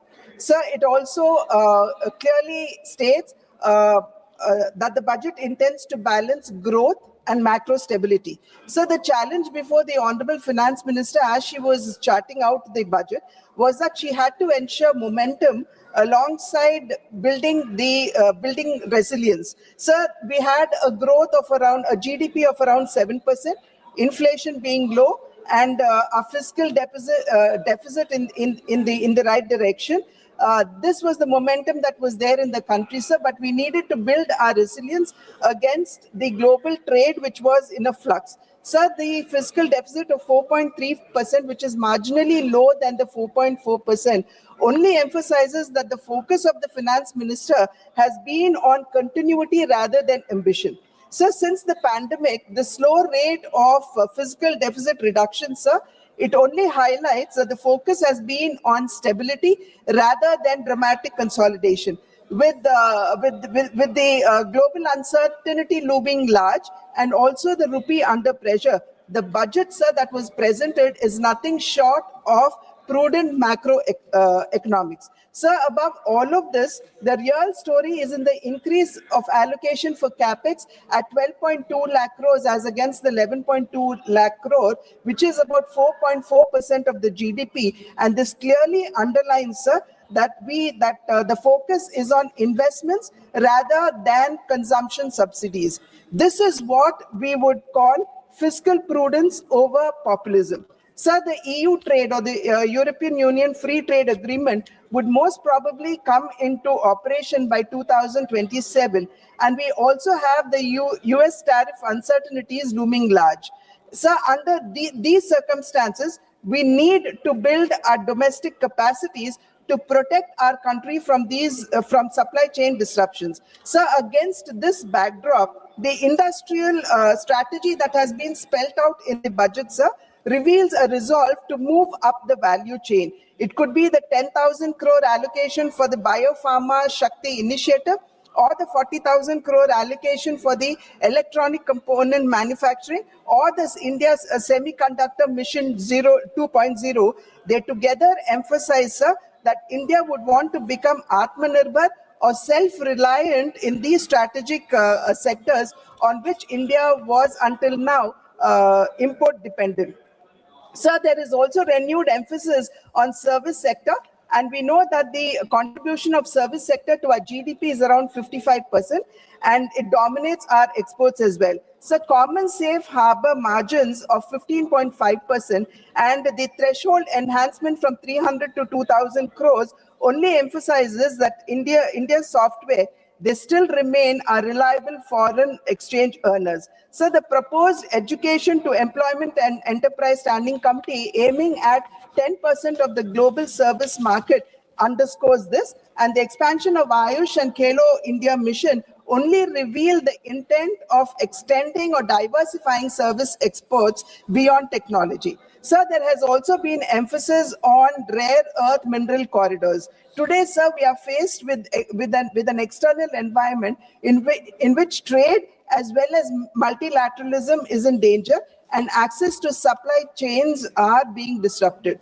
Hence, sir, we need to strengthen, if not protect ourselves against these external shocks. Therefore, the manufacturing of rare earth permanent magnets or REPM is vital to meet our upstream industries, growing demands of the upstream industries like electronics, electric vehicles, aerospace, defense, and the likes. So the need for securing our supply chain arose when China, the world's largest, if not the only supplier of REPM, curbed its exports, giving rise to global shortage and disrupting industries. So this shock emphasized the need for indigenization. And today, by indigenizing REPM, India could position herself as a global hub of sustainable manufacturing. So the proposed scrapping of custom duty on monazite from the present 2.5% is a welcome measure, because this would only attract more investments in REPM and also improve the employment opportunities for our own children. So the states in which monazite is largely found is Kerala, Tamil Nadu, Andhra Pradesh, Orissa, Jharkhand, Maharashtra, Gujarat, and West Bengal, with Andhra Pradesh, Kerala, Tamil Nadu, and Orissa contributing 89% of the 12.73 million ton monazite reserves in our country. Sir, I would only request the Honorable Finance Minister here, sir, that we would need to work closely with the states for the single window clearances as well as land subsidies, because this is largely in the control of the state, and this would also hasten and quicken investments into our country in REPM. Alongside, sir, I would also request the Honorable Finance Minister to consider applying PLI or performance-linked incentives for the mining of rare earth minerals, because as the very name states, sir, they are rare earth minerals, and we need our efficacy to improve in mining of rare earth minerals, and also apply PLI to REPMs too. So the budget further, sir, it simplifies customs tariff by rationalizing exemptions and focusing on effective rates. So the ripple effect of this would be that our domestic manufacturing sector would be strengthened and our exports would improve. So customs today are moving towards trust-based, digitally AI-assisted framework, marking a significant stride towards ease of doing business. So the targeted exemptions, sir, and process reforms, they aim at reducing the input costs that would improve certainty for long gestation and capital incentive projects. So manufacturing is the central pillar of our Indian economic growth, and its contribution to the GDP is around 16 to 17%. So it is much lower than what many of the other countries, for example, China has. However, sir, the duty-free imports for leather and footwear industry, the extension of export obligation period under the advanced authorization scheme from 6 months to 1 year, the announcement of the scheme to support production of high-value, technologically advanced construction and infra components, and for the MSMEs, the removal of the rupees 10 lakh per consignment cap on courier exports would not only improve our access to foreign markets, but would also strengthen our local manufacturing sector as well. So in the health sector, the customs duty exemption on 17 additional drugs, so this is over and above the exemption that was given for the cancer drugs earlier in her earlier budget,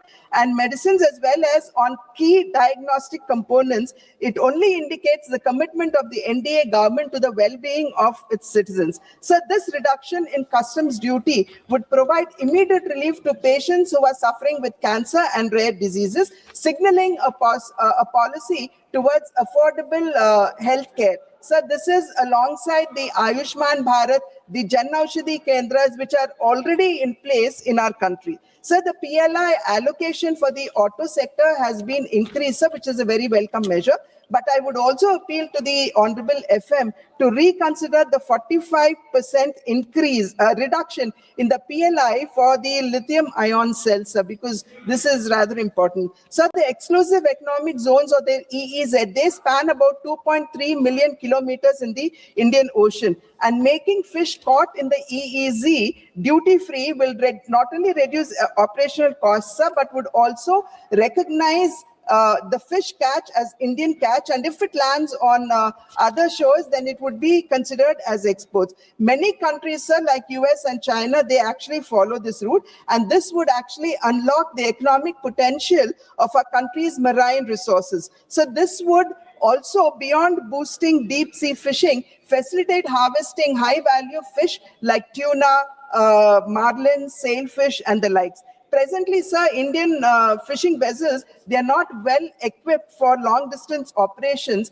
and this would actually call for investments in vessels with onboard freezing facilities as well, opening up a sea of opportunity for our fisher folk. So the limit for duty-free imports on specified inputs used for processing seafoods has been increased from 1% to 3%, sir, over the previous year's export turnover. And this would actually ease the pressure on the marine sector by bringing down the cost of production at a time when one of our largest export earners is actually facing a crisis of the high US tariffs, which have now been, of course, reduced. Sir, the budget thrust on high-value farm produce and allied sectors. So this would also help in reducing our import cost dependency, modernize agricultural practices, and also improve farm incomes. So production of coconut oil has reduced drastically in the past 1 decade. So the production of coconuts in a country is around 600,000 tons, and coconut oil is around 450 tons. So oil production has now reduced to 4 lakh tons. And this, one of the reasons, if not the sole reason, one of the reasons is that our plantations are aging and we need to replace them. Therefore, the Honorable Finance Minister coming forward, shouldering the coconut farmers and assuring them that their trees would be replaced by new saplings, sir, is a welcome measure. Sir, export on coconuts have actually risen to 1.88 lakh tons in 2025 as against the 1.76 lakh tons in 2024, which is a 7% hike. Sir, none of us have actually forgotten the success story of Araku coffee. So when it was initiated, there were many people who did not believe that it would succeed. But today, Araku coffee has become a global brand. So riding on the success of Araku coffee, to emulate it in cashew nuts and coconuts, sir, this would actually reduce our dependency on imports. So exports of coconut and cocoa and related products, sir, they have increased 26%, sir. Touching 4.54 lakh tons in 2025, up from 36.86 lakh tons. So therefore, I think this is a very welcome measure. Sandalwood is an integral part of our culture. Therefore, the support that is being given to sandalwood farming as well as post-harvest processing would only help us in restoring the past glory of sandalwood. Alongside this, sir, the AI initiative called the Virtually Integrated System to Access Agricultural Resources of Vistar, sir, would educate the farmers in every detail of agriculture economics, sir, And this is very important for us because 80% of our farmers are small and marginal farmers who have land holdings which are less than 5 acres, sir. Therefore, this technical assistance would help farmers in innovative practices, thereby enhancing their incomes. So India's 7.4 million MSMEs, they would stand to benefit from the 10,000 crore SME growth fund that has been allocated. This is over and above the 2,000 crore self-reliant India fund that has already been allocated, sir. And this provides access to risk capital for MSMEs. So MSMEs largely supply to PSUs and other large houses, but payments are quite often delayed, which leads to financial crunch and thereby the ill health of the MSME. Therefore, TREDs are being made mandatory, where the invoice has to be settled via the platform with no excuses, sir, is a big help for the MSMEs. The chronic problem that MSMEs face, sir, which even our economic survey has emphasized, is that their lack of accessibility to capital. Therefore, these initiatives, sir, would surely enhance the proximity to capital for the MSMEs, who are one of the largest employment generators after agriculture. So urbanization is happening at a great speed, and the focus on tier 2 and tier 3 and temple cities, sir, is a welcome measure, because it is here the infrastructure would definitely be upgraded and modernized, making life for migrants who actually come into these cities much better, safer, and they would not have to live in deplorable conditions as they are doing now. So today, recognizing cities and towns as growth hubs is the need of the hour. Therefore, I would surely like to welcome this measure. Sir, having said that, a nation's progress, sir, is impossible without the empowerment of its women. Building on the success of Lakpati Didi, the most important initiative that has been, sir, just 5 minutes, sir, that has been introduced in the budget is the establishment of the self-help entrepreneur marts, or the She Marts, sir, which will provide women entrepreneurs direct market access and business opportunities. In addition, sir, credit-linked support for women-led fisheries and aquaculture enterprises encourages economic independence in coastal and rural regions. So these initiatives are designed to convert small-scale participation into scalable enterprise. Another landmark initiative, sir, in this budget is the establishment of one hostel for girls in every district, especially near the STEM institutions. So this step ensures that talented young women from rural and semi-urban areas would not have to discontinue education for lack of accommodation barriers. So these initiatives collectively strengthen financial inclusion, education access, and entrepreneurial growth for women, converting empowerment into leadership.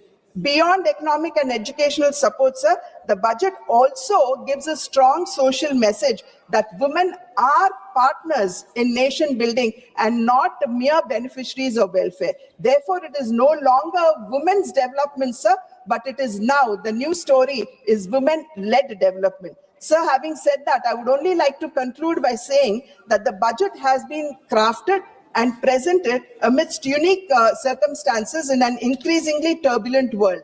In such circumstances, sir, this budget is a coherent framework that laid emphasis on financial prudence, infrastructure-led growth, and human development, preparing India for the Viksit Bharat of 2047 in a volatile and an unpredictable world. Thank you, sir. Thank you very much. You didn't take 5 minutes further. Next speaker, Sri Y.S. Avinash Reddy ji. Sir, thank you, sir. Sir, I congratulate Honorable Finance Minister for presenting the budget 9th consecutive time, sir. Sir, and we appreciate the central government for enhancing the capex budget for the year 2026-27 to 12,21,821 crores, sir. 11.5% higher allocation than the revised budget for the current financial year 2025-26, sir. Sir, coming to the allocations for our state, Andhra Pradesh, sir, we all know that Polavaram is a national project with 194 TMC storage capacity, 45.72 meters height, and an estimated cost of 55,000 crores, sir. which has to be spent by way of 100% central grants, sir. Sir, in the 2026-27 budget, an amount of 3,320 crores is allocated. There is a specific mention in the budget presentation that the revised cost of project is 30,436 crores for completion up to MDDL of 41.15 meters, and the balance central grant for the project is limited to 12,157 crores. Sir, at 41.15 meters, only 75 TMC of water can be stored. The objectives envisaged cannot be achieved if the project is restricted only to 41.15 meters height with only 75 TMC storage, sir. Sir, we on behalf of ISRCP bring to the notice of Government of India that this national project should be constructed up to 45.72 meters height, 194 storage capacity, 194 TMC storage capacity with an estimated and sanctioned amount of 55,000 crores, sir. Any change, any reduction to the sanctioned amount will severely affect the interests of crores of farmers across the state, sir. And we also request the Government of India to revisit and issue environmental clearance to Rayalaseema lift irrigation scheme. Earlier in March 2025, it was rejected. EC was rejected due to lack of persuasion by the present state government, sir. Sir, I seek to draw your attention regarding the borrowings of our state Andhra Pradesh, sir.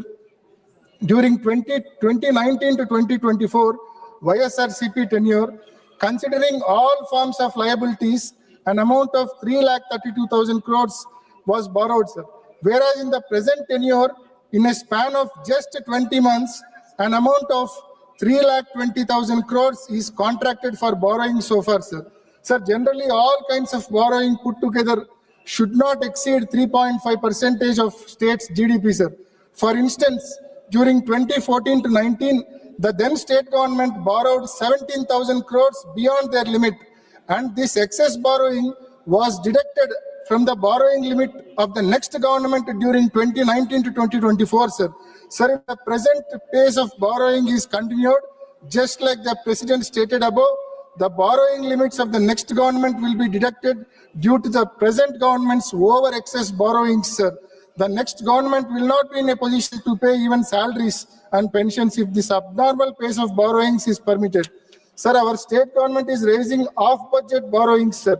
In May 2025, an amount of 9,000 crores was borrowed by way of APMDC NCD issuances. The worst part here is private lender was given direct access to draw his servicing amount from the Consolidated Fund of Andhra Pradesh, sir, which is highly unconstitutional and unprecedented, sir. Sir, in December 2025, 5,750 crores was borrowed by way of APSBCL bonds. Sir, and recently, State Cabinet cleared a borrowing of additional 11,850 crores by way of APSBCL NCD issuances, sir. Sir, during financial year 2022 and 23, when the previous government tried for similar off-budget borrowing through APSBCL NCD issuances, the central government objected such borrowings, and the Ministry of Finance, it has issued circular, sir. Ministry of Finance has issued circular, wrote a letter to the Special CS of Andhra Pradesh Finance Department dated 27th March 2023 and stopped the state from taking such an off-budget borrowing. Sir, this kind of off-budget borrowings will have long-lasting ramifications. The next governments will have to pay their entire budget amount for repaying the interest, duly sacrificing salaries and pensions for employees and welfare schemes for the poor people. I request the Honorable FM to give clarity on this issue during her reply, sir. Sir, as I mentioned above, our state in a span of just 20 months borrowed 3,20,000 crores, but it could not allocate mere 5,000 crores for completing the 10 medical colleges out of the 17 new medical colleges taken up during the tenure of Sri Y.S. Jagannath Reddy Garu.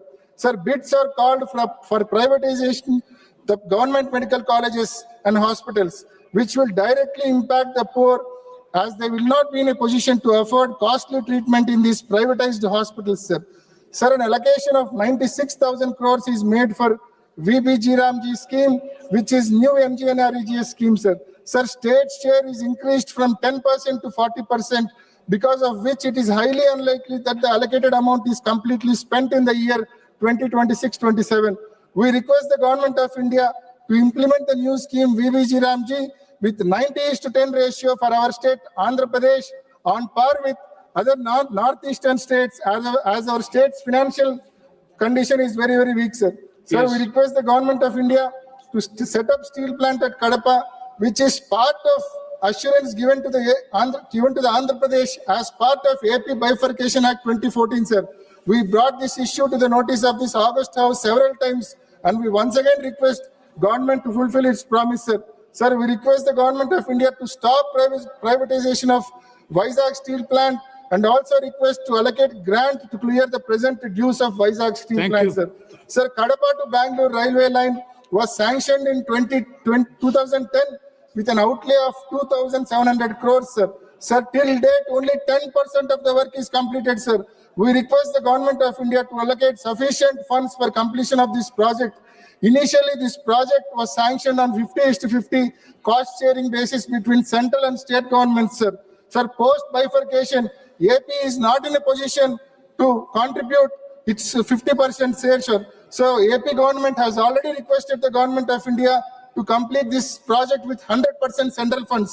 Sir, we request the Government of India to consider the same Thank and you. expedite construction of this new railway line please between try to Kadapa to conclude. Bangalore, sir. With these submissions, I conclude my speech on discussion on union budget. Thank you, sir. Thank you very much. Next speaker, Sri Lalji Vamaji. धन्यवाद मान्यवर, आपने अवसर दिया सामान्य चर्चा में हिस्सा लेने के लिए। माननीय वित्त मंत्री जी ने 9वां बजट प्रस्तुत किया। हम लोगों की अपेक्षा थी कि देश और प्रदेशों के लिए बहुत कुछ इस बजट में आएगा, लेकिन खोदा पहाड़ निकली चूहिया। मान्यवर, ये बजट माननीय मंत्री जी ने बताया विकासोन्मुख, समावेशी और भविष्यवादी बता रही हैं, लेकिन जमीनी सच्चाई से यह है कि यह बजट महंगाई से त्रस्त जनता को राहत नहीं देता, बेरोजगार युवाओं को आशा नहीं देता, किसानों को सुरक्षा नहीं देता और स्वास्थ्य शिक्षा जैसे मूल क्षेत्रों में निवेश से कतराता है।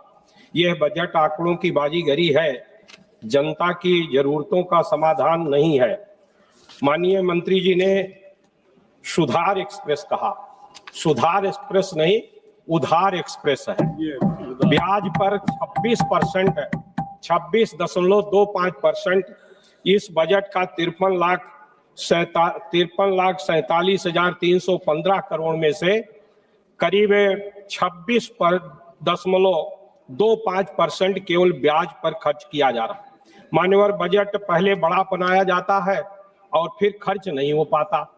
अभी 9 महीने बीत गए, 41% से ज्यादा पिछले इस वित्तीय वर्ष का बजट का खर्च नहीं हो पाया है। पिछले वर्ष जो संशोधित बजट है लगभग 1 लाख करोड़ रुपए कम हो गया है। दूसरे मान्यवर, माननीय मंत्री जी ने दूसरी बात का जो जिक्र किया है कि ये विकसित भारत का सबका साथ सबका विकास का बजट है, परंतु ये बजट सबका साथ नहीं देता। मान्यवर, इस देश में सबसे बड़ी आबादी ओबीसी का है, एसटी एससी का है, एसटी का। उसके हितों को अनदेखी करने का काम इस बजट में करने का काम किया गया है। आज रोजगार देने का सवाल है। देश में 45 केंद्रीय विश्वविद्यालय है, 38 विश्वविद्यालय के वाइस चांसलर सवर्ण है, एससी एसटी का उसमें नहीं दिया है। सारे जो केंद्रीय संस्थान है उसमें 80 से 64% पद पिछड़े और दलितों के खाली है। लगभग 10 लाख पद खाली है, उसके भर्ती का कोई इसमें खाका देने का काम इस बजट में नहीं किया गया है। मान्यवर, इसके साथ साथ आज देश की जो सबसे बड़ी समस्या है स्वास्थ्य की है। गरीब आदमी बीमार होता है, हृदय रोग से बीमार होता है, कैंसर से बीमार होता है, उसके लिए धन की व्यवस्था जो आयुष्मान भारत योजना है उसमें भी कोई 1 पैसे की इजाफा करने का काम नहीं किया गया है। उसमें भी खर्च कम हुआ है, पिछला जितना बजट था उसमें भी खर्च करने का काम कम किया गया। दूसरी तरफ मान्यवर, इसी तरह से पिछड़े वर्गों का जो किसान है, किसान के ऊपर इस बजट का जहां 70% लगभग कृषि से संबंधित लोग गांव में हैं, उस पे केवल 3.04% बजट है। शिक्षा पर 2.60% बजट है। स्वास्थ्य पर केवल 1.95% टोटल बजट का हिस्सा आता है। हमने एक संकल्प लिया था कि जीडीपी का 2.5% स्वास्थ्य का बजट होगा, लेकिन ये बजट 0.5% भी जीडीपी का नहीं है स्वास्थ्य पर, जिसके कारण देश के तमाम लोग बीमारी के शिकार होते हैं, उनका इलाज नहीं होता, उनका घर बार भी बिकने का काम होता है। इसी तरह से किसान का जब समय आता है बुआई का, खाद की जरूरत पड़ती है, तो उस खाद में उसके उर्वरक की जरूरत है। उस उर्वरक के बजट में पिछले बार जो खर्च किया था, जो संशोधित बजट है, उससे 7.5% कम इस बार माननीय मंत्री जी ने रसायन और उर्वरक पर रखने का काम किया है। तो निश्चित रूप से ये किसान के हितों को संरक्षित नहीं करता। और दूसरा सबसे महत्वपूर्ण था कि आज अमेरिका से डील हुआ, हमारा मार्केट अमेरिका कैप्चर करेगा, किसान और तबाह होगा। हमें उसके न्यूनतम समर्थन मूल्य की गारंटी का देने की आवश्यकता थी, उस पर भी ये बजट मौन है, उनको भी गारंटी देने का काम नहीं करता। मान्यवर, हम लोगों ने बड़ी अपेक्षा किया था कि भारतीय जनता पार्टी की जो सरकार है, ये अयोध्या के नाम पर बनाने का काम किया गया और उस अयोध्या के इस बजट में पूरी तरह से उपेक्षा किया गया, पूरे उत्तर प्रदेश की उपेक्षा किया गया। अयोध्या के लिए भी इस बजट में कोई व्यवस्था नहीं किया गया है। मैं माननीय मंत्री जी से आपके माध्यम से कहना चाहूंगा कि वहां पर कम से कम एक एम्स तो बना दीजिए, जिससे आपका उनके साथ जो भेदभाव है उससे छुटकारा मिलने का काम हो सके। दूसरे पिछड़ी जातियों का, मान्यवर, सबका साथ सबका विकास, ये कैसा सबका साथ है कि परीक्षा में जहां भर्ती होती है, प्रवक्ता अंग्रेजी का अनरिजर्व्ड का कट ऑफ है 64 और ओबीसी का कट ऑफ है 87, उसको उसमें माइग्रेट नहीं करने का काम किया। जबकि माननीय हमारे नेता ने कहा कि सुप्रीम कोर्ट का एक फैसला है, उस फैसले के आधार पर अगर पिछड़ी जात का व्यक्ति किसी लाभ को नहीं लिया है, न उम्र में न अटेम्प्ट में, तो निश्चित रूप से उसको अनरिजर्व्ड कैटेगरी में अगर उसका मार्क ज्यादा है तो उसको शामिल किया जाना चाहिए। इसमें वो शामिल करने का काम नहीं किया गया। इस माइग्रेशन न होने के कारण तमाम मान्यवर इसमें तमाम तरह की दिक्कतें आती हैं। तो मेरी ये मांग है कि माइग्रेशन को करके सबका साथ, जो सबका विकास का नारा है, उस पर धरातल पर लाने का प्रयास करें। दूसरा मान्यवर, मैं आपसे निवेदन करना चाहूंगा कि हम लोगों की बड़ी अपेक्षा थी, महंगाई बढ़ रही है 6-7% से ज्यादा, ये बजट 5.5% का पिछले बार के बजट से वृद्धि है, महंगाई उससे ज्यादा बढ़ गई, यानी बजट पिछले बार से भी समझिए कम है। लेकिन दूसरी तरफ बड़ी अपेक्षाएं थी कि माननीय मंत्री जी 9वां बजट प्रस्तुत कर रही हैं, विकास मुखी बजट होगा, प्रधानमंत्री ग्राम सड़क की योजना का के लिए ज्यादा धन दिया जाएगा, उसके लिए स्कीमें जो बनाने का है, जो उसका मानक तय किया गया है, उस मानक में सुधार किया जाएगा। हर विधानसभा क्षेत्र, हर लोकसभा क्षेत्र में सांसद के प्रस्ताव पर सड़कें ली जाएगी, उसका कोई इसमें समाधान नहीं है। दूसरी तरफ जो सांसद निधि है, सारे सांसदों को मान्यवर 5 करोड़ लंबे समय से चली आ रही, महंगाई 10 गुना बढ़ गया, निधि 5 करोड़ है, 1 किलोमीटर सड़क बनने में 1 करोड़ रुपया लगता है। हमारी ये मांग है माननीय मंत्री जी, अगर आप विकास के तरफ जाना चाहती हैं, सभी क्षेत्रों को आप विकास के तरफ ले जाना चाहते हैं, तो सांसद निधि कम से कम 25 करोड़ रुपया अनिवार्य रूप से करने का काम किया जाए। हम लोगों की अपेक्षा थी कि इसमें किया जाए। दूसरा हमारी मांग है, मान्यवर, गरीब आदमी कैंसर से बीमार होता है। मेरा आपसे निवेदन है, माननीय मंत्री जी से आपके माध्यम से निवेदन है कि कम से कम और बीमारियों को छोड़ दें, कैंसर जैसी बीमारी को पूरी तरह से फ्री कर दें। सरकार उसके लिए संपूर्ण धन देने का काम करे, जिससे आम नागरिक की सुरक्षा हो सके। ऐसा मेरा आपके माध्यम से मांग है। मान्यवर, एक निवेदन और करके मैं अपनी बात को खत्म कर रहा हूं। मान्यवर, महंगाई, ये बजट महंगाई से राहत नहीं देता, रोजगार की गारंटी नहीं देता। रोजगार कहा, आउटसोर्सिंग को रोजगार माना है। इसी तरह से स्वास्थ्य शिक्षा में परिवार निवेश नहीं करता, सामाजिक न्याय को मजबूत नहीं करता। Wait. Now it is already 6. If the House agrees, we will extend the House till 8 p.m. Yes, House is extended up to 8 p.m. Now please conclude the last sentence. GDP का कम से कम 2.5% हो, रोजगार के लिए स्पष्ट भर्ती कैलेंडर किया जाए, किसानों को न्यूनतम समर्थन मूल्य की गारंटी दी जाए, शिक्षा स्वास्थ्य में वास्तविक निवेश हो।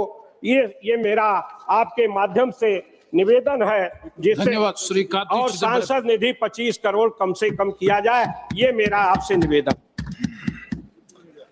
Thank you, sir.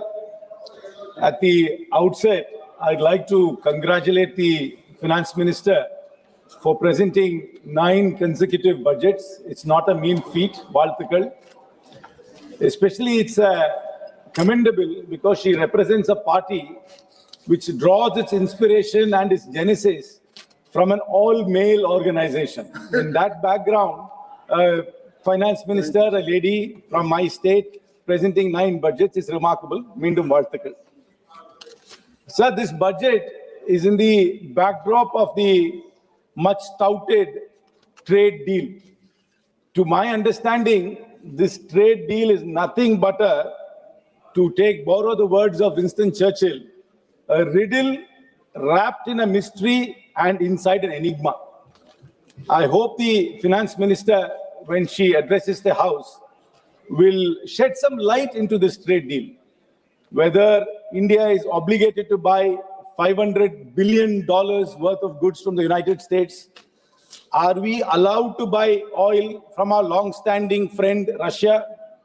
Are we allowed to buy oil from Iran, with whom we have a long-standing relationship? Will these decisions be taken sovereignly in India, or will it be taken by the White House? Are we obligated to buy oil from the new colony of America, Venezuela? And most importantly, are we going to allow agricultural products of America into India in zero tariff? If so, what products? The Finance Minister must tell the House and the nation, because we are none the wiser from the statement of the Commerce Minister, because every time he comes and says, it's only, he points the finger at the foreign minister. The foreign minister is pointing the finger back to him, and the agriculture minister is completely absent. I hope the finance minister will, fill this gap and answer on behalf of her cabinet and all her colleagues on what this trade deal actually means. Sir, that if you look at the attendance here in the House, it's quite sparse. This is quite indicative of the mood about a budget. Budgets are losing relevance. People are losing interest in budgets. And this is a reflection of that. And if members are not interested, it also means that their constituents are less interested. There is a reason for this, sir. Before I get into the specifics of this budget, I'd like to go down memory lane and recollect some of the landmark schemes our Honorable Finance Minister has announced in the last 9 years. Amrut, Sankalp, DigiGon, National Nutrition Mission, National Infrastructure Pipelines, Startup India, Seed Fund, PM Garib Kalyan Package, PM Internship Scheme, Mishti, National Monetization Pipeline, Operation Greens, Deep Ocean Mission. All these, when they were announced, were greatly lauded by the newspapers and the media. But if you actually look at the details to see where the implementation of all these schemes are, you will be very distressed. I hope the finance minister in her address will go back to the 9 years and recollect the scheme she has announced and give us a status report of each and every scheme and where it stands today. I'll give a few examples, sir. In 2021, the government launched the PM Formalization of Micro Food Processing Enterprise Scheme, PMFME, allocating 10,000 crores to supposedly to support 2 lakh micro food enterprises. But after 5 years, sir, only 60% of the funds are spent. Then we have the Animal Husbandry Infrastructure Development Fund, which announced 15,000 crore for dairy and meat infrastructure. But after all these years, only 30% is utilized. Then we have the PM Mitra Parks, 7 mega textile parks with 4,445 crores was announced. But after 5 years, we only have 15% of the works done. I hope our officers are taking notes and they will give us the status reports of all these schemes which they announced in such great fanfare before. And in the same budget, they announced the PM. Sir, these are all tongue twisters, sir. Atan Nirbhar Swasth Bharat Yojana. தமிழ்ல ஏதாவது ஒரு 2-3 பேரை வைங்கம்மா. ஏன்னா ஒன்னு வாயிலே நுழைய மாட்டேங்குது, எல்லாம் ஹிந்தியிலே வைக்கிற பேர்ல. ஏதாவது ஒரு பேரா தமிழ்ல வைங்க. வரும்போது நடக்குதோ நடக்கலையோ தமிழ்ல ஒரு பேர் வச்சிருங்க. 180 crores has been announced to strengthen healthcare. But only construction is going on in most of these places, including AIIMS in Tamil Nadu. But there is no manpower in most of the places. There are no trained doctors, no trained nurses. So again, this is all bombastic announcements without actual implementation, anything on the ground. Then we have in 2020-23, they announced the PM Divine for the Northeast. 6,600 crores was allotted, but the fund utilization is not even 18% till date, sir. Then we have the Desh Stack e-portal. I mean, I don't even know what this portal does, which allotted 400 crores for skilling and job discovery. Failed dismally. The portal exists, but nobody trusts the portal. Then in 2023-24, through the Govardhan scheme, 10,000 crores was allocated for 500 compressed biogas plants, out of which only 40 have been operational till now. The target was 500. Then in the Amrit Dharohar scheme for conservation of 75 wetlands, 3,000 crores was allotted, but barely 10 pilot sites are there. And in 24-25, they announced this great internship scheme. They said that 1 crore people will get internships. Actual offers are only about 15%. Even among the people who got the offer, about 20% of them dropped out. So that scheme is again a failure, but they announced it as if it is going to transform the entire landscape of employment for young people in India. So then the PM Surya Ghar rooftop solar for 1 crore households, where only 24% of the target is still achieved. Sir, again in 25-26, Urban Challenge Fund allotted 1 lakh crore to reform cities, but utilization stands at 2%. Then the PM Dhan Dhanya Krishi Yojana, 1.44 lakh crores over 6 years, sir, but still farmer support, whatever they were promised, is not got, sir. So if people are losing interest in budgets, it's because only bombastic announcements are made and nothing is implemented, so nobody takes it seriously. It's a clear reflection. Parliamentarians don't take it seriously, and the public don't trust any of these announcements made because there's hardly any implementation of these schemes. Sir, I will tell you another very shocking fact, sir. Last budget, Madam announced 100 crores for a Makana board establishment. I do not know which state was going for election. They announced this 100 crores. Not 1 rupee has been spent till date, sir. Not 1 rupee in that. Where is this board? Have you even formed it? This is the status of all these schemes, sir. So coming back to this year's budget, sir, she has announced integrated textile program with 5 subparts. Then when they renamed Manrega to VBG Ramji, there was a lot of pushback because they removed the name of Mahatma Gandhi. Now they have come up with another scheme in the name of Mahatma Gandhi called Mahatma Gandhi Gram Swaraj Initiative. Then there is an infrastructure risk guarantee fund. Then they have announced 20 new national waterways. They have allocated 20,000 crores for city economic regions, dedicated rare earth corridors in Orissa, Kerala and Tamil Nadu, allied health professional institutions to be set up among countless others. So all these announcements, if you look at it 1 or 2 years later, will only be there on paper and nothing would have been implemented. Yes. This is the reason why budgets are becoming irrelevant and the announcements made in budgets are only bombastic and have no meaning at all, sir. Sir, forget about these bombastic announcements, sir. What hurts me the most about this budget, sir, it always lacks empathy. And again, the finance minister has shown the true colors of this government, sir. Disability pension, which the armed forces veterans were getting, was tax exempt. And in this budget, They have brought it under tax, sir. For soldiers who have laid their lives for India, for soldiers who had become disabled in fighting war. This government hides behind national security and patriotism all the time. But when it comes to action, this is a reality, sir. Thank you They very don't much. respect our soldiers. They are now going to tax disability pension. People who have been getting this pension for years will have to start paying income tax on it, sir. I wish the finance minister withdraws it, and when she replies, I hope she gives an account of all the grand schemes she has announced in the 9 years and show where the status of this is, sir. Thank you very much, sir. Thank you, Mr. Karthik. Very good, Karthik. Next speaker, Sri Jagadish Chatterjee. Thank you, Chairman, sir. Giving me opportunity to speak on the budget. And I'm very much happy to congratulate our Honorable Finance Minister for her consecutive 9th budget presented. And according to me, it is a matured budget and perfect budget for the strongest base, creating a strongest base for the Vikasita Bharat. What Narendra Modi ji is a dream. And one thing, this was a budget of a mature economy.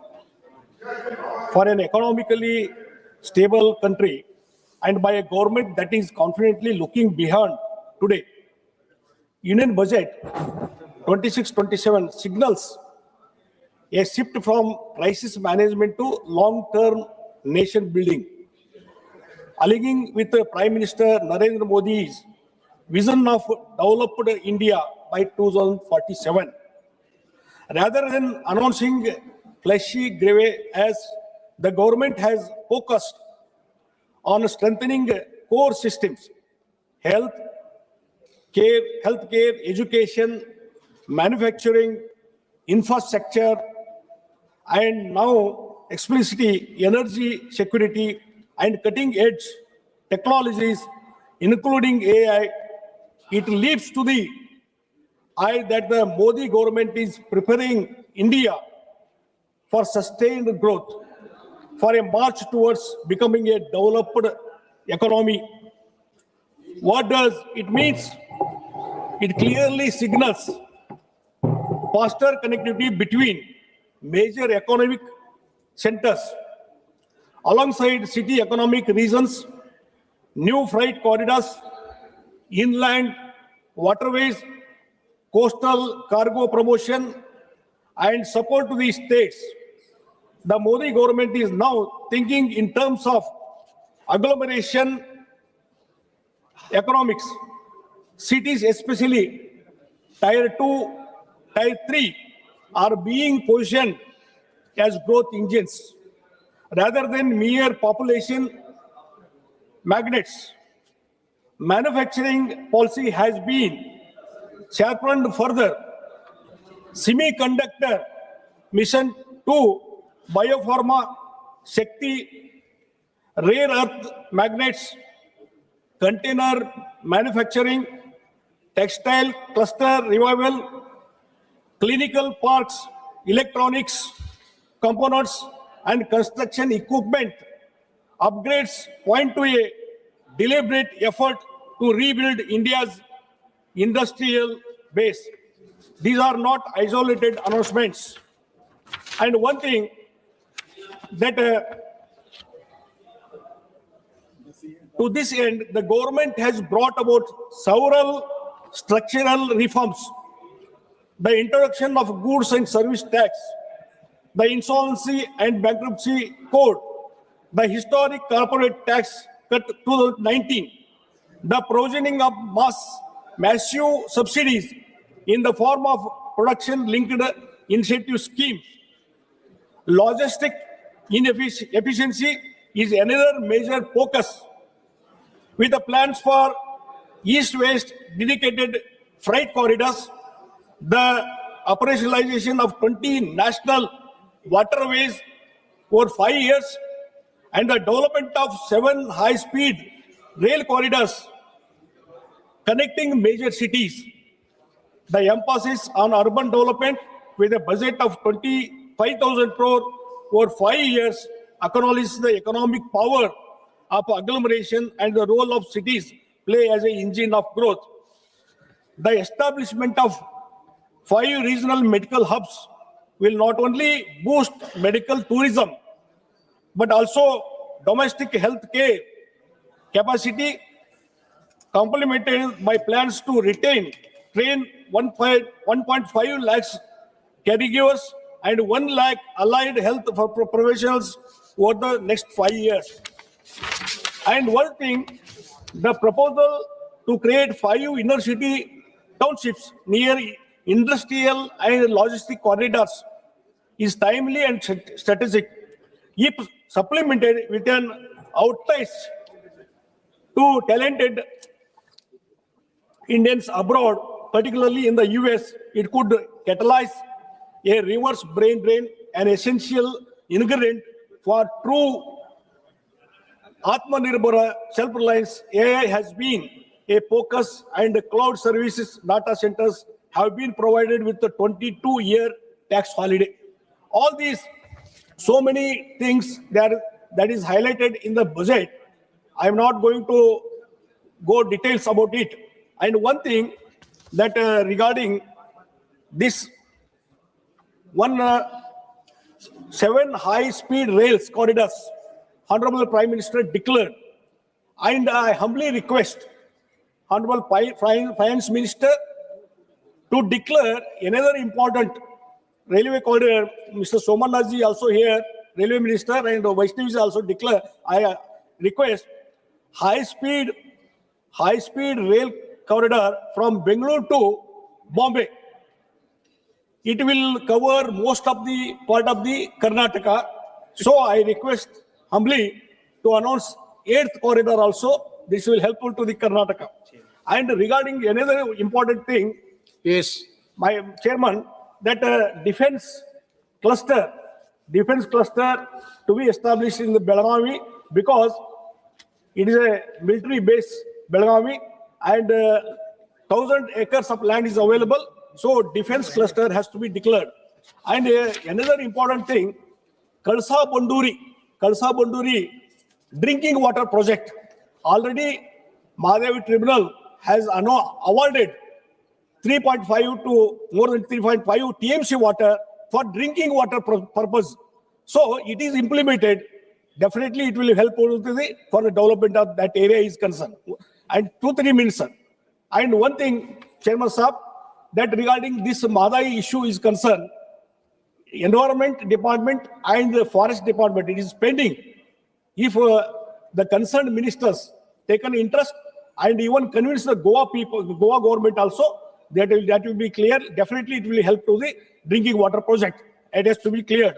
And another thing, one thing that Karnataka government always, that CM of the Karnataka always critical about the Modi ji government, what are the steps taken, and every time he criticizes the budget. Every time, no allocation, nothing. But the last so many years, what is happened to the Karnataka? 1,000 lakhs together railway project has been announced. National highways has been announced. I want to say that Karnataka CM has not at all taken interest for the land acquisition of for railway projects and national highway. Because of non-land acquisition, all the projects have held up last 5 to 6 years. Every time you are insisting, and unnecessarily he is criticizing the union government. And regarding looking into the budget, all the projects is concerned, if it is implemented, definitely it will help for the Karnataka, because Bengaluru regarding this is reflects Prime Minister Modi's strategic vision for the Karnataka. This vision priorities several key areas, including high-speed connectivity, frontier technologies, MSME liquidity support, green tourism development, agriculture renewal, and human capital. Union budget positions Karnataka as a national growth engine in semiconductors, biotech, IT, aerospace, clean energy, advanced manufacturing, tourism, and innovation, with 12.2 lakhs crore potential capex sectoral mission, exercising 2 lakh crore and policy, certainly the Modi government is scaling Karnataka's strength into a global leadership. He has to understand, Karnataka people, government has to understand. So he has to clear all the projects. Acquisition has to be completed. Then see the Karnataka, what is the development will happen? What are the projects? Vande Bharat trains. Definitely it will help to so many people in Karnataka, Vande Bharat. And Udan scheme, it is a very popular scheme. Because of Udan scheme implementation, Modi's dream that tier 2, tier 3 cities, airports have been developed. So many air connection to so many cities because of Udan. I request Honorable Prime Minister and Honorable Finance Minister that Udana scheme is only for the 3 years. After completion of 3 years, all the airlines, they are withdrawing. Even it is economically viable, they are withdrawing the airlines, air flights. So for example, Belgavi has 16 air connections to so many cities. Now, after Udana period is completed, they withdraw, they shifted to other state, even economically. Now only having 6 connections to some cities, only 6 airlines. So for that purpose, some action has to be taken. No, please. And Please at least it has to be extended to 5 years or 10 years. Definitely it will be helpful. For that purpose, thank you. Lastly, I conclude that this budget, the union budget, firmly positions Karnataka as a core engine of India's growth under the Modi government. The budget does not impose a one-size-fits-all approach. Instead, it builds directly on Karnataka's proven strength, electronics and semiconductors, biotechnology and pharma aerospace. By strengthening infrastructure, clean energy, leadership innovation, and export, the Modi government is ensuring that Karnataka remains globally competitive while delivering inclusive growth of home. This budget enforces a clear message. Under the PM Modi, entire India, Karnataka is a growth engine of Vikasita Bharat. Thank you. Where innovation meets infrastructure and heritage meets high technology. Thank you very much. Thank you. Thank you. Next speaker, Sri Abhay Kumar Singhal.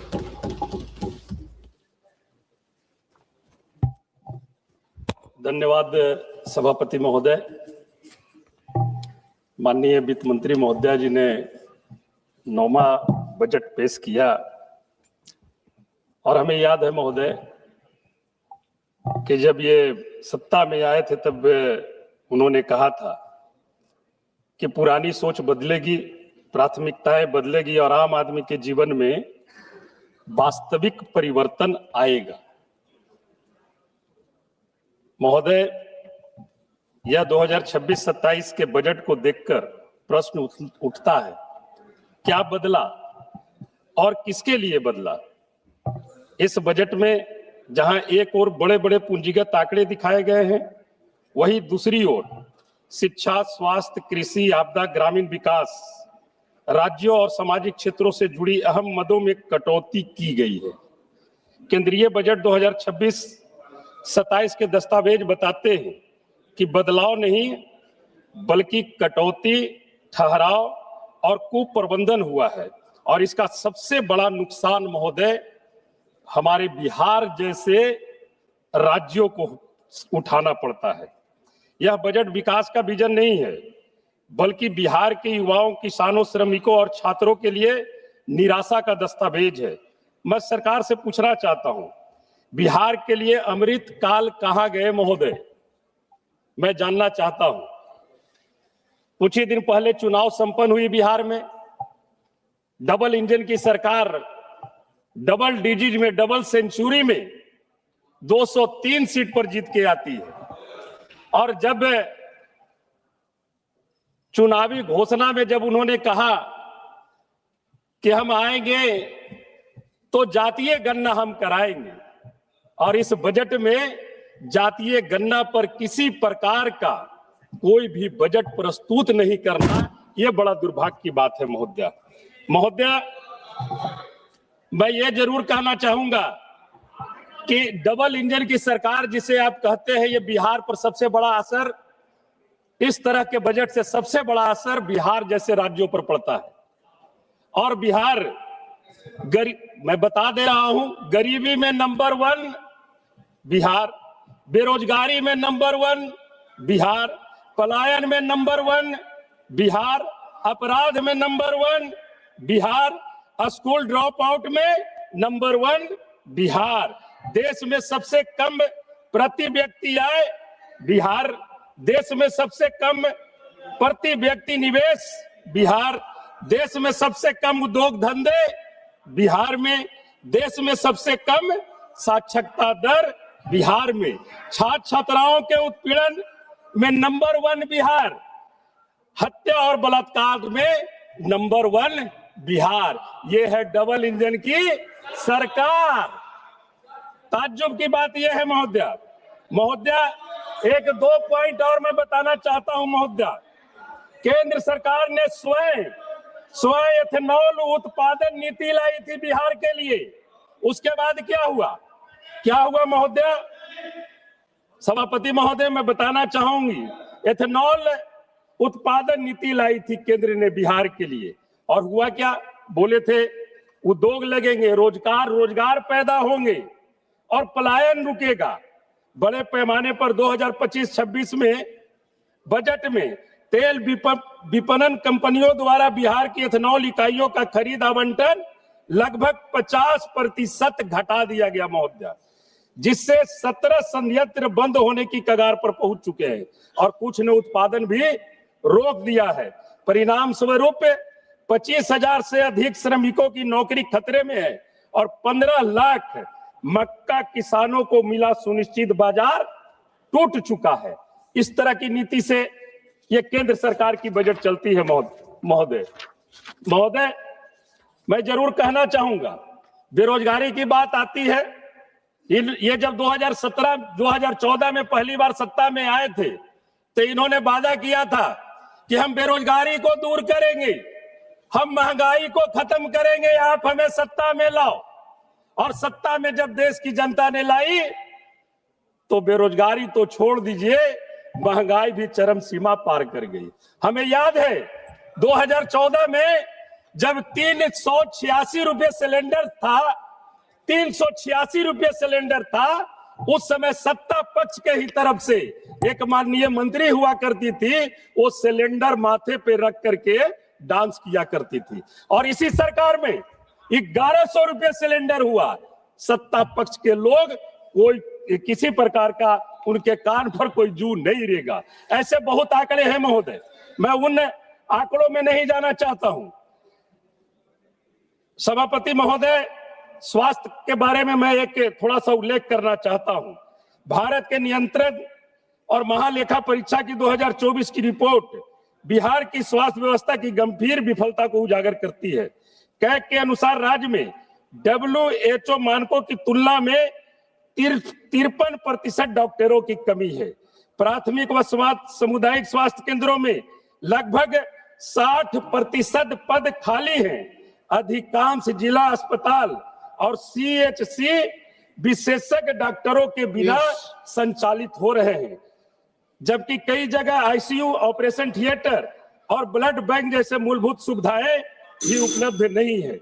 पूरे मगध क्षेत्र का भार Magadh medical college पर रहता है महोदय, लेकिन वहां भी PG स्नातकोत्तर सीटें बढ़ाने की प्रक्रिया अभी तक के धीमी चल रही है।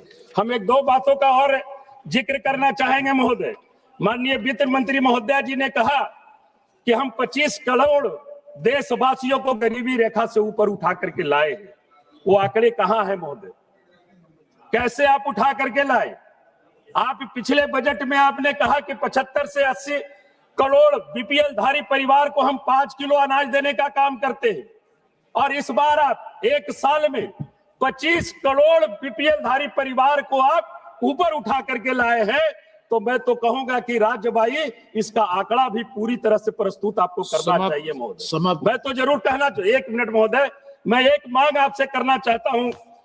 माननीय वित्त मंत्री महोदया जी, आप जिन्हें BPL को 5 किलो अनाज जो आप फ्री में आप देते हैं, आपके यहाँ डाटा है, वैसे परिवारों से जो गरीबी रेखा से नीचे बसर करने वाले लोग हैं, उनसे जीएसटी टैक्स लेने का इस सरकार को कोई अधिकार नहीं है। उस परिवार को जीएसटी फ्री का एक आप कार्ड निर्गत कर दीजिए। रियल में आप गरीबी उन्मूलन की अगर बात करना चाहते हैं तो आप उन्हें जीएसटी फ्री का एक उन गरीब परिवारों को एक कार्ड निर्गत कर दीजिए। ये गरीबी उन्मूलन की बात होगी। माननीय सभापति महोदय, अगर मैं समाप्त कीजिए। एक सेकंड महोदय, एक इंपॉर्टेंट चीज है। पिछले वित्तीय वर्ष में भी इस पर चर्चा हुई थी। सुलभ और सुरक्षित यात्रा के लिए माननीय रेल मंत्री जी ने भी कहा कि जितने भी मेल एक्सप्रेस ट्रेन हैं उसमें जनरल बोगी कम से कम 4-5 बढ़ाई जाए, और हुआ भी था कि बढ़ाने की प्रक्रिया होगी, लेकिन अभी उस पर किसी प्रकार का इस बजट में भी सरकार की तरफ से किसी प्रकार का कोई प्रावधान नहीं किया गया है। ये इनकी गरीबी उन्मूलन है। हमारे देश के भी गरीब चाहते हैं कि सुलभ और सुरक्षित यात्रा हम कर सके। हमने कहा कि समाजवाद के पुरोधा परम आदरणीय लालू प्रसाद यादव जी जब सत्ता में थे तो गरीब रथ चलाने का काम किया था, और गरीब गुरुआ भी एसी में सफर करने का काम करते थे। इसलिए हम माननीय वित्त मंत्री महोदय से एक आग्रह और करना चाहेंगे। ये हमारे सत्ता विपक्ष की ही आग्रह नहीं है, बल्कि सत्ता पक्ष के भी सभी माननीय सांसदों का अंदर से समर्थन है कि कम से कम लोकसभा में एमपी लैंड तो मैडम इस बार बढ़ा दीजिए। धन्यवाद। इतनी महंगाई में बहुत बहुत धन्यवाद। मियां अल्ताफ अहमद। सर, आपका बहुत बहुत शुक्रिया। मैं ऑनरेबल जो हमारी फाइनेंस मिनिस्टर साहिबा हैं उनको मुबारकबाद भी देता हूं कि इतने बड़े देश की जिस बेहतर तरीके से ये फाइनेंशियल मैनेजमेंट कर रही हैं, सिस्टम को चला रही हैं, उसके लिए हम इनकी सराहना भी करते हैं। लेकिन साथ साथ मैं यहाँ ये भी कहना चाहता हूँ कि कई ऐसी चीज़ें हैं जो लोगों तक नहीं पहुँचती हैं, और इस वक्त ख़ास तौर पे इस मुल्क में सबसे बड़ा मसला बेरोजगारी का है। और इस बजट में जो इन्होंने पेश यहाँ पे किया उसमें बेरोजगारी के हवाले से कोई रोड मैप लोगों के सामने नहीं आया। अगर आज बेचैनी है, अगर आज हमारे बच्चों में डिप्रेशन है, अगर वो आज नशे की तरफ जा रहे हैं, तो उन सब की बेसिक वजह जो है वो अनएम्प्लॉयमेंट है। आज यूनिवर्सिटियां खोली जा रही हैं, सेंट्रल यूनिवर्सिटियां खुल रही हैं, क्लस्टर यूनिवर्सिटियां खुल रही हैं, बड़े बड़े इंजीनियरिंग कॉलेज खुल रहे हैं, ये सब कुछ हो रहा है। लेकिन जो लोग वहां से डिग्री करके निकल रहे हैं उनके लिए कोई रोड मैप नहीं है। इतना बड़ा पैसा उस सेक्टर पे खर्च किया जा रहा है, लेकिन जो वहां से आ रहे हैं, जो इंजीनियर बन रहे हैं, जो डॉक्टर बन रहे हैं, जो इन यूनिवर्सिटियों में पढ़ रहे हैं, उनके रोजगार का, उनके फ्यूचर का, उनके काम का, उसके लिए कोई चीज जो है वो बजट में नहीं है। तो उन इंस्टीट्यूशंस को खोलने का, उन यूनिवर्सिटियों को खोलने का, उन कॉलेजेस को खोलने का क्या फायदा है अगर उनसे कोई ऐसी चीज नहीं होती है जिससे लोगों को रोजगार मिले। रोजगार के हवाले से मनरेगा की एक अच्छी स्कीम थी, और ये बदकिस्मती की बात है कि उस स्कीम को डाइवर्ट किया गया। बल्कि ये है कि अब वो स्कीम आहिस्ता आहिस्ता वो बंद हो जाएगी। हम ये नहीं एक्सपेक्ट कर सकते कि आप ये कहें कि एक स्टेट जो है वो 40% उसके लिए देगी, या यूनियन टेरिटरी जो है वो अपने बजट में से कुछ हिस्सा देगी। जो काम के दिन थे उसमें कम किया गया, तो वो एक रोजगार का जरिया जो गाँव में था, गरीब लोगों के लिए था, उसमें भी लोगों को बहुत ज्यादा नुकसान हुआ।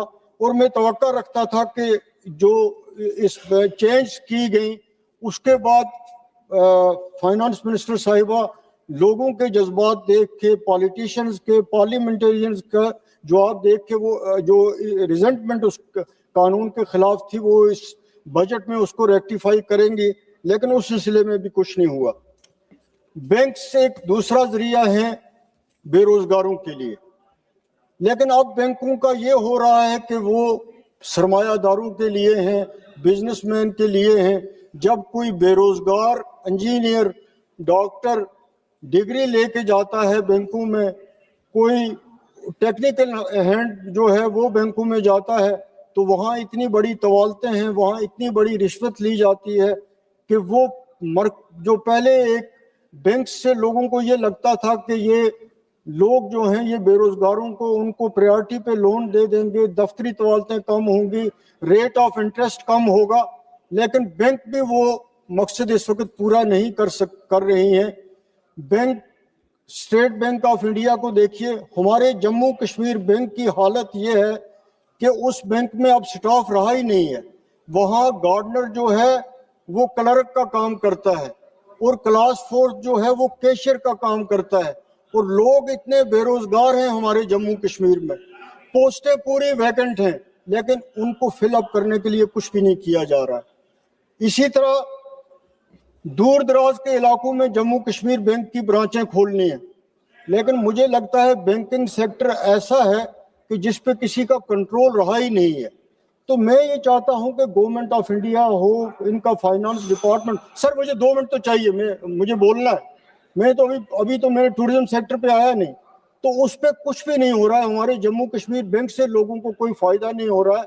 उनकी ब्रांच जो है वो रूरल एरियाज में नहीं खुल रही हैं, तो उससे कोई फायदा हमें नहीं रहा। जहां तक हमारा टूरिज्म सेक्टर है, खासतौर पे जम्मू कश्मीर में, तो टूरिज्म सेक्टर का इस बजट में भी जिक्र किया गया है, लेकिन टूरिज्म सेक्टर की जो आमदनी बाहर से टूरिस्ट आ रहा है उसकी इस देश को आमदनी है, हमारी रियासत को उसकी आमदनी है, लेकिन उसके लिए इंफ्रास्ट्रक्चर नहीं बनाया जा रहा है। इसमें इन्होंने जिक्र किया है इसमें अपने बजट में कि नेशनल इंस्टीट्यूट ऑफ हॉस्पिटलिटी जो है उसको ये बना रहे हैं। नहीं सर, अभी मुझे बोलना है। No, one more speaker from your party. नहीं सर पार्टी की बात है, लेकिन आप सबको आपने टाइम दिया, 2 मिनट टाइम दे दिए, मैं करूंगा। कंक्लूड करो ना। लेकिन वो अगर इतना बड़ा एक सेक्टर है टूरिज्म का जो जम्मू कश्मीर क्या पूरे हिंदुस्तान में एम्प्लॉयमेंट का एक बहुत बड़ा जरिया है, लेकिन उसके लिए ट्रेनिंग के लिए अच्छे इंस्टीट्यूट नहीं है हिंदुस्तान में। जिस तरह इन्होंने एक इंस्टीट्यूट का जिक्र किया, यहाँ दर्जनों होने चाहिए, और नॉर्थ में भी होने चाहिए, साउथ में भी होने चाहिए, कश्मीर जैसी जगह में भी होने चाहिए, तब जाके लोगों को उनका फायदा पहुंचेगा। यहाँ एग्रीकल्चर सेक्टर का जिक्र किया है, शीप का जिक्र किया, एनिमल हस्बेंड्री का किया। हमारे कश्मीर में हॉर्टिकल्चर इंडस्ट्री जो है, सेब जो है, या शीप की बात है, एनिमल हस्बेंड्री की बात है, जब तक उसको इंश्योरेंस कवर नहीं देंगे, क्रॉप इंश्योरेंस नहीं होगी, खासतौर पे हॉर्टिकल्चर सेक्टर के लिए, कश्मीर में एग्रीकल्चर सेक्टर के लिए, तब तक उस इंडस्ट्री को कोई फायदा नहीं हो सकता, क्योंकि वहां पे जब भी कभी आंधी आती है, तूफान आता है, तो लोगों के लाखों रुपए के तबाह हो जाते हैं। इसी तरह एनिमल और शीप हस्बेंड्री का सर एक मिनट, एनिमल और शीप, गरीब लोगों की बात करने दीजिए, जो उनके लिए उस लाइफ स्टॉक को इंश्योरेंस कवर मिलना चाहिए। गरीब लोग जो हैं उनका गुजारा इसी पे है, अमीर के लिए नहीं। श्री सौगत राय जी, लास्ट सेंटेंस देखिए, हम दिन में इसीलिए बैठे रहे यहाँ पे, हमें 2 मिनट नहीं, आप मुझे बोलने ही नहीं देते तो मैं क्या कहूँ। Yes, Saugata Roy ji please. Thank you sir. Sir इनको बैठेंगे, मैं तो एक मिनट से कंक्लूड करो। आपने कंक्लूड करूंगा ना, मैं कंक्लूड करूंगा। 1 मिनट से कंक्लूड करो। मैं कंक्लूड करूंगा, मुझे कंक्लूड करने दीजिए। एक हमारा गुलमर्ग टूरिस्ट स्पॉट है, बहुत फेमस स्पॉट, वहां लीज का मसला है, उस पर कुछ नहीं हो रहा है। ट्राइबल्स का बड़ा जिक्र किया गया है इस बजट में, लेकिन ट्राइबल्स के लिए कोई प्रोग्राम नहीं है, कोई प्लानिंग नहीं है, उस पैसे की कोई मॉनिटरिंग नहीं हो रही है जो हिंदुस्तान में ट्राइबल्स को दिया जा रहा है। उसके कंट्रोल करने के लिए, उसको स्पेंड करने के लिए कोई तरीकेकार नहीं है। ये मैं आपकी नोटिस में भी लाना चाहता हूँ। वो सिर्फ पब्लिसिटी की हद तक है, इसके अलावा sir Saugata Roy ji. Sir, I rise to speak on the budget. Abhishek Banerjee has already. भाई अभी तो रुकिए, बहुत 1 मिनट तो बहुत बार दिया। No. आप Saugat Rai ji, please. Saugat Rai ji, please. Sir, I rise to speak on the budget. Abhishek Banerjee has already spoken on behalf of our party on the budget. Without repeating him, I want to point out that this budget shows that the finance minister is cruel towards West Bengal. I remember last year when Bihar elections were there, she gave all the projects to Bihar and then to Andhra Pradesh. This time, the budget does not find mention of West Bengal at all, excepting about a freight corridor that is to happen from Dankuni to Gujarat. I strongly oppose this. The finance minister has been practically cruel on Bengal. 1,90,000 crores of money due to West Bengal has been held up, both on the behalf of MGNRGA and the Prime Minister Abbas Gujral. I demand again that the Prime Minister, the Finance Minister, revise her position in this matter and do proper justice to Bengal. Sir, speaking on this budget, I feel ashamed as an Indian because this budget is not made by the government of India. It is made by Mr. Donald Trump, President of the United States. 2 days after the budget, we had this so-called Indo-US trade agreement. How? Our tariffs were reduced to 18%. But our exports were made free by America. This is the cruelest blow on Indian agriculturists, who are our bread givers. This government always speaks that we have done mother of all agreements with European Union, though the contours of the same are not clear. And on the Indo-US agreement, where they have allowed free exports by United States to India,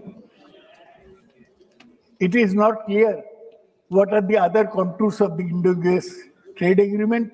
There is apparently a difference of opinion between the Commerce and Industry Minister and the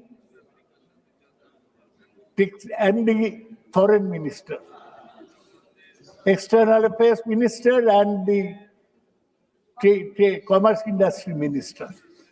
Sir, it is shameful that India, which has the potential to be a great country, is subject to the vagaries of the opinion of a whimsical American president. And our Prime Minister is reported to have said, "Sir, may I come and see you?" What is this? Maybe you have poverty, but we are a country with a great tradition, Gandhi's country. We cannot bow down our head like this. I don't know why the BJP people are keeping quiet when the Prime Minister's head is being lowered, when the surrender Modi slogan is renting the air. Sir, I would not speak for very long, but I want to point out that this budget seems like the finance minister was told by the Prime Minister that do not make too many announcements. He has given no projects to Bengal, so Prime Minister must have told her that if any announcements are to be made, I'll make it in Tamil Nadu, Kerala, or West Bengal. That's why this is not a budget, this is tinkering, just playing around with a few small things, small changes. I'm quite ashamed that the budget is like this. No major changes in the budget on income tax rate slabs. Implementation of new IT Act will be from April 2026. Only small tinkering, doubling of electronic manufacturing outlay to be by 10,000 crores. The 17 cancer drugs are waived duties. Sir, 1.34 lakh crores for education, which is almost the same as last year. So what is this budget for? You could have kept every figure the same. Sir, you'll notice only for defense there is a 15% jump and some mention of high-speed rail. When they will be implemented, nobody knows. Sir, you'll be surprised. You are from Kerala, you know. Kerala has got nothing from this budget, not even in the matter of national waterways. Sir, subsidy for food, fertilizer, and fuel will decline by 4.47%. Only textile, leather, seafood will gain has received a boost from budget proposal that cuts customs duty on scores of inputs. Sir, India's 7.4 million MSMEs will soon be beneficiaries of 10,000 crores advance. So deficit is pegged at 4.3% against 4.4% last year. But center has to borrow 17.2 lakh crores in FY27 to bridge fiscal deficit. The state share remains at 41% after the Finance Commission recommendations have come. Budget fails test of economic strategy. Sir, impact of US tariffs on exporters has to be declared by the government. Protracted global trade deficit is an important factor. China has forbidden export of rare earths to India. They are not allowing tunnel boring machines into India. So they are at loggerheads with US and the China. Where is our foreign policy? We are losing on every count. Sir, the widening trade deficit with China is a big problem. Sir, there is low gross fixed capital formation of around 30%.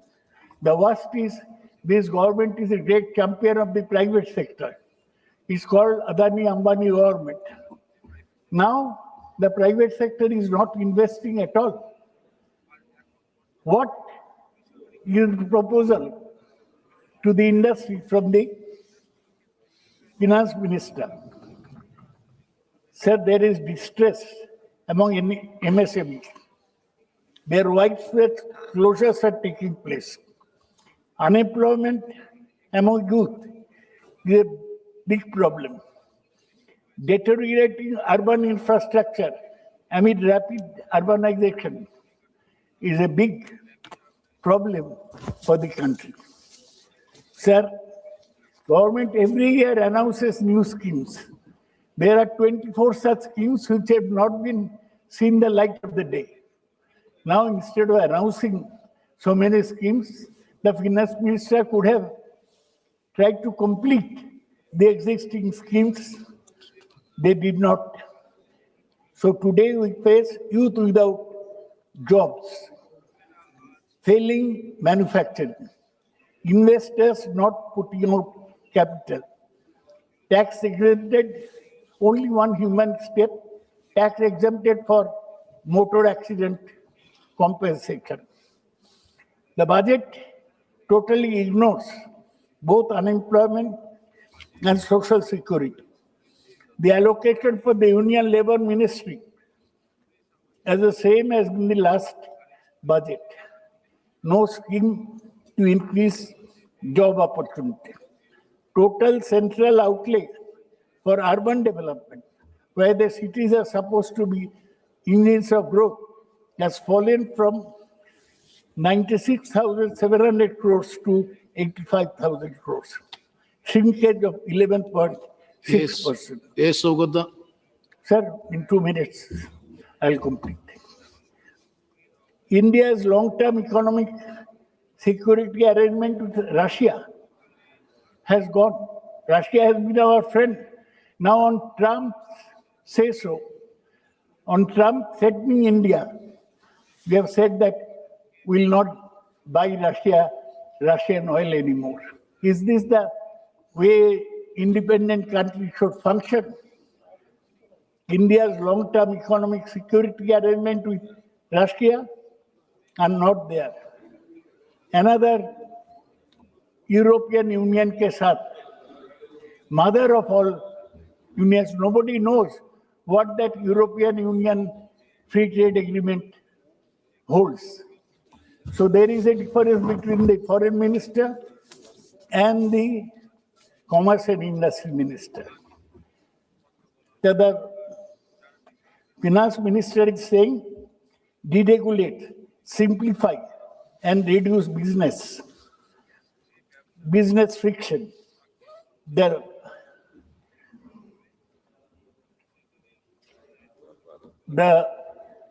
Some foreign companies that are providing cloud services are being exempted from duty till 47. Now, Sogoda, please. So this is no budget, sir.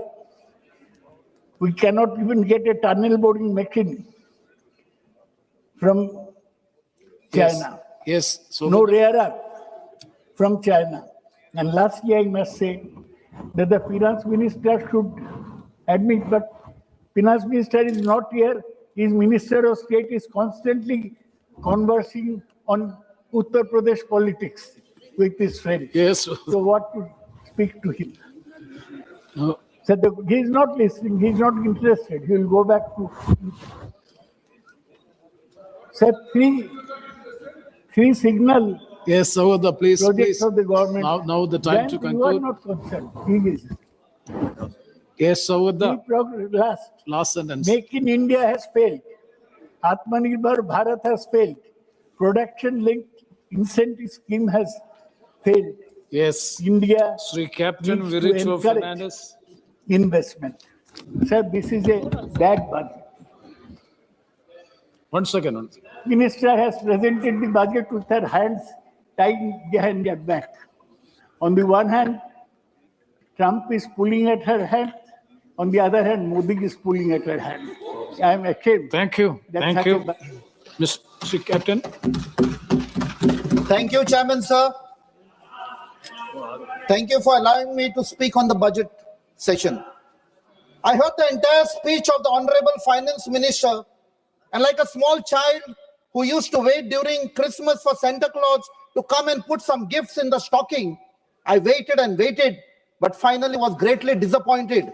Not because Goa did not get anything, also not because the Honorable Minister did not even take the name of my beloved state of Goa, but because in the last 11 years, you have taken away everything from Goa, be it our land, our rivers, our forest, our agricultural land, everything, including 10 plus 8, 18 MLAs in wholesale, without GST, without any taxes, lock, stock and barrel. तुमका दिसले की तुम्ही आमका लाचार करतले म्हण विसरते खबरो आम्ही वररात गोयकार. We are people with great heart. We know to fight a battle. Now coming to the budget, sir, the government has run out of ideas. Budget 2026 looks like a swinging a cricket bat in total darkness. Lag gaya to lag gaya, and does not provide a single solution to India's many economic, social and political challenges. In the last 11 years, we kept hearing mission this, mission that. And this 14 point has become a huge challenge to the nation with neither any policy vision nor any political will. Today, with not much details of trade with USA, the deep and committed love for the two crony capitalists, including Adani, close friend of Vishwaguru, it has resulted in the betrayal of Annadatas of our country. We have backstabbed Annadata farmers who still await meaningful welfare support or an income security. In the 1960s, the Congress government gave the slogan, Jai Jawan, Jai Kisan. But this government has backstabbed both a Jawan and a Kisan. When it comes to defense, today we have taxed the pension drawn by the disability Jawans or officers, which is a sad thing because he got injured during combat operation or during conflict.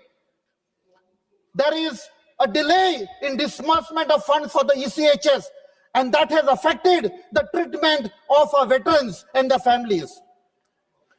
Inequality has surpassed the level seen under the British Raj, but the budget does not even mention it or provide any support to SC, ST, OBC, EWS, and minority communities. Yesterday, after 43 days of chain hunger strike, Amche Warrat Goinkar, belonging to the ST community, won a battle of opposing the construction of a mall close to the tribal land and a hotspot of diversity. As far as health is concerned, the South Goa District Hospital is having shortage of doctors, nurses, equipments, and most cases are shifted to GMC, putting a huge burden on the doctors and staff of Goa Medical College. There is need to equip our primary health centers.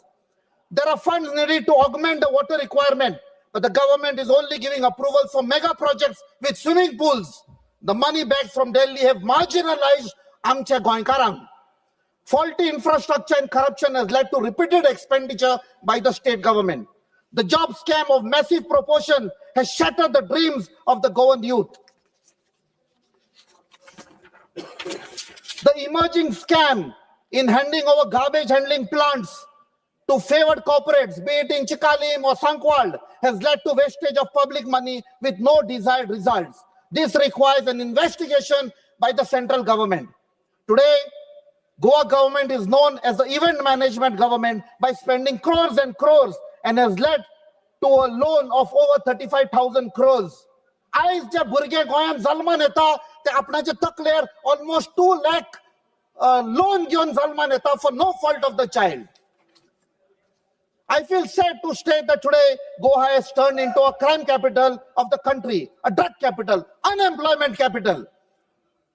Arpara tragedy, which has just happened, sir, has resulted in the loss of life of 25 innocent tourists and staff. There were no licenses of the excise department, no fire clearances. There's a total law and order failure. The only focus of center is to turn Goa into a coal hub with double tracking, expansion of roads, and other destructive projects meant to help Adani, who is transporting coal from Goa to other states. There is a drop in the budget for education, with implementation of NEP suffering badly. Teachers are on contract or lecture basis. Today, the exams of the 12th standard have commenced in Goa, sir. The teachers who are on contract or lecture basis, they are not sure that after this academic year, whether they will get a renewal of their contract. Kindly conclude, please. Sir, I've just started, sir. You have taken 5 minutes. The 12th standard, even staff working in various departments are having temporary jobs. The then Congress government in Goa had given Balrat buses to ensure that poor students from remote areas come to the school. Today, those buses need replacement. I have been trying to meet the requirement through MP-led funds, sir. Please as far as... Make it brief. There are I'm concluding, sir. The Finance Commission, which had visited Goa, is living in bliss, providing absolutely no relief to Goa, which is under severe financial stress due to faulty policies. There are no jobs for the youth, employment of a youth or increasing participation of women in workforce. What is the outcome of internship or skill development scheme, sir? Poor and middle class, there is no relief from inflation, saving and falling, rising debt. Instead of focusing on actual infrastructure in Goa, we are demolishing religious places. Shri Vijay Kumar Hansdagi. Sir, I'm concluding. Last term. Sir, we need a special status for Goa for a sustainable development council. This is the only solution for my beloved Goa. नाने आमचे गोय जे वडिलांनी सांभाळून दवरला ते काबार जातले sir. कोणी दूरचेला गोयकार काबार जातलो. जय हिंद, जय गोवा. श्री विजय कुमार हंसदागी. धन्यवाद चेयरमैन सर. बजट पे बोलने के लिए मुझे मौका अपनी पार्टी जेएमएम की तरफ से देने के लिए धन्यवाद. झारखंड बजट में हमेशा थोड़ा सा पीछे रहता है क्योंकि जो जीएसटी इनपुट के साथ साथ आपका जाकर के जो हमारे यहाँ माइनिंग की रॉयल्टीज वगैरह सब वो समय पे नहीं मिलने पे बहुत सारी परेशानियां खड़ी होती हैं. सरकार के इस बजट में स्टेबिलिटी, फिस्कल डिसिप्लिन और सस्टेन्ड ग्रोथ की बात की गई. कॉन्ट्ररी उसके अगर हम देखें जो इन्फ्लेशन अभी आया है, ग्लोबल मार्केट में जिस तरह से रुपया का जो भाव गिरा है आपका जाकर के, और गवर्नमेंट अपनी गलतियों को कहीं भी एक्सेप्ट नहीं कर रही है, वो लगातार फेलियर्स पे भी अपने पीठ थपथपा रही है. Domestic manufacturing capacity, energy security, reduced critical import, ये सब बड़े बड़े शब्द यहाँ पे दिखाए जा रहे हैं. इन 12 सालों में कितने आपके छोटे और बड़े उद्योग जो है बंद हुए, कितने आपके जो है मिलियनियर्स और बिलियनियर्स हमारे देश को छोड़ के चले गए, कितने जॉब्स आपके जो है लोगों ने खोया, और उन जॉब्स ना होने की वजह से कितने लोगों ने अपनी जान दी. ये सभी चीजों पे कोई भी डाटा आपका जाके सरकार पेश नहीं कर रही है.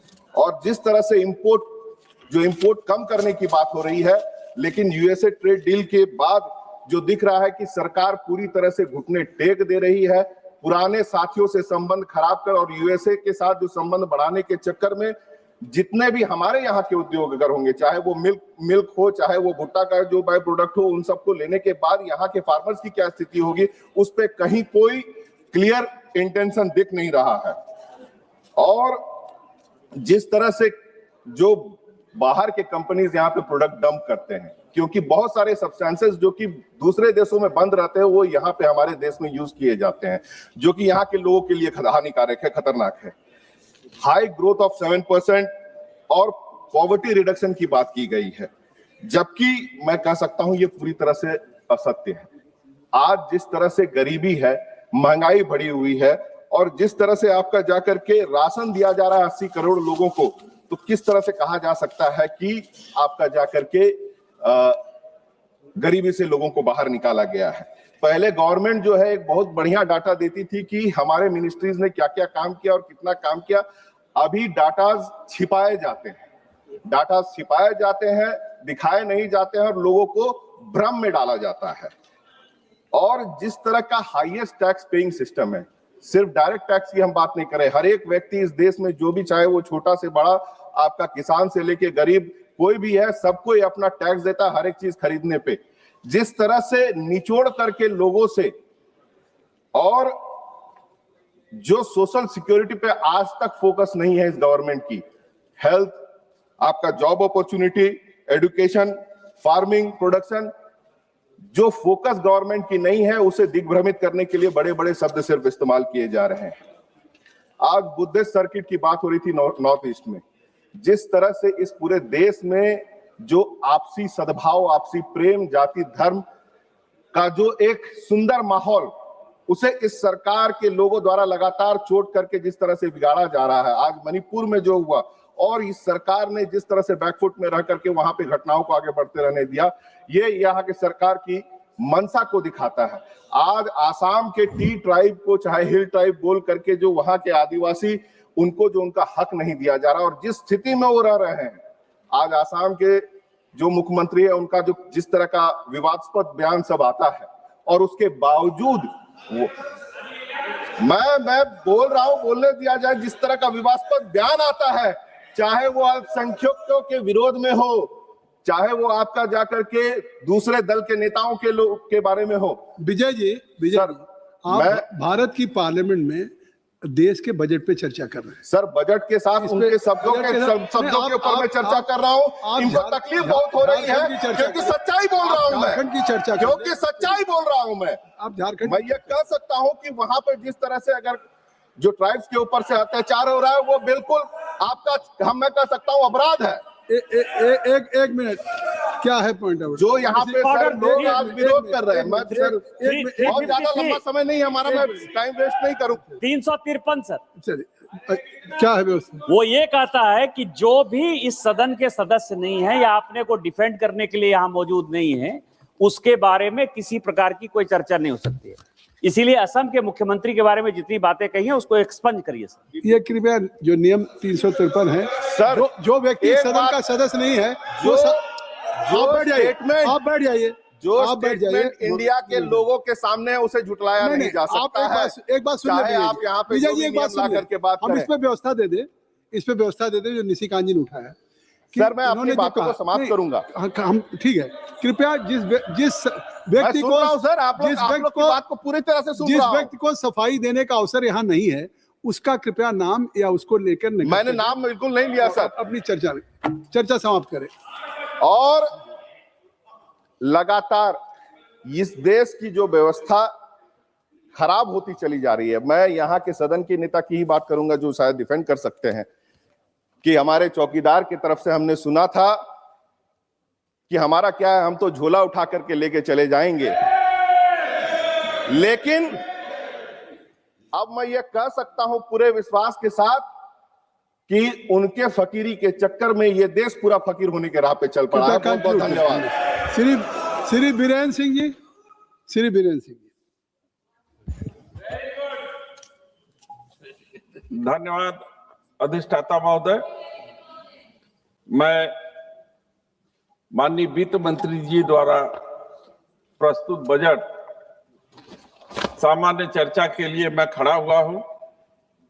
इस वर्ष 26-27 में करीब 53,57,000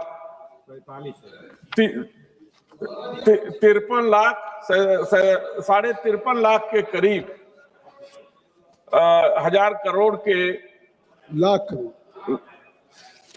53 लाख सम 1,000 करोड़ कुछ 1,000 करोड़, ये तो मैं कह रहा हूँ करोड़ के बजट को उन्होंने इस वर्ष रखा है। इतना बड़ा बजट हो गया कि उसको पिछले दिक्कत हो, सुनने में किसी को दिक्कत हो तो मैं क्या करूं।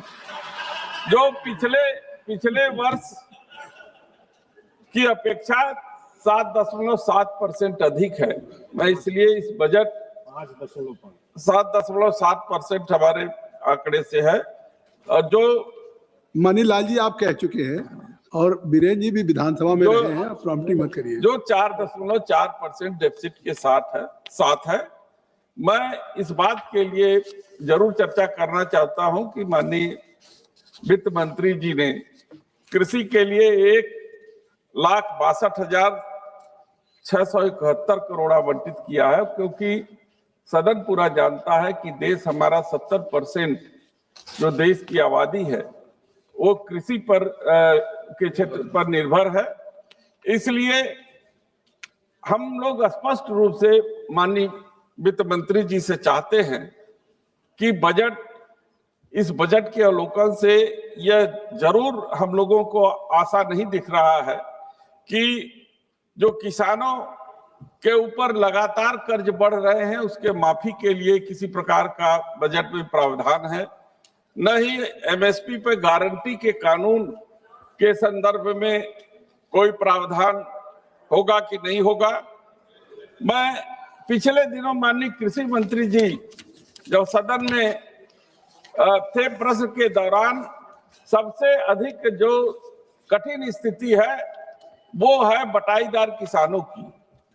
लगभग जो बड़े किसान हैं वो स्वयं खेती नहीं करते और वो अपनी जमीन कृषक मजदूरों को ठेका पर बटाईदार के रूप में दे देते हैं। लेकिन जब दैवीय आपदा आती है, किसी कारण बाढ़ से उनकी पूरी फसल नष्ट हो जाती है, मेहनत उनकी बर्बाद हो जाती है, तो उनको इंश्योरेंस का कोई भी जो है कि सरकारी सहायता का लाभ उनको नहीं मिलता है। मैंने उनसे उस समय भी अनुरोध किया था और माननीय मंत्री जी से भी अपेक्षा की बजट में कुछ इस तरीके का प्रावधान करें कि बटाईदार किसानों के भी हित की रक्षा हो सके। यह सरकार जो है सबका विकास का दावा करती है, लेकिन हम ये सरकार के समक्ष रखना चाहते हैं कि कई प्रदेश और देश के कई प्रदेशों में और यहाँ तक कि मेरे जनपद चंदौली में भी कुछ जातियां ऐसी हैं कि एक जिले में वो अनुसूचित जनजाति में है और दूसरे जिले में अनुसूचित जाति में है। ये गोंड है, पनिका है, चेरो है, खरवार है, कोल है, भील है, बिहार है। यह इनका आर्थिक सर्वेक्षण भी नहीं किया गया है। और यदि सरकार उनके प्रति इतना दयालु है कि उनका भी विकास हो, तो क्या उनको जिसको अभी तक राज्य सरकार के द्वारा सर्टिफिकेट भी स्थानीय स्तर पर नहीं मिल पा रहा है, उनका शोषण भी हो रहा है, तो ऐसे सरकार उनके हित के लिए कैसे कार्रवाई करेगी, यह भी मैं जानना चाहता हूं। मैं माननीय राष्ट्रीय अध्यक्ष जी के जो अपने अभिभाषण में उन्होंने जो है बनारस में विकास के नाम पर जिस तरीके से ऐतिहासिक, धार्मिक और पौराणिक धरोहरों को नष्ट किए जाने का जो है उल्लेख किया है, मैं अपने आप को उनसे संबद्ध करते हुए सरकार का ध्यान आकर्षित करता हूं, क्योंकि मैं उसी जनपद से आता हूं जहां से माननीय प्रधानमंत्री जी हमारे सांसद हैं और मालवीय जी के नाम पर बीएचयू चिकित्सा संस्थान है। वहां लोगों की भलाई के लिए राज्य सरकार अनुदान, केंद्र सरकार अनुसंधान देती है, पैसा देती है और वो वहां पे गरीबों का ठीक तरीके से इलाज नहीं होता। और वहां पे कृपया जो अभी तो 1 मिनट भी नहीं हुआ सर, 5-6 मिनट हो गया अभी तक जो है आपकी घड़ी तेज है सर। और वहां पे मशीनरी और दवा के खरीद में बड़े पैमाने पर जो है धांधली होती है। और जहां तक एडमिशन का सवाल है, ओबीसी, एससी, एसटी और तमाम ऐसे शोध के छात्र हैं जिनको जो है कि नियमों का उल्लंघन करते हुए उनके हिस्सेदार की जो है कि वो चोरी सरकार कर रही है।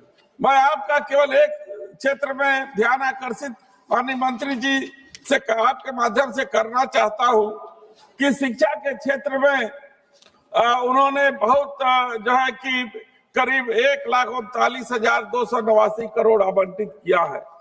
उन्होंने आर्थिक सर्वेक्षण में भी ये कहा है कि जो पिछड़ा क्षेत्र है, जो जनजाति वाला क्षेत्र है, वहां पे वो 500 कमरों का वो छात्रावास गरीबों के लिए तथा छात्राओं के लिए, पिछड़े वर्ग के लिए वो देंगी। तो मैं यही कहना चाहता हूं कि चंदौली हमारा आकांक्षी जिला है और बहुत ही पिछड़ा जनपद है। यदि वहां शिक्षा के क्षेत्र में मिनी स्टेडियम तथा ये छात्रावास और एक विद्यालय दे दे जो है गरीबों के लिए, तो उनके जीवन का स्तर में जो है वो उठान होगा। एक महिला हॉस्टल मिल रहा है। बहुत बहुत धन्यवाद। धन्यवाद सर। हमारी बात आप कह रहे हैं, एक से केवल रोजगार के क्षेत्र में मैं कहना चाहता हूं कि सरकार जो है कौशल विकास के नाम पर जो है कि बहुत बड़ी बड़ी योजनाएं ला रही थी। पिछले बजट में कौशल विकास का जो जमीन पर जो उसका जो है कि कार्रवाई दिखाई दे रही, मात्र 6% जो हुई है। और सीएजी की रिपोर्ट है कि उसमें हजारों करोड़, 1 मिनट सर, हजारों करोड़ रुपए का जो है कि घोटाला हुआ है। और मैं चाहता हूं कि जो जीरो टॉलरेंस की को बढ़ावा देने की बात जो है कि वो कहती है कि हमारी सरकार चंदौली की जो मांग कर ली उसको डाइल्यूट मत करिए, समाप्त करिए। धन्यवाद सर। वो चंदौली से ही मंत्री जी थे जिन्होंने 8,000 करोड़ का घोटाला किया। आलोक कुमार सुमन जी, श्री आलोक कुमार सुमन। धन्यवाद सर। ये कार्रवाई का हिस्सा नहीं बनेगा। आलोक कुमार सुमन जी, श्री आलोक कुमार सुमन जी। धन्यवाद सभापति महोदय। मैं आपका आभार व्यक्त करता हूं कि आपने यूनियन बजट 2026-27 पर अपनी बात रखने का मौका दिया। सबसे पहले मैं अपने माननीय प्रधानमंत्री श्री नरेंद्र मोदी जी और माननीय मुख्यमंत्री श्री नीतीश कुमार जी का आभार व्यक्त करता हूं और विशेष रूप से मैं अपने माननीय वित्त मंत्री श्री सीतारमण जी का आभार व्यक्त करता हूं, जिन्होंने कर्तव्य की नई शपथ के साथ अत्यंत जटिल वैश्विक परिस्थितियों, अंतर्राष्ट्रीय भू राजनीतिक तनाव और घरेलू विकासात्मक आवश्यकताओं को ध्यान में रखते हुए तीन कर्तव्य यानी वृद्धि, आर्थिक वृद्धि को गति देना, लोगों की आकांक्षाओं को पूरा करना और सबका साथ सबका विकास के मध्य एक संतुलित, दूरदर्शी और राष्ट्र को सर्वोपरि रखने वाले 53.45 लाख करोड़ का बजट प्रस्तुत किया, जिसमें हाई कैपेक्स और हाई ग्रोथ का समन्वय है और साथ साथ नई उभरती उद्योगों, सनराइज सेक्टर्स के लिए और उसकी बढ़ोतरी के लिए विशेष रूप से समर्थन है। यह एक बेहद अहम बात है। महोदय, इस बजट के 6 स्तंभ आर्थिक वृद्धि के लिए विनिर्माण को गति, विकासों के आधार पर सुदृढ़ीकरण, जनहित से जुड़ी सुविधाओं पर जोर, विश्वास आधारित जनता को बढ़ावा, व्यापार और जीवन की सुगमता और राज्यों को अधिक वित्तीय सहायता देना है। अध्यक्ष माननीय सभापति महोदय, मैं सबसे पहले सरकार का आभार व्यक्त करूंगा, चूंकि यह बजट ऐसे प्रस्तुत किया गया है जिसमें केवल ये खर्च का दस्तावेज नहीं है, बल्कि ये नीति, नियत और दिशा स्पष्ट करता है। साथ साथ आशा, आत्मविश्वास और अवसर तीनों का समन्वय भी है।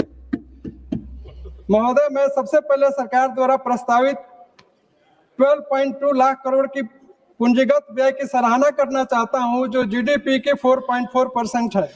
यह प्रावधान परिवहन, अवसंरचना, ऊर्जा क्षेत्र, डिजिटल कनेक्टिविटी और शहरी ग्रामीण ढांचे को सुदृढ़ करने में सहायक सिद्ध होगा। महोदय, सबसे महत्वपूर्ण बात यह है कि यह व्यय रोजगार को बढ़ावा देगा और अवसर को बदलेगा।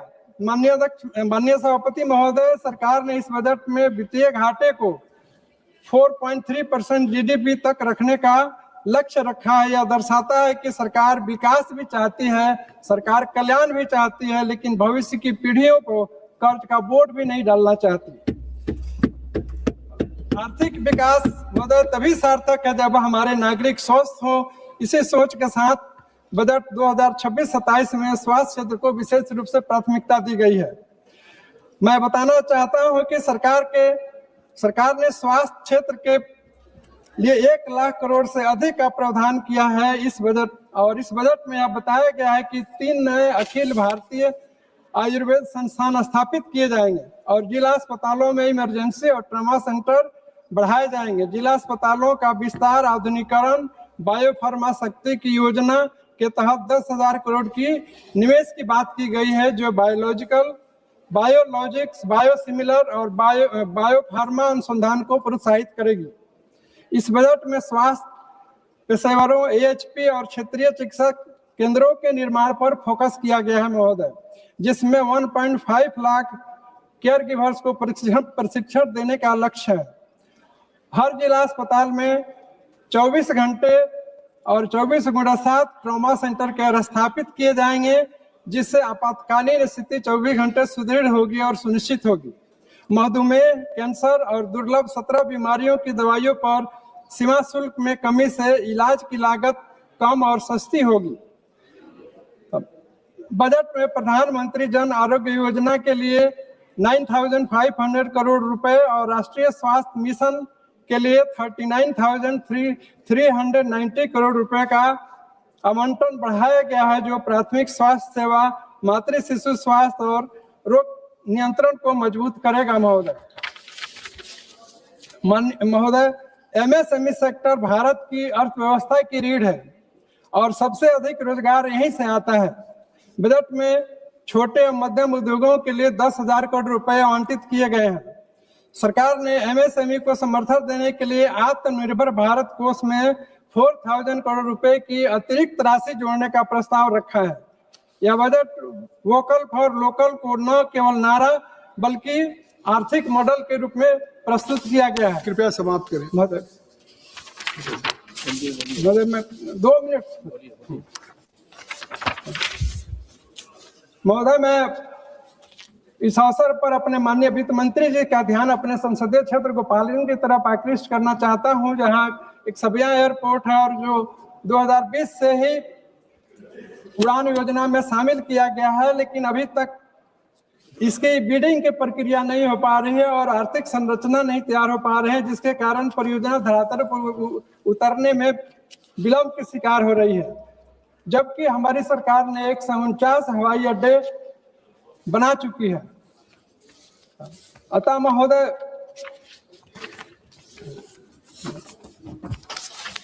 मैं इस सदन के माध्यम से माननीय मंत्री जी से ये विनम्र आग्रह करता हूं कि सबिया एयरपोर्ट के लिए उड़ान योजना की बिडिंग प्रक्रिया के साथ साथ धन एलोकेट किया जाए, ताकि उसकी संरचना और उसकी बिडिंग की प्रक्रिया शुरू हो सके। बहुत बहुत धन्यवाद। श्री राजकुमार, धन्यवाद सभापति महोदय। श्री राजकुमार संगवान जी।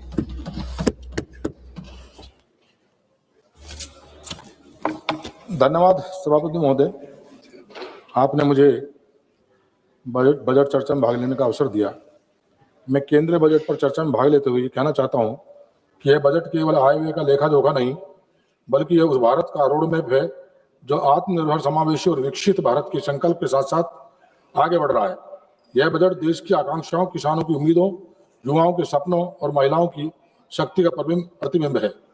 कृषि भारत की अर्थव्यवस्था की रीढ़ है और ये संतोष का विषय है कि वर्ष 24-25 में देश में खाद्यान्न और बागवानी उत्पादन में ऐतिहासिक रिकॉर्ड बनाया है। यह बजट किसानों की आय बढ़ाने, लागत घटाने और जोखिम कम करने की स्पष्ट दिशा प्रस्तुत करता है। तिलहन और दलहन के लिए चलाए गए राष्ट्रीय अभियानों के सकारात्मक परिणाम सामने आए हैं। खाद्य तेल आयात पर निर्भरता कम करने की दिशा में यह बजट एक निर्णायक कदम है। श्री अन्न यानी मिलेट्स को वैश्विक पहचान देकर सरकार ने न केवल पोषण सुरक्षा सुनिश्चित की है, बल्कि छोटे और सीमांत किसानों के लिए आय के नए अवसर भी पैदा किए हैं। आज का किसान केवल फसल उत्पादक नहीं रहा, बल्कि वह पशुपालक, मत्स्य पालन और मधुमक्खी पालन से जुड़कर आय के विविध स्रोत अपना रहा है। वर्ष 24-25 में देश का मत्स्य उत्पादन लगभग 200 लाख टन तक पहुंचना इस बात का प्रमाण है कि ग्रामीण अर्थव्यवस्था मजबूत हो रही है। कृषि के आधुनिकीकरण के लिए इस बजट में इंफ्रास्ट्रक्चर पर विशेष जोर दिया गया है। एग्रीकल्चर इंफ्रास्ट्रक्चर फंड के माध्यम से 1.25 लाख करोड़ रुपए से अधिक का निजी निवेश आकर्षित होना यह दर्शाता है कि सरकार की नीतियों पर भरोसा बढ़ा है। भंडारण, कोल्ड चेन और लॉजिस्टिक जैसे विस्तार से किसानों को उनकी उपज का बेहतर मूल्य मिल रहा है और ग्रामीण युवाओं के लिए रोजगार के अवसर बने हैं। ग्रामीण रोजगार और विकास के क्षेत्र में सरकार ने पारदर्शिता और जवाबदेही के साथ सुधार किए हैं। 125 दिन का रोजगार, डिजिटल भुगतान और सामाजिक अंकेक्षण से न केवल भ्रष्टाचार पर नियंत्रण होगा, बल्कि गांवों में क्रय शक्ति बढ़ेगी। यह बजट ग्रामीण मांग को मजबूत करने वाला बजट है। यह बजट महिला सशक्तिकरण को विकास के केंद्र में रखता है। आज 10 करोड़ से अधिक महिलाएं स्वयं सहायता समूह से जुड़ी हैं। 2 करोड़ से अधिक महिलाएं लखपति दीदी बन चुकी हैं और न केवल एक वर्ष में 60 लाख नई लखपति दीदी बनी है। नमो ड्रोन दीदी योजना और स्वस्थ नारी सशक्त परिवार अभियान यह साबित करते हैं कि यह बजट महिलाओं को लाभार्थी नहीं, नेतृत्वकर्ता बना रहा है। राष्ट्रीय सुरक्षा और आर्थिक मजबूती एक दूसरे के पूरक हैं। यह बजट स्पष्ट संदेश देता है कि भारत सुरक्षा के साथ समझौता नहीं करेगा। आंतरिक सुरक्षा की स्थिति में सुधार, माओवादी हिंसा का सीमित होना और युवाओं का मुख्य धारा में लौटना, यह सब विकास और विश्वास का परिणाम है। आत्मनिर्भर भारत की दिशा में उत्पादन आधारित प्रोत्साहन योजनाओं ने ठोस परिणाम दिए हैं। लगभग 2 लाख करोड़ रुपए का निवेश, 17 लाख करोड़ रुपए से अधिक का उत्पादन और 2025 में रक्षा उत्पादन का 1.5 लाख करोड़ रुपए पार करना, यह बजट भारत को वैश्विक मैन्युफैक्चरिंग हब बनाने की नींव मजबूत करता है। पिछले 11 वर्षों में $750 बिलियन का एफडीआई वैश्विक विश्वास का प्रमाण है। युवाओं के लिए यह बजट अवसरों का बजट है। मुद्रा योजना के तहत 38 लाख करोड़ रुपए का ऋण देकर 12 करोड़ से अधिक युवाओं को स्वरोजगार से जोड़ा गया है। भारत का तीसरा सबसे बड़ा स्टार्टअप इकोसिस्टम बनना, यह दर्शाता है कि यह बजट नौकरी खोजने वाला नहीं, नौकरी देने वाला बजट है। शिक्षा, तकनीक और कौशल विकास पर यह बजट भविष्य की तैयारी करता है। अटल टिंकरिंग लैब्स, एआई और सेमीकंडक्टर प्रशिक्षण तथा आईटीआई के उन्नयन से भारत एक फ्यूचर रेडी नेशन बन रहा है। यह बजट विकास के साथ साथ भारत की संस्कृति, विरासत और आत्मसम्मान को भी सशक्त करता है। आर्थिक प्रगति और संस्कृति गौरव दोनों को साथ लेकर चलने की यह सोच भारत की पहचान को और मजबूत करती है। यह बजट स्पष्ट करता है कि विकसित भारत कोई नारा नहीं, बल्कि स्पष्ट नीति, मजबूत नेतृत्व, जन भागीदारी से सरकार साकार होने वाला लक्ष्य है। महोदय, मैं एक बात और जरूर कहना चाहता हूं कि बजट में जो कैंसर जैसी गंभीर बीमारियों के लिए जो सस्ती दवाओं के लिए प्रावधान किया गया है और मेरा लोकसभा क्षेत्र जहां नदियों का गंभीर खतरा है, जो दूषित जल से कैंसर जैसी गंभीर बीमारियां हो रही हैं। हमारे देश की सरकार ने बहुत सारे एम्स के सेंटर बनाए हैं, एम्स खोले हैं, अभी भी इस बजट में प्रावधान किया गया है। दिल्ली के एम्स में पूरे देश के मरीजों का पूरा भरोसा है और यहाँ पर इतना दबाव रहता है मरीजों का कि उनको भर्ती होने में दिक्कत होती है। मेरा लोकसभा क्षेत्र एनसीआर का हिस्सा है। अगर एक एम्स का सेंटर, मरीज भी चाहते हैं कि अगर एक एम्स का सेंटर, क्योंकि कनेक्टिविटी अक्षरधाम से देहरादून के लिए जो बागपत होकर जाते हैं, आधे से पौने घंटे में बागपत पहुंच जाए, एक सेंटर अगर वहां बन जाए तो ये मरीजों का जो दबाव है वो वहां पर उसको हम कम कर सकते हैं। एक बात मैं और सर कहना चाहूंगा कि अभी किसानों के मन में एक भाव भी है, जो सरकारी परियोजनाओं के लिए भूमि का अधिग्रहण होता है और उस पर जो प्रतिकर किसानों को मिलता है, उस पर टैक्स से उनको राहत मिलती है। और जो अगर उसी परियोजनाओं के लिए, सरकार की परियोजनाओं के लिए अगर आपसी समझौते के आधार पर जमीन को लिया जाता है तो उस पर किसान को से टैक्स वसूला जाता है। अगर इसको भी उसी अधिग्रहण के दायरे में ला दिया जाए तो बहुत बेहतर होगा। एक बात और मैं कहता हूं, अपनी बात समाप्त करूंगा कि मेरा क्षेत्र गुड़ शक्कर की पहचान वाला क्षेत्र है और किसानों के लिए गुड़ शक्कर के जैसी हमारे यहाँ अगर एक हब वहां पर ये कैसे जोन, ये कैसे मालूम करके निर्यात का जोन लेकर बना देगा तो किसानों की आय बढ़ेगी, आमदनी दुगनी होगी। आपने मुझे ये कैसे मालूम होगा कि आपका गुड़ का क्षेत्र है जब तक माननीय सदस्यों को खिलाएंगे नहीं? बताइए। आपने मुझे मौका दिया, बहुत बहुत धन्यवाद जी, धन्यवाद। Shri R Sachchidanandam, Shri R Sachchidanandam. Very much, Speaker sir. The budget is not merely inadequate; it is structurally anti-people and pro-corporate. At a time when workers face job losses, farmers face falling incomes, youth face unemployment, and families face rising prices, the government has chosen to protect profits instead of the people. The working masses of this country are experiencing one of the worst phases of economic distress in decades. Real wages are stagnating, unorganized workers remain without security, and unemployment among youth is alarmingly high. Yet instead of expanding public spending in generate jobs and strengthen demand, the government is obsessed with fiscal tightening for poor and fiscal generosity for the rich. There is no universal employment guarantee for urban youth, no major expansion for public sector recruitment, and no serious program to revive labor-intensive industries. This is a budget that asks unemployed to be patient while rewarding those who already control the wealth. Agriculture remains in deep crisis. Input costs, seeds, fertilizer, fuel keep rising. Climate change is increasing crop losses. Farmers are burdened with debt. But this budget does not provide a legal guarantee of minimum support price. Large-scale public investment in irrigation, storage, and procurement. Strong measures to reduce input costs. Instead, policies continues to open agriculture to corporate control while reducing the state's responsibility. Farmers are being pushed towards the market without protection, while big agribusiness is given policy support. This is not a reform. This is an abandonment. Public money for private profit. Honorable Speaker, sir, this budget clearly shows the pattern. Losses are socialist, profits are privatized. Corporate tax concessions continue. Incentives and subsidies are extended to large private players in infrastructure, logistics, and strategic sectors. Meanwhile, allocations for food security, rural development, and welfare schemes do not keep pace with inflation. The government claims there is no money for expanding social welfare, but there is always money when big capital demands support. Labor rights are being weakened in the name of ease of doing business. The new labor regime reduces job security, weakens collective bargaining, and makes it easier for corporations to hire and fire. But where in this budget is the protection for gig workers, contract workers, scheme workers, and the vast informal workforce? Workers are treated as disposable. while corporations are treated as national assets. Energy transition without self-reliance. Yes, renewable energy is discussed, but the real question is who is controlled this transition? Without strong public sector leadership, heavy investment in domestic in manufacturing of solar panels, batteries, grid systems, India will remain dependent on imports. We will become the market, not manufacturing power. A genuine green transition must create jobs for Indian workers, not profits for foreign suppliers and private monopolies.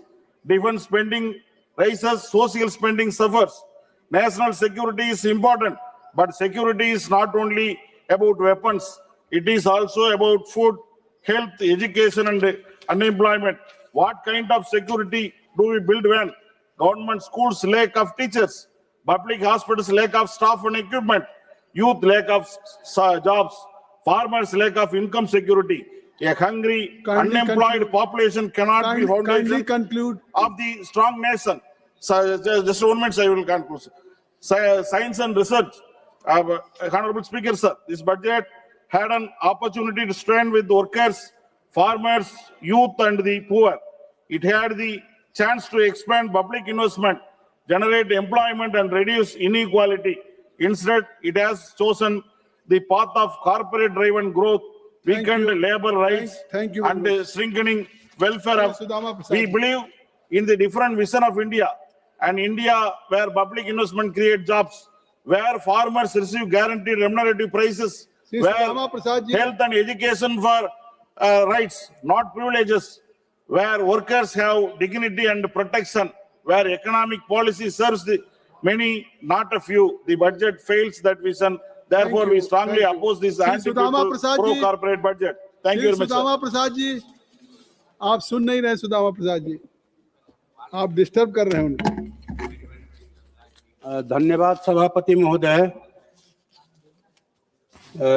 मैं कुछ रखूं उसके पहले 2026 ICC ने under 19 विश्व cup में Zimbabwe के Harare शहर में हुए विश्व कप मैच, क्रिकेट का जो मैच हुआ उसमें बिहार के वैभव सूर्यवंशी ने 80 गेंदों पर 175 रन बनाया और टीम इंडिया को जीत दिलाई। तो इसके लिए मैं वैभव सूर्यवंशी को और पूरी टीम इंडिया को बधाई देता हूँ। महोदय, ये 2026-27 का बजट जो है वो जन विरोधी बजट है, कॉरपोरेट परस्त, अमेरिका परस्त बजट है, इसलिए मैं इसकी मुखालफत करता हूं। महोदय, बजट का पैसा कहां जा रहा है? बजट का पैसा कहीं देहाती इलाकों में दिखाई नहीं पड़ रहा है। न नली गली बन रहा है, न पुल पुलिया, न ग्रामीण विकास का कोई काम हो रहा है। और हम लोगों को मिलता है 5 करोड़, हम लोग के करीब 100 करोड़, 125 करोड़ का योजना अभी आ गया है। तो हम लोग क्या करें? बजट का पैसा वहां खर्च नहीं हो रहा है महोदय, और ये फंड में भारी दबाव है। इसलिए सर, आपके माध्यम से सरकार से हमारा निवेदन है कि कम से कम इसको 30 करोड़ कीजिए। बजट आपको जिसको देना है दीजिए, लेकिन कम से कम देहाती इलाकों में काम चले। जिन लोगों ने जिताकर भेजा है, भारी दबाव है हम लोगों पर। कितना दिन हो गया एक ठो नली नहीं बना, एक ठो गली नहीं बना। दूसरी बात महोदय कि इस बजट में धान, गेहूं, दलहन, तिलहन, फल सब्जी पर पैदा करने वाले किसानों के बारे में कोई प्रावधान नहीं किया गया है कि वो क्या करेंगे। उनकी खेती है, ऊपर से ये अमेरिका भारत का जो व्यापार समझौता हुआ जिसमें कृषि उत्पादों पर से 0 टैरिफ कर दिया। अमेरिकी जो कृषि उत्पाद आएंगे, इससे कहिए कि भारत के किसानों के और यहाँ के खुदरा व्यवसायियों के गले में फांसी का फंदा हो गया महोदय। अभी जनवरी की रिपोर्ट है, पीयूष गोयल जी का बयान आ चुका है। सिर्फ आप ही की ओर बोल रहे हैं सर। सिर्फ जो है जनवरी माह में इस साल महाराष्ट्र के यवतमाल जिला में 21 किसानों ने आत्महत्या किया घाटे की वजह से, कर्ज की वजह से। और पूरे महाराष्ट्र में क्या होगा, पूरे देश में क्या होगा, इसलिए हम इस समझौते को कहा जाए कि जो पहला टैरिफ था भारत का अमेरिकी सामानों पर, या जो हम जो सामान बेचते थे उस पर टैरिफ था, उसको पुनर्बहाल करने की सरकार से मांग करता हूं। महोदय, एक पेड़ मां के नाम और करोड़ों पेड़ अडानी अंबानी के नाम, कैसे रहेगी ये धरती महोदय? आप कृपया नाम, ये धरती कैसे चलेगी अगर पेड़ काटे जाएंगे? 12,000 किलोमीटर में विकास के नाम पर रेल परियोजनाओं के लिए, कोयला खनन के लिए, बांध और रोड परियोजनाओं के लिए पेड़ों की कटाई होगी।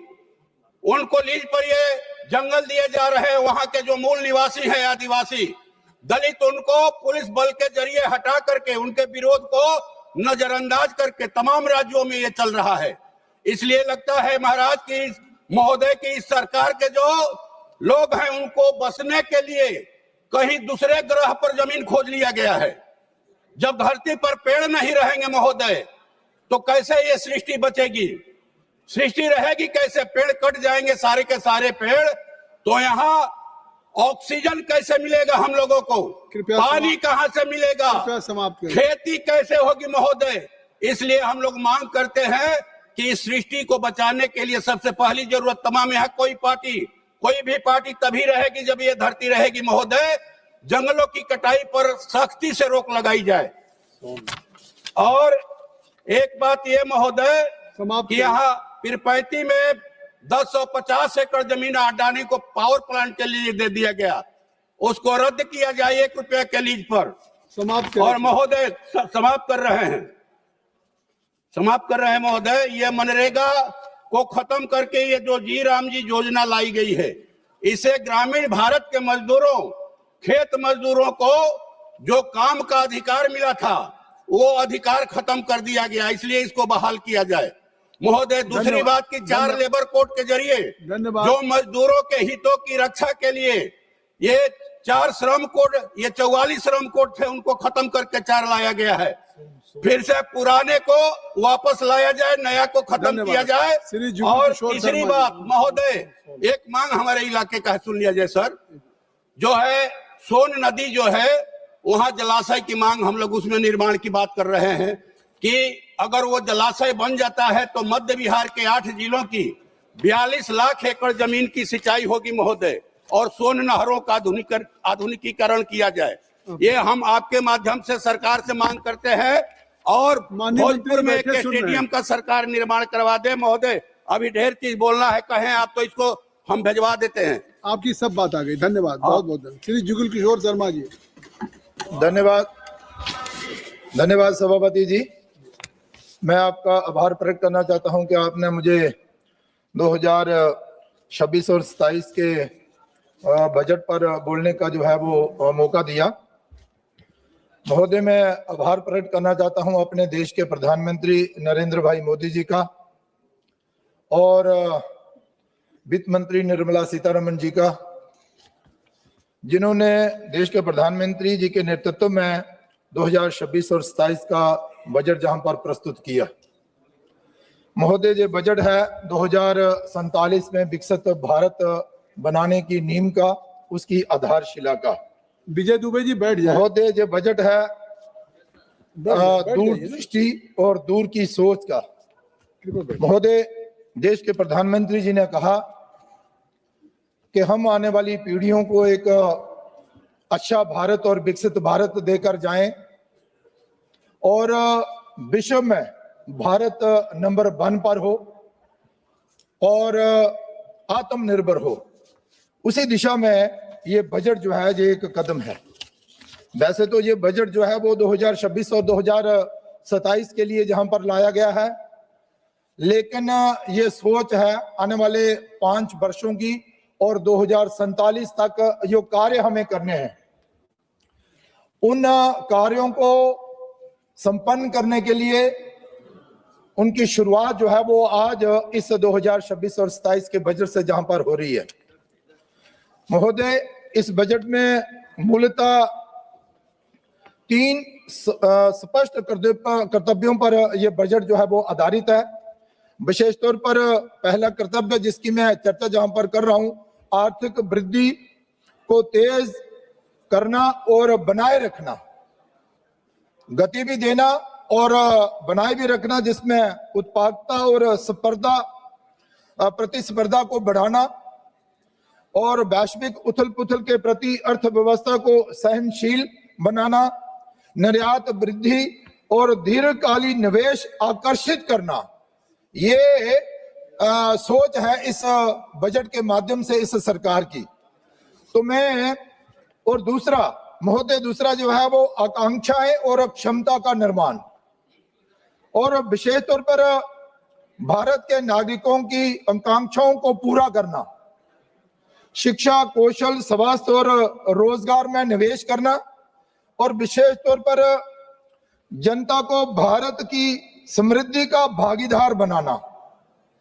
और हर एक भारतीय का ये दायित्व बनता है कि वो भारत को आगे ले जाने के लिए अपना दायित्व निभाए और भारत को आत्मनिर्भर बनाने का कार्य जो है वो करे। देश के प्रधानमंत्री जी ने ये जो संकल्प लिया है, उस संकल्प को पूरा करने के लिए ये बजट जो है ये पेश किया गया है। और विशेष तौर पर तीसरा जो कर्तव्य, सबका साथ सबका विकास, जो देश के प्रधानमंत्री जी की सोच है, उस ओर भारत आगे बढ़ रहा है। इसके साथ साथ ही समावेशी विकास सुनिश्चित करना, हर परिवार, क्षेत्र और समुदाय तक अवसर पहुंचाना, सामाजिक न्याय और क्षेत्रीय संतुलन पर जोर देना, इस बजट का जो है वो विशेष तौर पर ध्यान जो है वो केंद्रित जो है वो किया गया है। महोदय, मैं बताना चाहता हूं कि जहां पर ये जो टैक्सेस की जहां पर बात की गई है, अनुपालन का सरलीकरण करना, जो परेशानी लोगों को ना आए, इसलिए आयकर विवरणी ITR को सरल बनाने और छोटे करदाताओं के लिए नियमों में ढील देने का प्रस्ताव जो है वो इस बजट में जो है वो दिखाया गया है। और इसके साथ ही हम सब जानते ही हैं कि भाई 12 लाख तक की आय तक जो है वो टैक्स में छूट दी गई है। जब बहुत बड़ी राहत जो है वो देश के प्रधानमंत्री नरेंद्र भाई द्वारा जो है वो देश के नागरिकों की जो है वो दी गई है। महोदय, मैं कहना चाहता हूं, ऐसे तो बहुत से ऐसे क्षेत्र हैं जिन और बजट के द्वारा जो है वो ध्यान जो है वो आकर्षित किया गया है। परिवहन, रक्षा, ग्रामीण विकास, गृह कार्य, कृषि और संबंध कार्यालय, शिक्षा, ऊर्जा, स्वास्थ्य, शहरी विकास, IT और दूरसंचार, वाणिज्य और उद्योग, सामाजिक कल्याण, विज्ञान, वैज्ञानिक विभाग, कर प्रशासन, विदेश कार्य, वित्त, पूर्वोत्तर विकास के लिए यहाँ पर बहुत सारा जो प्रावधान जो है वो रखा गया है। लेकिन इसके साथ साथ ही मैं ये भी बताना चाहता हूं कि हेल्थ सेक्टर में भी बहुत बड़ी राहत देने की बात जो है वो इस बजट में जो है वो की गई है। महोदय, मैं कहना चाहता हूं कि शिक्षा क्षेत्र में भी, शिक्षा और कौशल क्षेत्र में बहुत बड़ा प्रावधान जो है वो इसमें रखा गया है, ताकि आने वाले दिनों में देश के नौजवान जो है वो अच्छा करें, अच्छा पढ़ा लिखें और कौशल युक्त हों और आत्मनिर्भर बनाने में आत्मनिर्भरता की ओर आगे जो है बढ़े। महोदय, मैं कहना चाहता हूं कि जी राम जी विधेयक जहां पर लाकर सरकार ने एक बहुत बड़ी राहत ग्रामीण क्षेत्र के लोगों को दी है और आने वाले दिनों में जो कमियां मनरेगा में थी, उन कमियों को दूर करके, उस भ्रष्टाचार को दूर करके, वो अनियमितताएं जो थी उनको भी दूर करके ये जी राम जी जो लाया गया है, इससे बहुत बड़ी राहत जो है वो लोगों को जो है वो मिलने वाली है। मैं कहना चाहता हूं कि देश के प्रधानमंत्री जी ने जो 6,000 किसान सम्मान निधि के द्वारा लोगों को, किसानों को देने का जो निर्णय लिया था, वो सबसे अच्छा और बहुत ही अच्छा निर्णय था, ताकि इससे किसान जो है, महोदय थोड़ा सा समय दे दीजिए, मैं जल्दी कंक्लूड जो है वो करने का प्रयास जो है वो करता हूँ। महोदय, मैं बताना चाहता हूँ कि यहाँ पर हमारी जो अर्थव्यवस्था लुढ़कने की तरफ जो है वो जा रही थी, अब जाकर अर्थव्यवस्था जो है वो तेजी के साथ जो है वो आगे बढ़ रही है। प्रधानमंत्री नरेंद्र भाई मोदी जी द्वारा वित्तीय अनुशासन और उनके द्वारा पेश किए जा रहे दीर्घकालीन जो असर है वो दिखने लगे हैं और बजट के कारण भारत की अर्थव्यवस्था दुनिया की सबसे तेज बढ़ने वाली अर्थव्यवस्था जो है वो बनती जा रही है और बनने भी वाली है।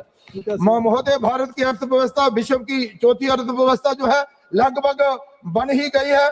इसके अलावा भी बहुत सारे बहुत सारी योजनाएं जो चलाई गई हैं उन पर भी जहां पर जो है वो सारे कार्य, मैं आपका आभार प्रकट करना चाहता हूं कि आपने मुझे इतना ही समय दिया। लेकिन महोदय कहने के लिए बहुत कुछ था, लेकिन मैं आपका आभार प्रकट करना चाहता हूं कि आपने बहुत अच्छा किया। और विशेष तौर पर जम्मू कश्मीर की अगर बात करूं तो जम्मू कश्मीर के लिए भी इस बजट में 2000 करोड़ जो रुपया है, 2000 लाख करोड़ रुपया जो है वो ज्यादा जम्मू कश्मीर को भी जो है इस बजट में दिया है। इन्हीं शब्दों के साथ मैं आपका आभार प्रकट करता हूं। धन्यवाद। धन्यवाद। श्री हनुमान बेनीवाल जी, सर कम बुलवाना आज इनको, आपको ही बुलवाना। सभापति महोदय, सबसे पहले तो मैं आपको धन्यवाद दूंगा कि आज आपने जो सुचारू रूप से चर्चा चालू हुई है उसकी, और दोनों पक्षों को धन्यवाद की चाहिए। अगर 5-7 दिन पहले हो जाता तो कम से कम समय तो खराब नहीं होता हमारा और देश का, कुछ बोल लेते राष्ट्रपति अभिभाषण पे भी।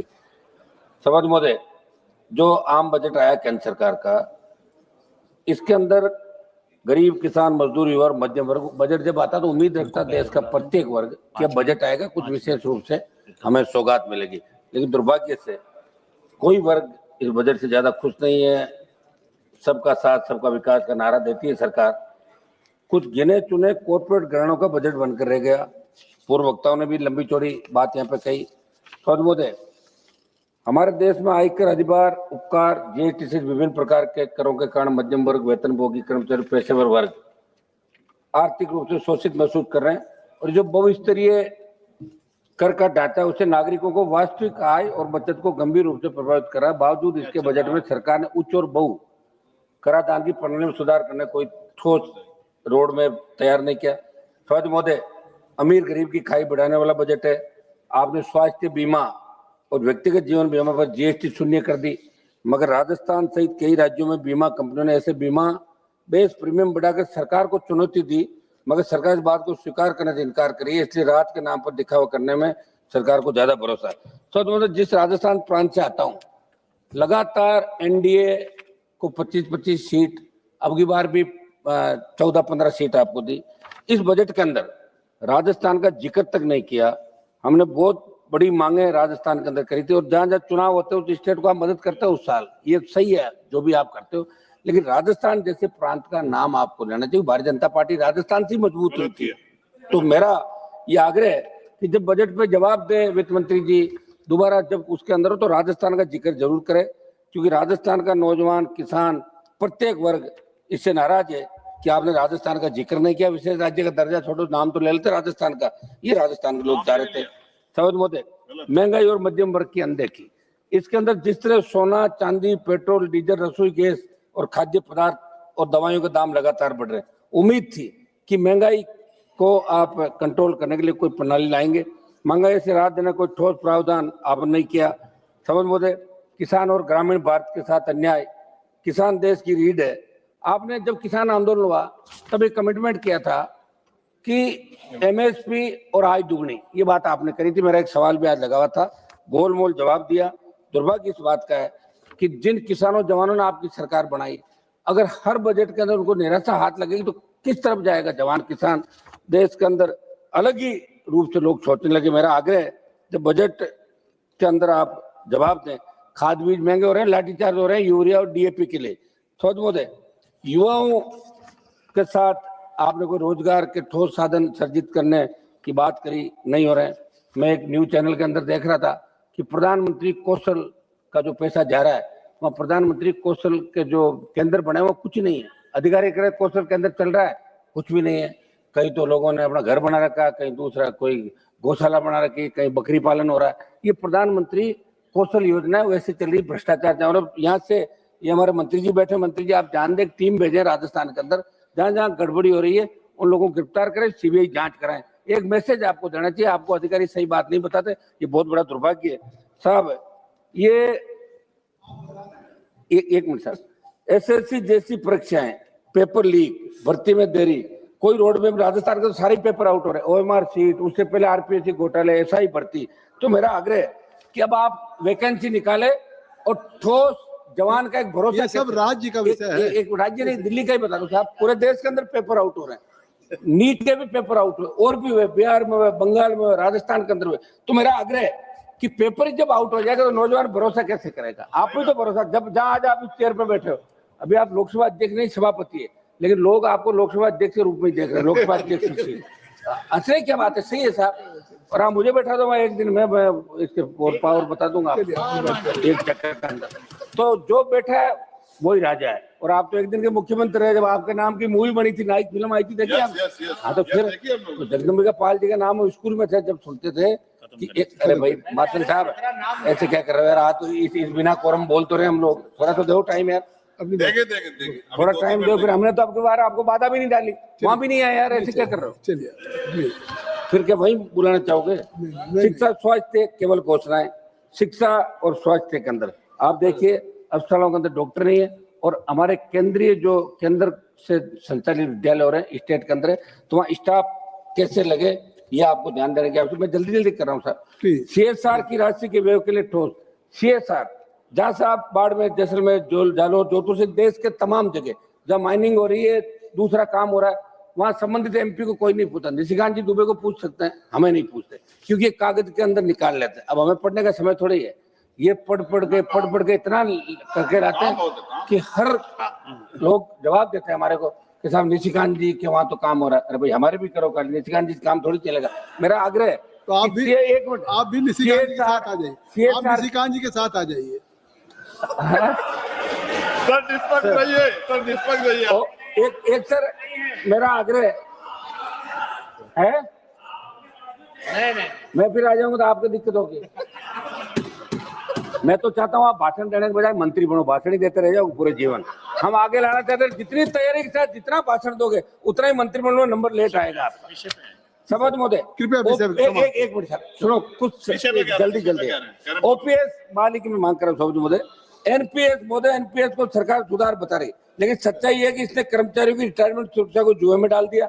जहाँ पुरानी पेंशन स्कीम OPS में सम्मानजनक और निश्चित जीवन था, वही NPS में बुढ़ापे को बाजार के विरुद्ध छोड़ दिया। सरकार विकास की बात करती है। एक मिनट साहब समाप्त तो करने, कुछ सुझाव है हमारे। मेरी मांग है कि पैरामिलिट्री तमाम केंद्रीय कार्मिकों के लिए OPS बहाल की जाए, क्योंकि OPS में भरोसा था, इस तरह से सम्मान था। मैं कुछ सुझाव दे दूं, आप कहे तो बताओ। सुझाव दे। अब साहब ऐसा है कि कम से कम ऐसे लोगों को जो सही तरीके से हाउस के अंदर एक लोकतांत्रिक व्यवस्था का पालन करते हैं। हमारा तो ट्रैक रिकॉर्ड है विधानसभा का ठीक नहीं जाता, लेकिन यहाँ ठीक है, तो इसको ठीक बनाकर आगे हमें टाइम दिया करें आप लोग, क्या दिक्कत। मैं कुछ सुझाव दे देता हूँ शपथ महोदय।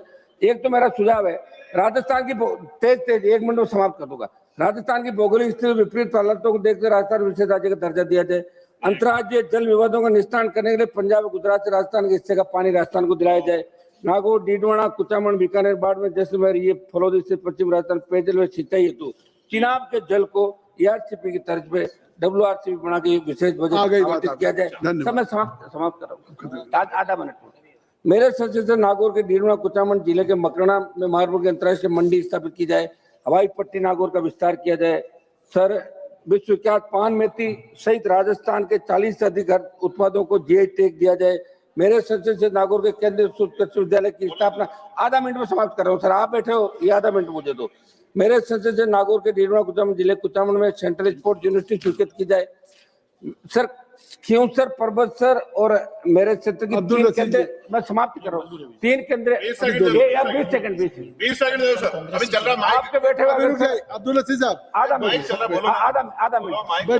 मिनट। मैं नागौर जिले के डेगाना क्षेत्र में टंगस्टन में लिथियम के खनन है, तो आप काम करें। एक सर सांसदों का बजट आप बढ़ा के 25 करोड़, नरेगा का चेयरमैन सांसद को बढ़ाओ और सांसदों को कुछ अधिकार दो।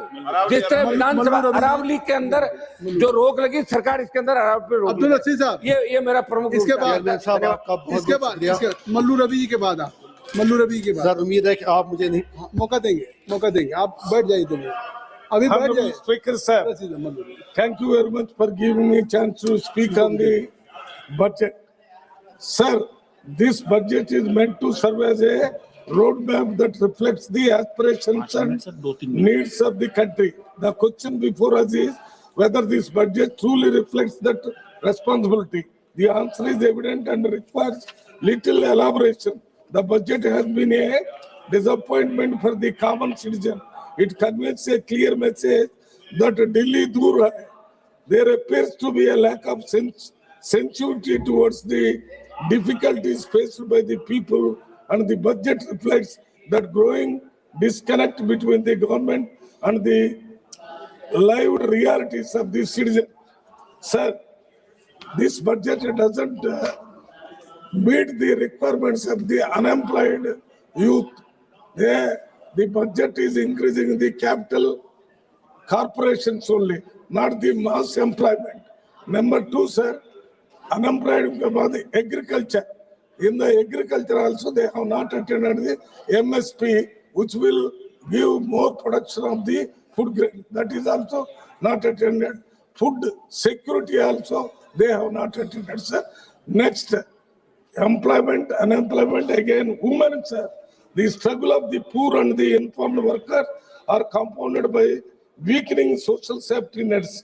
Over recent years, public investment in food security has declined significantly. Allocations under the National Food Security Act, including key programs such as Integrated Child Development Services, PM portion, and maternity entitlements have been reduced by nearly 50%. This reduction has weakened India's nutrition safety net at a time when it is most needed, sir.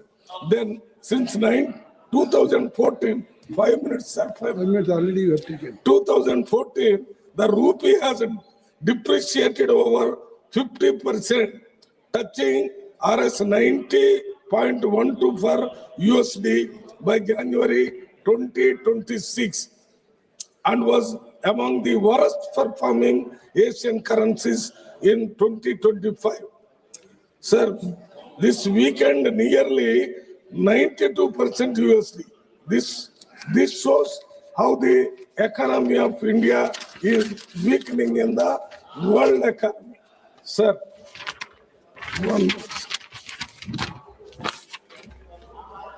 when it comes to Telangana, sir, I come from Telangana, Nagar Kannur, 2 minutes. Telangana's proposal for other major infrastructure heavy projects such as Hyderabad Metro Rail Phase 2, Regional Ring Road, and Musi River Development Project, and then Palamuru Rangareddy Irrigation Project. All these projects are neglected in the budget, sir, in spite of the repeated representation given by the Chief Minister and members of Parliament from Telangana. Your point is well taken. Overall, this budget represents a clear shift away from the needs and farmers, workers, students, patients, and states, and instead prioritizes capital markets and balance sheet presentation over constitutional obligations. Thank you. And Abdul Aziz साहब. Thank you very much, sir. Thank you sir, आपका बहुत बहुत शुक्रिया।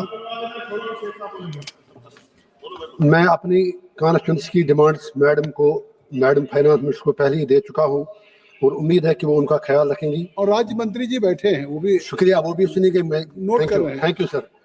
तो मेरी इससे पहले मैं अपनी बात कहूं, मैं अपने जो latest admire those people who really fight for their conviction and commitment, जो अपने राज्यसभा के सदानंद मास्टर जी हैं, इतनी कष्ट उठाने के बाद राज्यसभा पहुंचे, जो उन्होंने स्पीच दी, मैंने वो सारी टीवी पे देखी। मैं उनको अपनी तरफ से cutting across his political ideology, उसके साथ मतभेद हो सकते हैं, लेकिन जिस तरह वो फाइट किए अपनी लाइफ में, उसके लिए मैं उनको मुबारकबाद देता हूं। तो उसके बाद जो जम्मू कश्मीर की क्रिकेट टीम रांची ट्रॉफी में पहली बार सेमीफाइनल में पहुंची, उनको भी मैं मुबारकबाद दे सकता हूं। जेल में हूं, वहां जा नहीं सकता।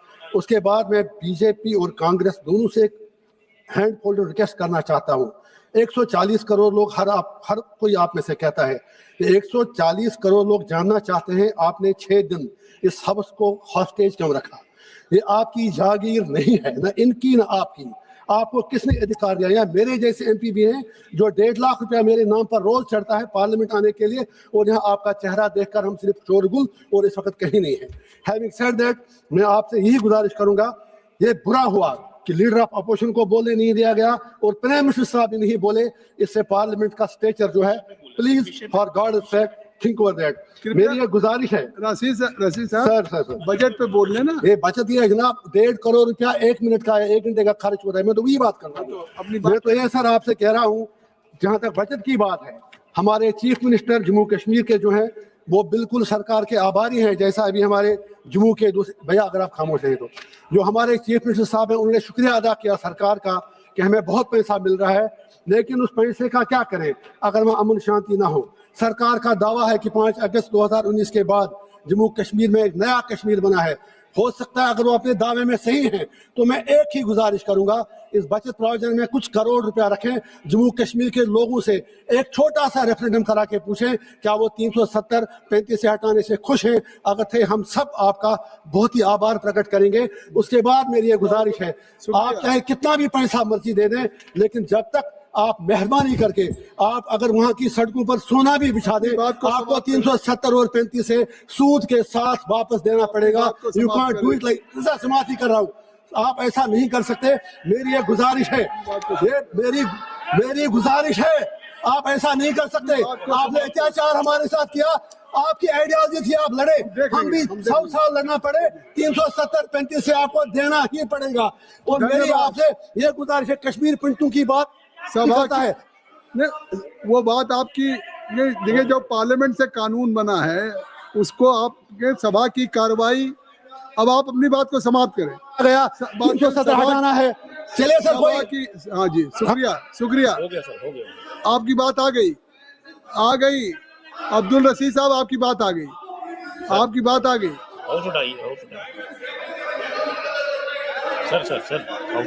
सर नहीं देना, स्पीकर साहब ने। सभा की कार्रवाई कल बुधवार दिनांक 11 फरवरी 2026 को प्रातः 11 बजे तक के लिए स्थगित की जाती है।